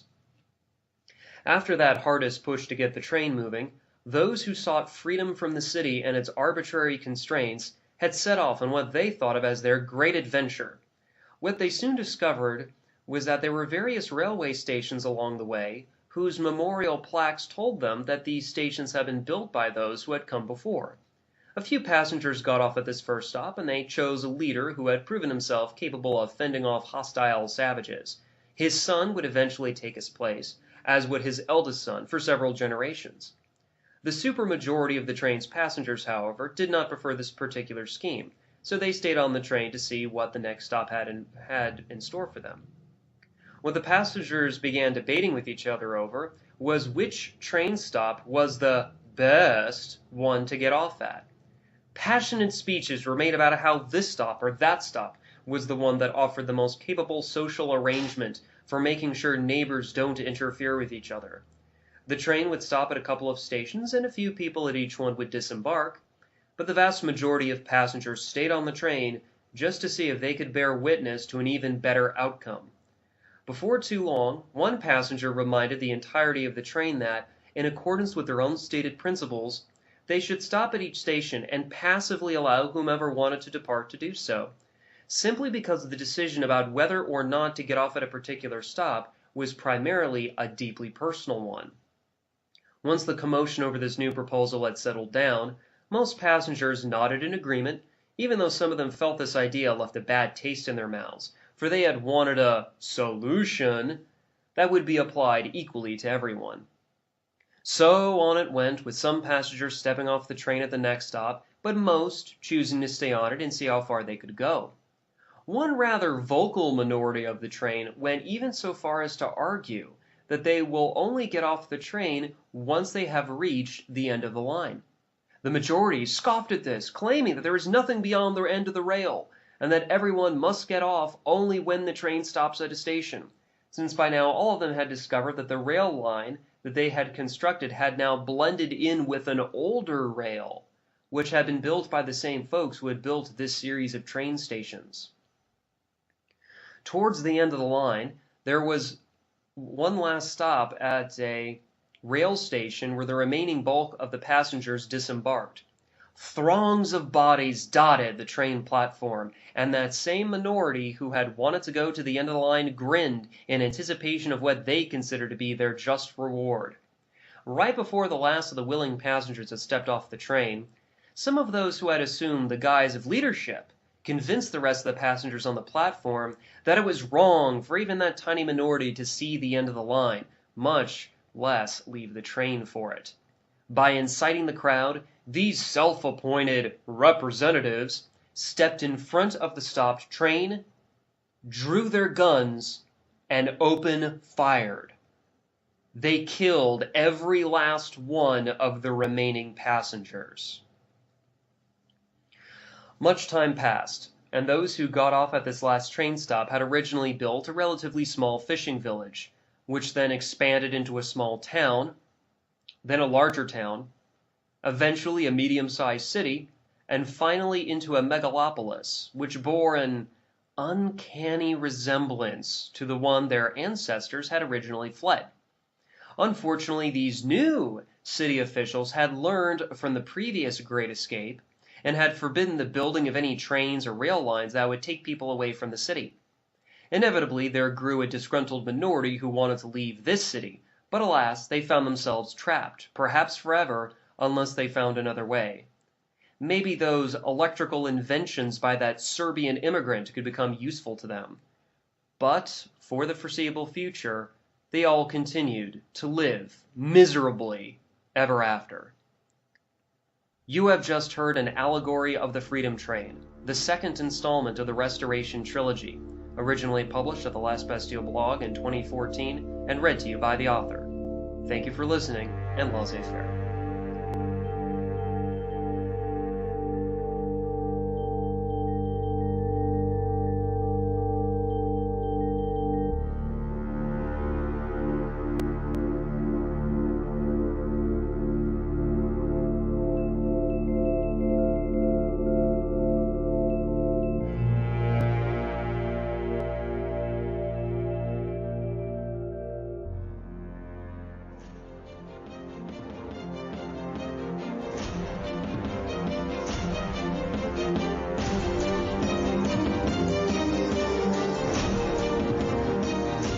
A Tale of Proverbs on the 5 Boxes, the third concluding installment of the Restoration Trilogy, was originally published at the Last Bastille blog in 2015, read to you by the author.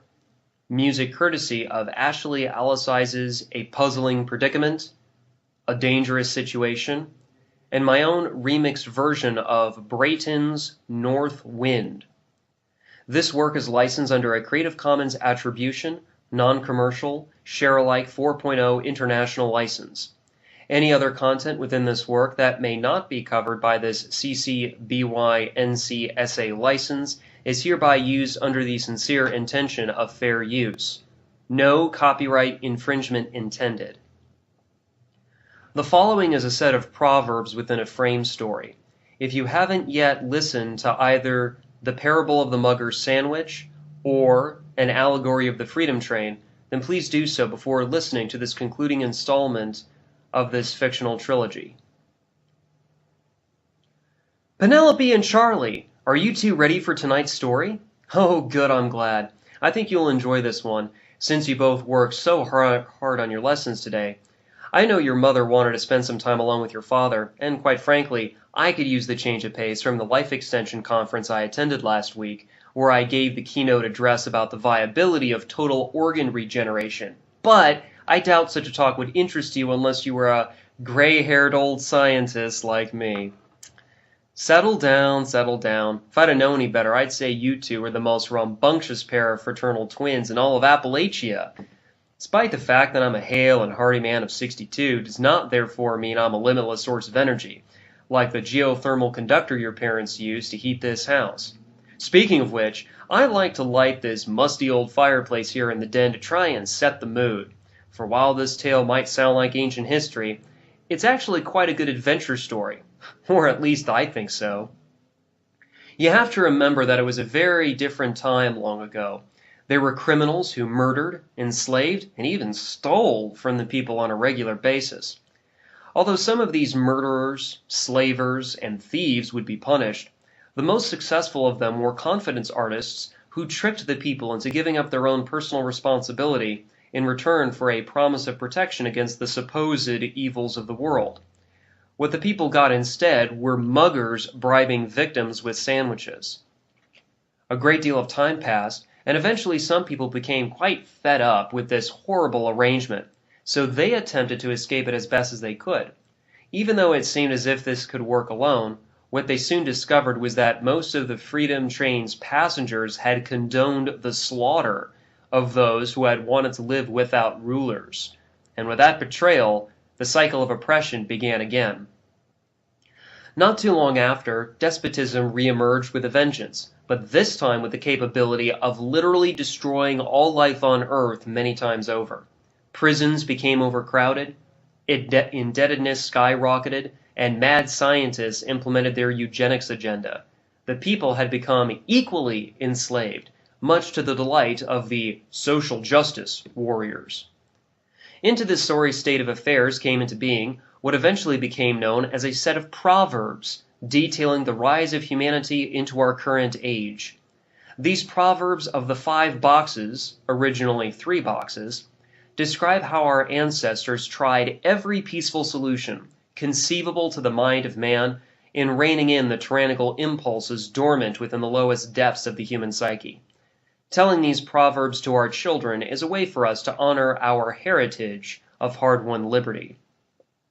You must also understand that within each of these proverbs, there are hostile factions who are deeply opposed to each other.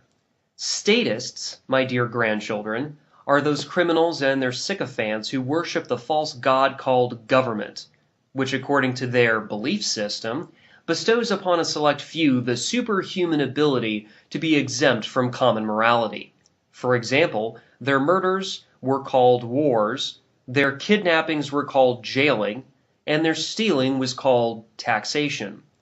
Reformists were those well-meaning but naive souls who incorrectly believed that if they were to strike compromises and deals with the statists, then freedom could flourish. But alas, all of their political projects ended in notorious disasters, time and time again. And lastly, there were the restorers or restorationists, who through trial and tribulation were thankfully successful in dismantling the most dangerous superstition to ever plague the human condition. Having laid out the situation of that time so long ago, let's proceed with the first proverb, shall we? The ballot box. During the age of tribulation, our ancestors struggled against the trickiest forms of statism. One of these arrangements was where most of the people would, from time to time, choose which of the muggers would hand out what kinds of sandwiches to their victims. Of course, those who had chosen a different mugger would not be able to enjoy the sandwiches he would have given out had he enjoyed greater support from his victims. As you could have guessed, if some of the people received a mugger who handed out sandwiches they disliked, they were told they could always wait for the next election cycle and then vote him out. Naturally, it didn't take too long for people to realize that this was a rigged game, and the restorers suggested that the only way to really win was not to play this game at all.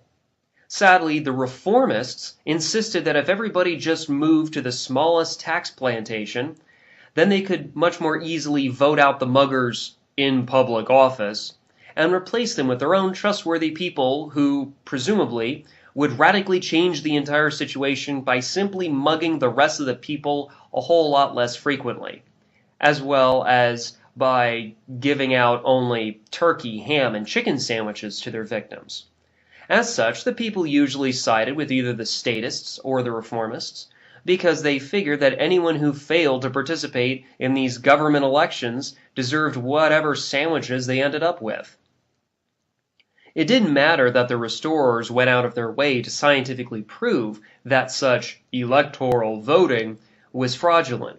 Whether they debunked the myths of the rational voter, defensive or protest voting, or the lesser of two evils, the evidence supporting such debunking was either routinely ignored or disingenuously ridiculed by both statists and reformists alike. A lifetime could easily have been spent by the restorers trying to gradually sway these elections to the point where the best they could hope for in their lifetimes was slightly more limited mugging. And this, my dear grandchildren, is where our proverb that correctly says, "If you do vote, you cannot complain," is based upon. For our ancestors realized that if you choose a mugger, any mugger, you are agreeing to the outcome of that contest ahead of time, just as a man who gambles his weekly paycheck away is agreeing to abide by the outcome of his bet, regardless of whether he wins or loses, lest he become a sore winner, or worse, a man who welches on his debts. What, Penelope? Oh, I see what you mean. Didn't the people have the right to choose their own leaders? Ha! It is one thing to seek leaders for yourself, but it is a whole different ballgame if you are imposing rulers onto others. The deadly error of the ballot box was that it commingled these two very different actions beyond recognition, and in effect became little else than a slave suggestion box. Bickering about whom is allowed to use such a box is little else than a notorious distraction that has nothing at all to do with the cause for liberty. Leaving behind this failed experiment, let us proceed to the next one. The jury box. Sometime after John Q. Public died, there was a tradition that even the worst of statists honored. It was the ability of the people to have a say about how the rules were imposed upon a particular individual within a specific set of circumstances. Many scholars of that time attributed this as the only possible way to successfully rein in the excesses committed by John Q. Public's heirs. A disgruntled lawyer who lived a few centuries ago once wrote that the people enjoyed the right to judge the law as well as the facts of a case brought before them for adjudication by voting their conscience, regardless of the judge's instructions to them. This same lawyer also pointed out that this ancient common law right had been rendered moot by the government's increasing despotism over the course of the 19th century. Reformists, in their typically breezy manner, oh so conveniently neglected the second half of this lawyer's argument by only emphasizing the first half, in order to spur up frenetic activity that, in the end, would spin the people around in circles, much like a snake eating its own tail. Groups of people began suggesting that perhaps education about this ancient right would increase the probability of it being exercised. The assumption was tested in case after case for several decades, but the reformists appeared to ignore the implications of the results. Each time, regardless of whether the jurors were given every possible advantage or notice of their ancient right, jury after jury chose guilty verdicts without fail, no matter how arbitrary or capricious the charges the defendant faced. I suspect one major reason why juries usually let defendants hung out to dry was because jurors were just as captive as the defendants themselves were. Consider for a moment how a game of prisoner's dilemma works, except that the game here is skewed heavily in favor of the jurors and strongly against the defendant. The worst any juror would face would be either a relatively minor penalty fee or a few nights in jail, whereas the defendant almost always stood to lose so much more. Worst yet, jurors had more options about how they could act, as opposed to a defendant whose only real choices were to either accept a plea deal or fight the charges and risk losing noticeably more than if he had just taken the plea deal. Consider also the so-called jury tax, which was a heavier punishment levied against a convicted defendant for choosing to exercise his right to a jury trial but then losing his case. Suddenly, a juror choosing to switch his vote during jury deliberations just so he could leave the courthouse an hour or two earlier than if he had chosen to stick to his conscience, and then your average juror's decision-making begins to appear rather, well, calculating. But, and this is a rather large but, the way a legal case is presented before the jury has to follow court procedures, such as their rules of evidence, which of course the people had no say as to what those rules would have been in the first place. As if this wasn't bad enough, if you weren't a registered voter, then you wouldn't be even put on a federal jury wheel. And if you were neither a registered voter nor a licensed driver, then you wouldn't be put on the Texas jury wheel either. Speak up, Charlie. I think my hearing unit is failing a bit. Oh, where's Texas, you say? My boy, Texas is so far west as to be on the other shore of the great Mississippi River. And as to your other question about whether it's a different country, answering that should be saved for another evening. Saddest of all, though, was the fact that the supermajority of these court cases never made it to trial, usually because the defendants were intimidated by the jury tax, and thus chose to accept a plea deal. So if the jurors were going to railroad the defendant just so they could leave earlier anyway, because none of them wanted to be there in the first place, much like prison or school, then why should any defendant place the slightest amount of trust in jurors to be fair and impartial arbitrators of justice? They didn't, and like the game of Prisoner's Dilemma, they usually chose the plea deal because they understood, if only intuitively, that they would be badly hurt by both the jury and the government, more likely than not, if they didn't cooperate with the prosecutor. Most glaringly, the competency of jurors is arguably comparable to that of voters. Jury wheels, jury selection, and ultimately jury verdicts are proudly held by reformists to be constituted totally randomly, rather than base the composition of jurors based on their capabilities and willingness to do justice. They are instead assembled out of a lottery from a lot of miscreants and cowards who will do anything to escape their predicament. Grand juries rubber-stamped prosecutorial indictments, and petite juries were filled with these people who simply weren't smart enough to get out of jury duty, yet who were expected by statists to render judgments as to truly serious matters of guilt or innocence. Despite all this, my dear grandchildren, there were even some restorers who adhered to the proverb that I'd rather be tried by 12 than carried by 6. To illustrate the idea that the jury box, at best, is not one that should be relied upon as a way of winning back one's freedom, but rather as a mostly unreliable last-ditch rearguard action to only be used when all other better options have been exhausted. With that said, it's time to proceed onward towards a frequently ignored artifice: the soapbox. Now, while reformists primarily champion the first two boxes, this one straddles the boundary of effective action, just as a shadow would between light and darkness. For it could be used to propagandize, or it could equally be used to tell truths that are necessary to understand before bringing the entire system down to its knees. Free speech and a free press were truly beautiful things, if they could have been exercised without undue hardship, much like openly carrying a gun. Alas, such was not the case. Believe it or not, there were forms of soft censorship used to stifle the remnants of the free press. Federal copyright law was used to silence those who produced video press releases, as well as others who had only copied songs from the corporate music industry, if not both. For instance, black hat hackers would game the system by filing false copyright claims on the old dinosaur YouTube website, simply for the purpose of learning the personal identities of various uploaders, the knowledge of which they'd use to harass and threaten them further. Another problem was that statists would occasionally use the statements of any journalist as evidence against him in the government courts. For example, my parents made me memorize the following hearsay rule that was common throughout the former United States, which said that a statement cannot be hearsay if, quote, the statement is offered against a party and is the party's own statement in either an individual or representative capacity, close quote.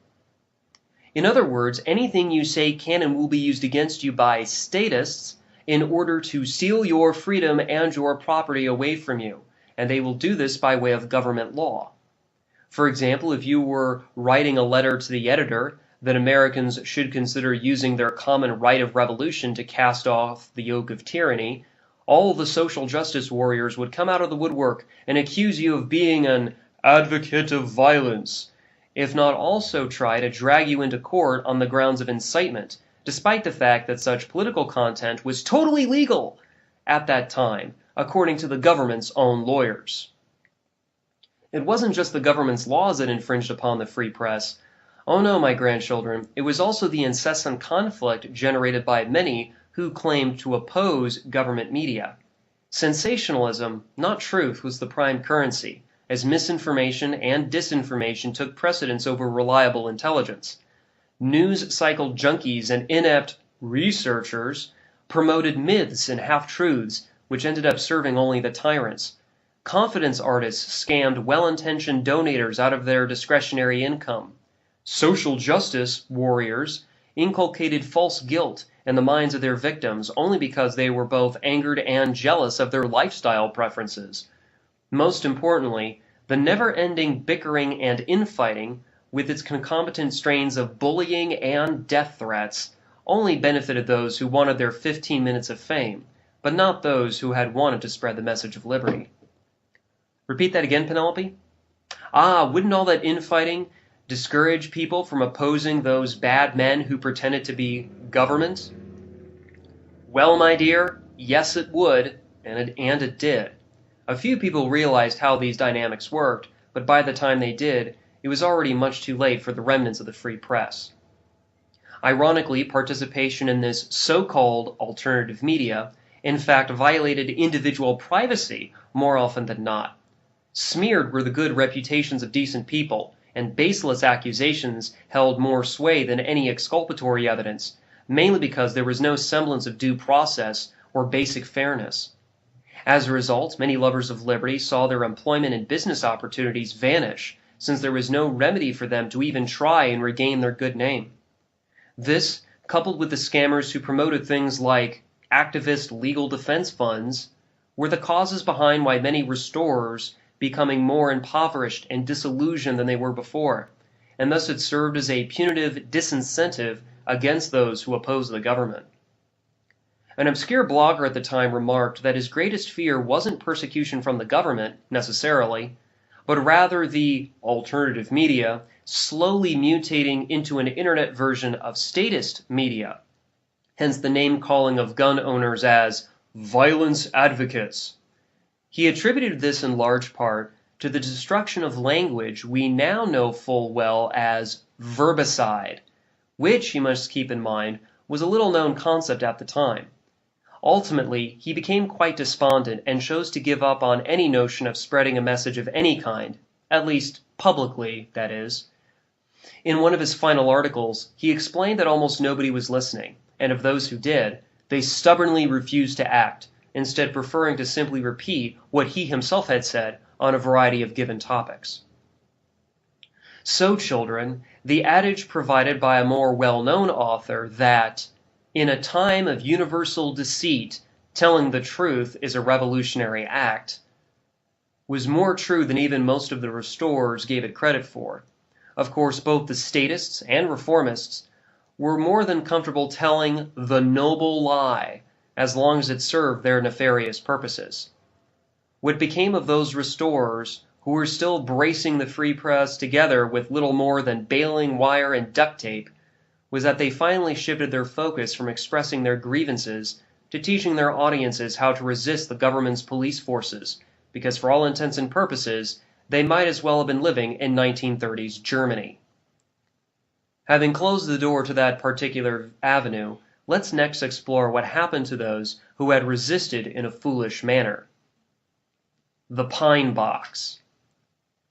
The shared assumption behind the 3 previous boxes was that there was some kind of peaceful solution to the age-old problem of tyranny. Elections, juries, and even the news cycle all served to perpetuate the notion that if you only play by the tyrant's own rules, then you will defeat him at some point. Whether it be by persuasion, gambling, or embarrassment, these approaches fail to address the root of statism itself, namely, the mindless obedience to authority. It was this very obedience, Charlie and Penelope, that directly led to the massive numbers of humans who died at the altar of so-called public policy. During the 20th century alone, there were 284,638,000 people murdered by government, and that number did not include those who were killed in war, whether they be military or civilian casualties during either world war or the many smaller ones that took place as well. If that fact does not make you shudder to your core as to the dangerously unstable nature of all government, then I honestly don't know what will. Some good people back then debated with each other as to whether or not this was a malfunction of constitutional republicanism, or if all governments, no matter their form or structure, would always degrade back into tyranny, because that is its natural design. Ultimately, though, it didn't really matter too much either way, because the result was exactly the same. No one with a conscience would be able to deny the many grievances expressed by the people who had suffered under the yoke of a despotism whose weaponry had the capability to destroy this planet many times over in their mad rush for absolute power over the entire human race. Moral indignation of those who imagine themselves to be our rulers served as the backbone needed to grow and sustain an effective resistance. Disregarding their laws as whims of the self-appointed political class, freedom fighters across a range of political ideologies banded together in the common cause for the restoration of our liberty. Sadly, as these things tend to go, the reformists butted heads with the restorers as to how best resist the statists. Civil disobedience became the tactic of choice, and peaceful evolution the long-term strategy of the reformists. They would encourage average people to not only disobey unjust laws, but to also do so blatantly and out in the open. Some of the restorers observed this behavior, labeling it teasing the bear, and advising against it, not because they opposed civil disobedience on principle, but because they advocated a wiser application of it that was much more discreet. In response to this criticism, the reformists performed their final act of betrayal to the cause of liberty when they routinely labeled the restorers as advocates of violence. Ironically, such so-called peaceful resistance only ended up increasing the wrath of the tyrants upon the people, for reasons I've already mentioned. Worse yet, much of the techniques for doing so were ineffective, and what methods did actually work were seldom used. Only what was actively promoted by the reformists ever got any serious consideration by the majority of people who resisted government, because they owned the noticeable competition to state-approved corporate media. Those who persisted in this bad strategy also failed in its execution by not taking the proper precautions. For instance, there was no estate planning, no will, no nest eggs, no last wishes, and no prepaid funerals arranged ahead of time. Practitioners of Satagariha ultimately ended up dying in government prisons, irresponsibly failing to provide for their own families. Reformists who persisted in this course of action shouldn't have expected any flag-draped coffins or a 21-gun salute at Arlington National Cemetery, like they'd expect from a Tom Clancy novel. The best anyone could hope for at their own funerals would be attendance from their good family and close friends, who then pass around a bundle of burning sage before shooting an arrow into the sky as their homemade coffin was lowered into the earth. Don't get me wrong, we're all mortal, but what I am trying to say here is that it doesn't matter how you died so much as how well you lived, and it would seem that the reformists had forgotten that. Because of this stems the phrase, "I'd rather die on my feet than live on my knees." Although its sentiment is certainly more admirable than rolling over and groveling before the feet of tyrants, it stops awfully short of its potential to do some real good in the world. Meditating on death, as the medieval Japanese samurai did, can be useful in making peace with one's mortality, but it is unhelpful if one is attempting to inspire courage. Now, having examined the consequences of half measures, as well as of failure despite the best of intentions, let us now proceed to the final and most important box. The cartridge box.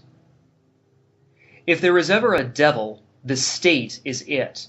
That is why the founders of the former United States insisted on maintaining and strengthening the militia system.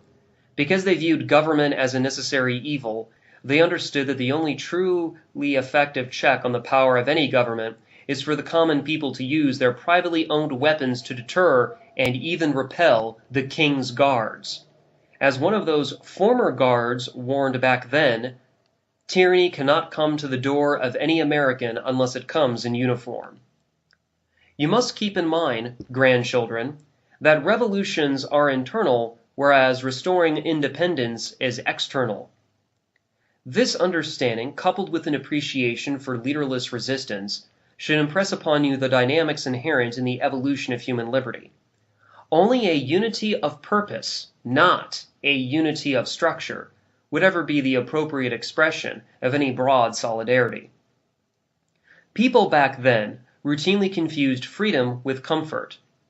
Before the Korean reunification of the 2020s, those who had been natively born in the southern half of the peninsula, as well as the expatriates from the northern half, considered life south of the demilitarized zone, DMZ, to be freer than in the north. However, both governments had constitutions, and both constitutions recognized many civil rights, including suffrage, free speech, and privacy of correspondence. Interestingly, neither Korean constitution enumerated the right to keep and bear arms. Just because you could use a cellular telephone in the South does not therefore mean that you are free, but what it certainly does mean is that you are more comfortable. Unlike the German reunification of the 1990s or the American reunification of the 1860s, the Koreans decided to try living without government for a while, and to their surprise, they enjoyed it very much. Korean imitation of the civil defiance, earlier demonstrated by Americans during the Bundy Affair, was paramount in their ability to deter and ultimately repel both governments forcibly. South Korean dissidents, who were inspired by the restorers, marched around Seoul wearing holstered pistols. Following the mass arrests of these demonstrators, the North Korean expats gathered around one of the police stations and smoked cannabis until they too were thrown into the same cells. This event, which became known as the Seoul Roundup, inspired the show of force in Pyongyang of peasants armed only with their pitchforks who were finally challenging the legitimacy of the communist government. With no more need for the DMZ, the American military stationed there returned home in order to suppress the popular uprisings in Atlanta, Milwaukee, and Topeka, but ultimately to no avail because nearly all those who had been on duty chose to not just disobey their superior officers, but to also join the growing resistance by hunting down and punishing the worst statists. By 2032, the long-suffering restorers had won their freedom back, but at no small sacrifice. Reformists condemned both the American restorers and the Koreans for breaking the law, as this would destabilize both countries by inviting chaos. Or so they said. Despite their repeated failures with elections, juries, and news, the reformists insisted on pushing forward a strategy of peaceful evolution on the grounds that if they simply could win some hearts and minds by chaining honorably discharged veterans to the doors of government buildings and then filming the subsequent police brutality, then this would magically accomplish something, somewhere, somehow. Needless to say, their failures were quite impressively astounding. You can tell a lot about a government by how its law enforcement officers normally treat the citizenry. House raids normally included police officers shooting the family dog in cold blood or tasing women asleep in their beds.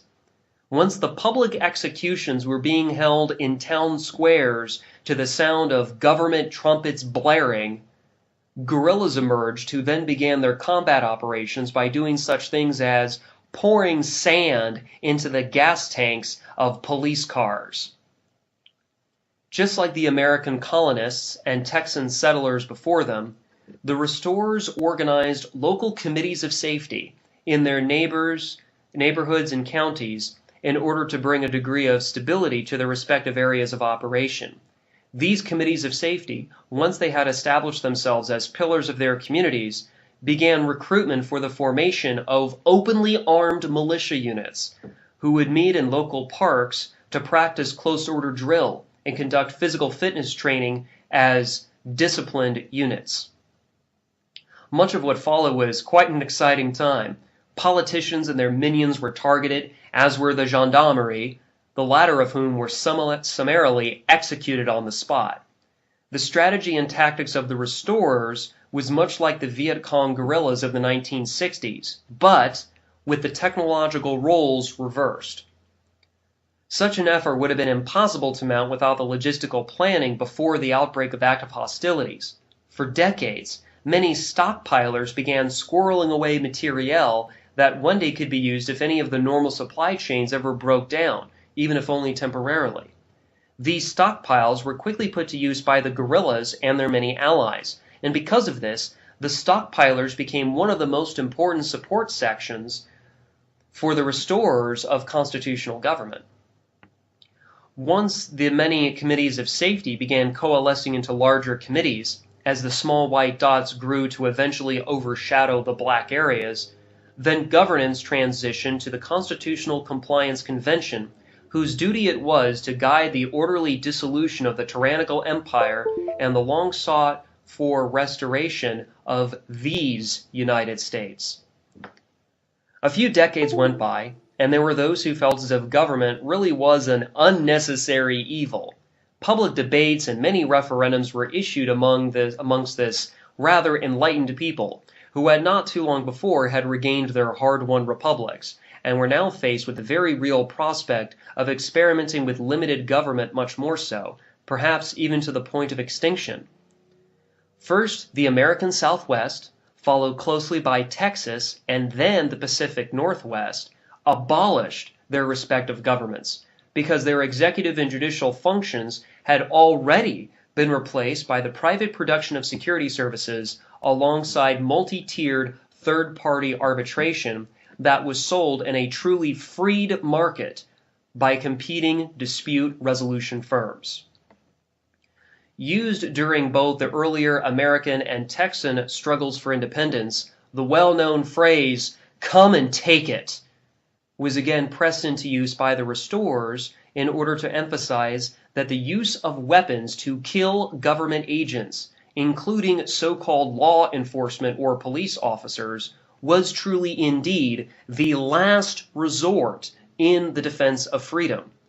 Since that time, absolutely no one has dared to question the idea that firearms are liberty's teeth, and as such, it is vitally important to maintain good hygiene. Evolving past the most dangerous superstition was only made possible by the tireless actions of those who came before you, who suffered, fought, and often died, just so you and your children would be able to taste the sweet nectar of liberty. Incumbent it is upon you to maintain this fine tradition of ours by adhering to our libertarian values, lest the future descend again into the same bottomless pit of subjugation and oppression. Never be tempted into giving up your freedom for anything, and perhaps, one day, humanity might just assume its rightful place amongst the stars. And now, my dearest grandchildren, it is time for bed. Yet a part of me doubts this is in any way the end, for that could only be if the people living back then had chosen the bonds of slavery over the blessings of liberty. I think that what I have told you tonight is evidence that their faith in us has been duly rewarded, more so than any of us could have ever imagined. That being said, off to bed with you. Good night. You have just heard a tale of Proverbs on the 5 boxes, the concluding installment of the Restoration Trilogy, originally published at the Last Bastille blog in 2015 and read to you by the author. Thank you for listening, and laissez-faire.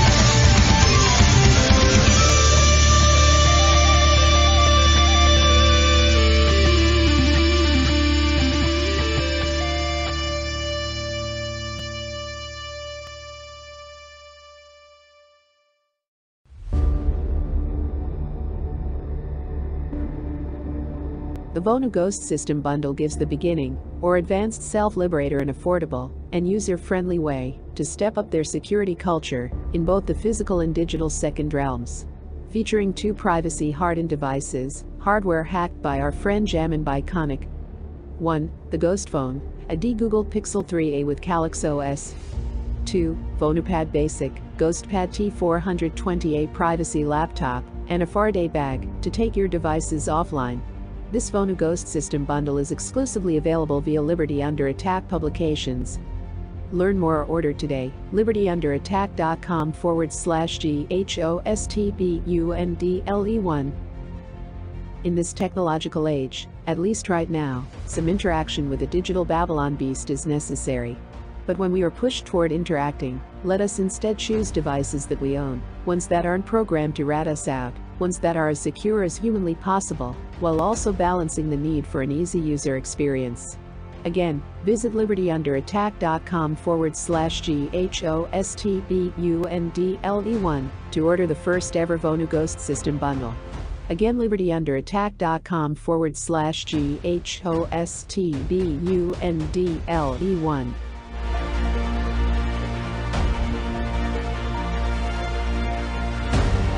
See you in the digital second realm.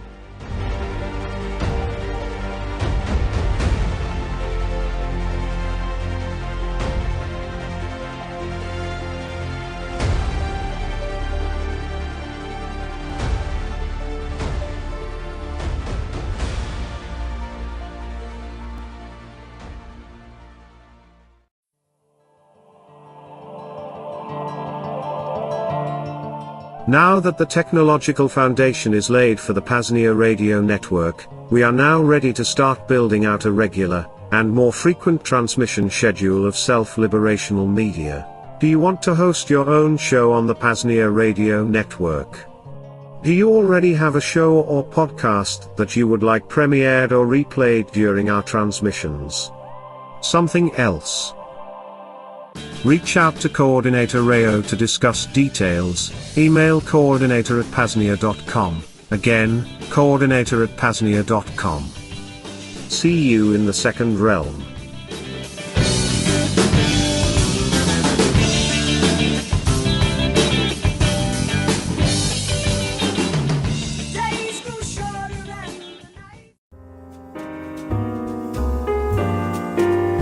While infrastructure costs for the PAZNIA radio network aren't exorbitant now, there are some costs.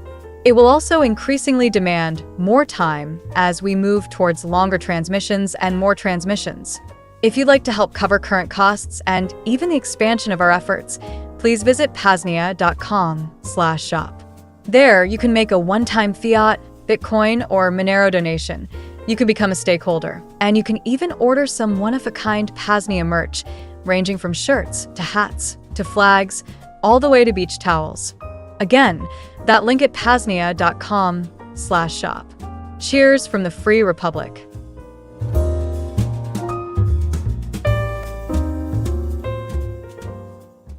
You're listening to the PAZNIA Radio Network.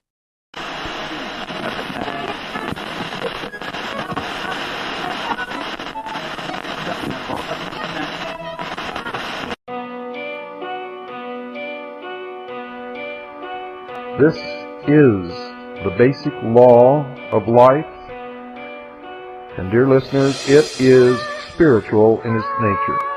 If man failed to do everything in his power to protect his life, as a result of such neglect lost his life, then the destiny for which the soul came to earth would end there.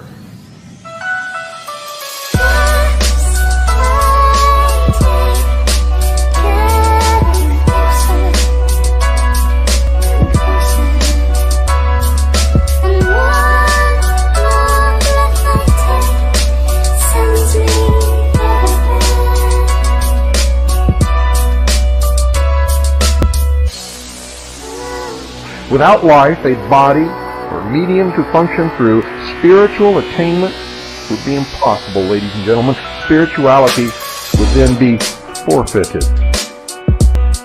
You see, if man's life was threatened without cause on his part, and he failed to do everything in his power to prevent death, he would then be guilty of three actual crimes. He would first of all permit the enemy to commit murder. Next, he would be committing suicide by failing to protect the most precious possession given to man by his Creator.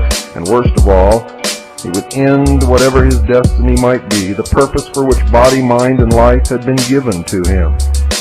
And I believe it's to learn something. In one respect, man is forced to be a warring, not a murdering creature.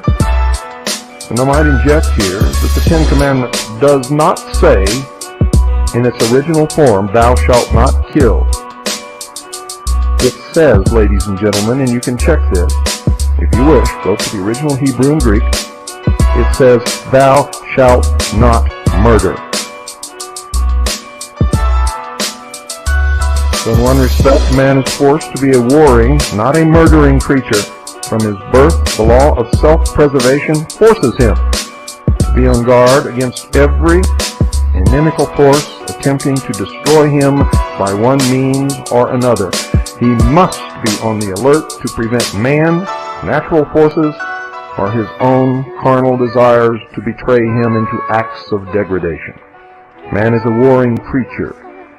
But his war, I tell you, his war is an honorable one. It is one of protection. First himself, so that he may protect those he is responsible for, but in doing so must not take unfair advantage of others, nor be guilty of unrighteousness.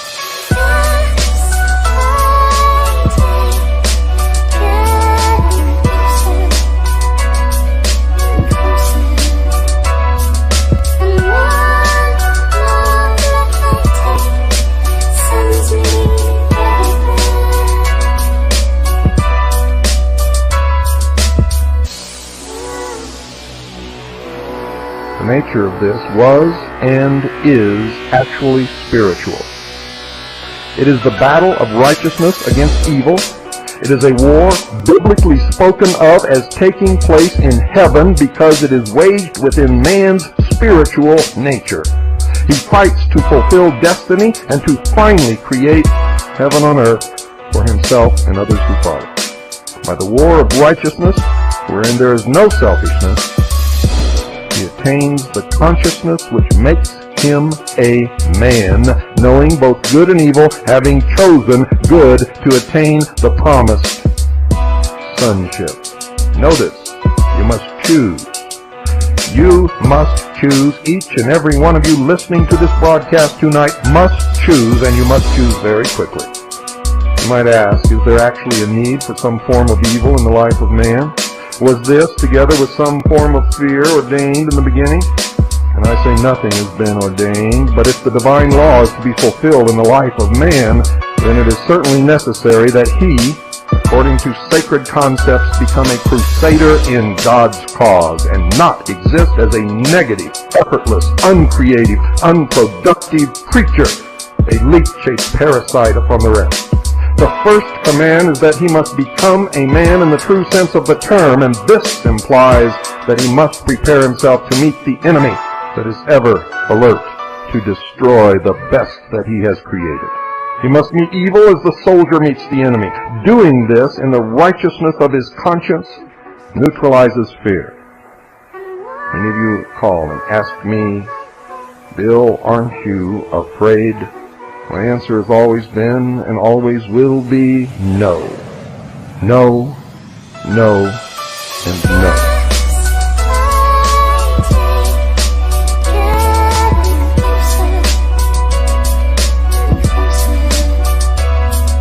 For I know from where I have come and I know where I am going. I know who I am, and I know that I possess a soul. I fear the actions of no man. I fear the judgment of no man. I fear only the judgment of my God. And I know that if I am doing what is right, I need not ever fear that judgment. And therefore, I am not afraid.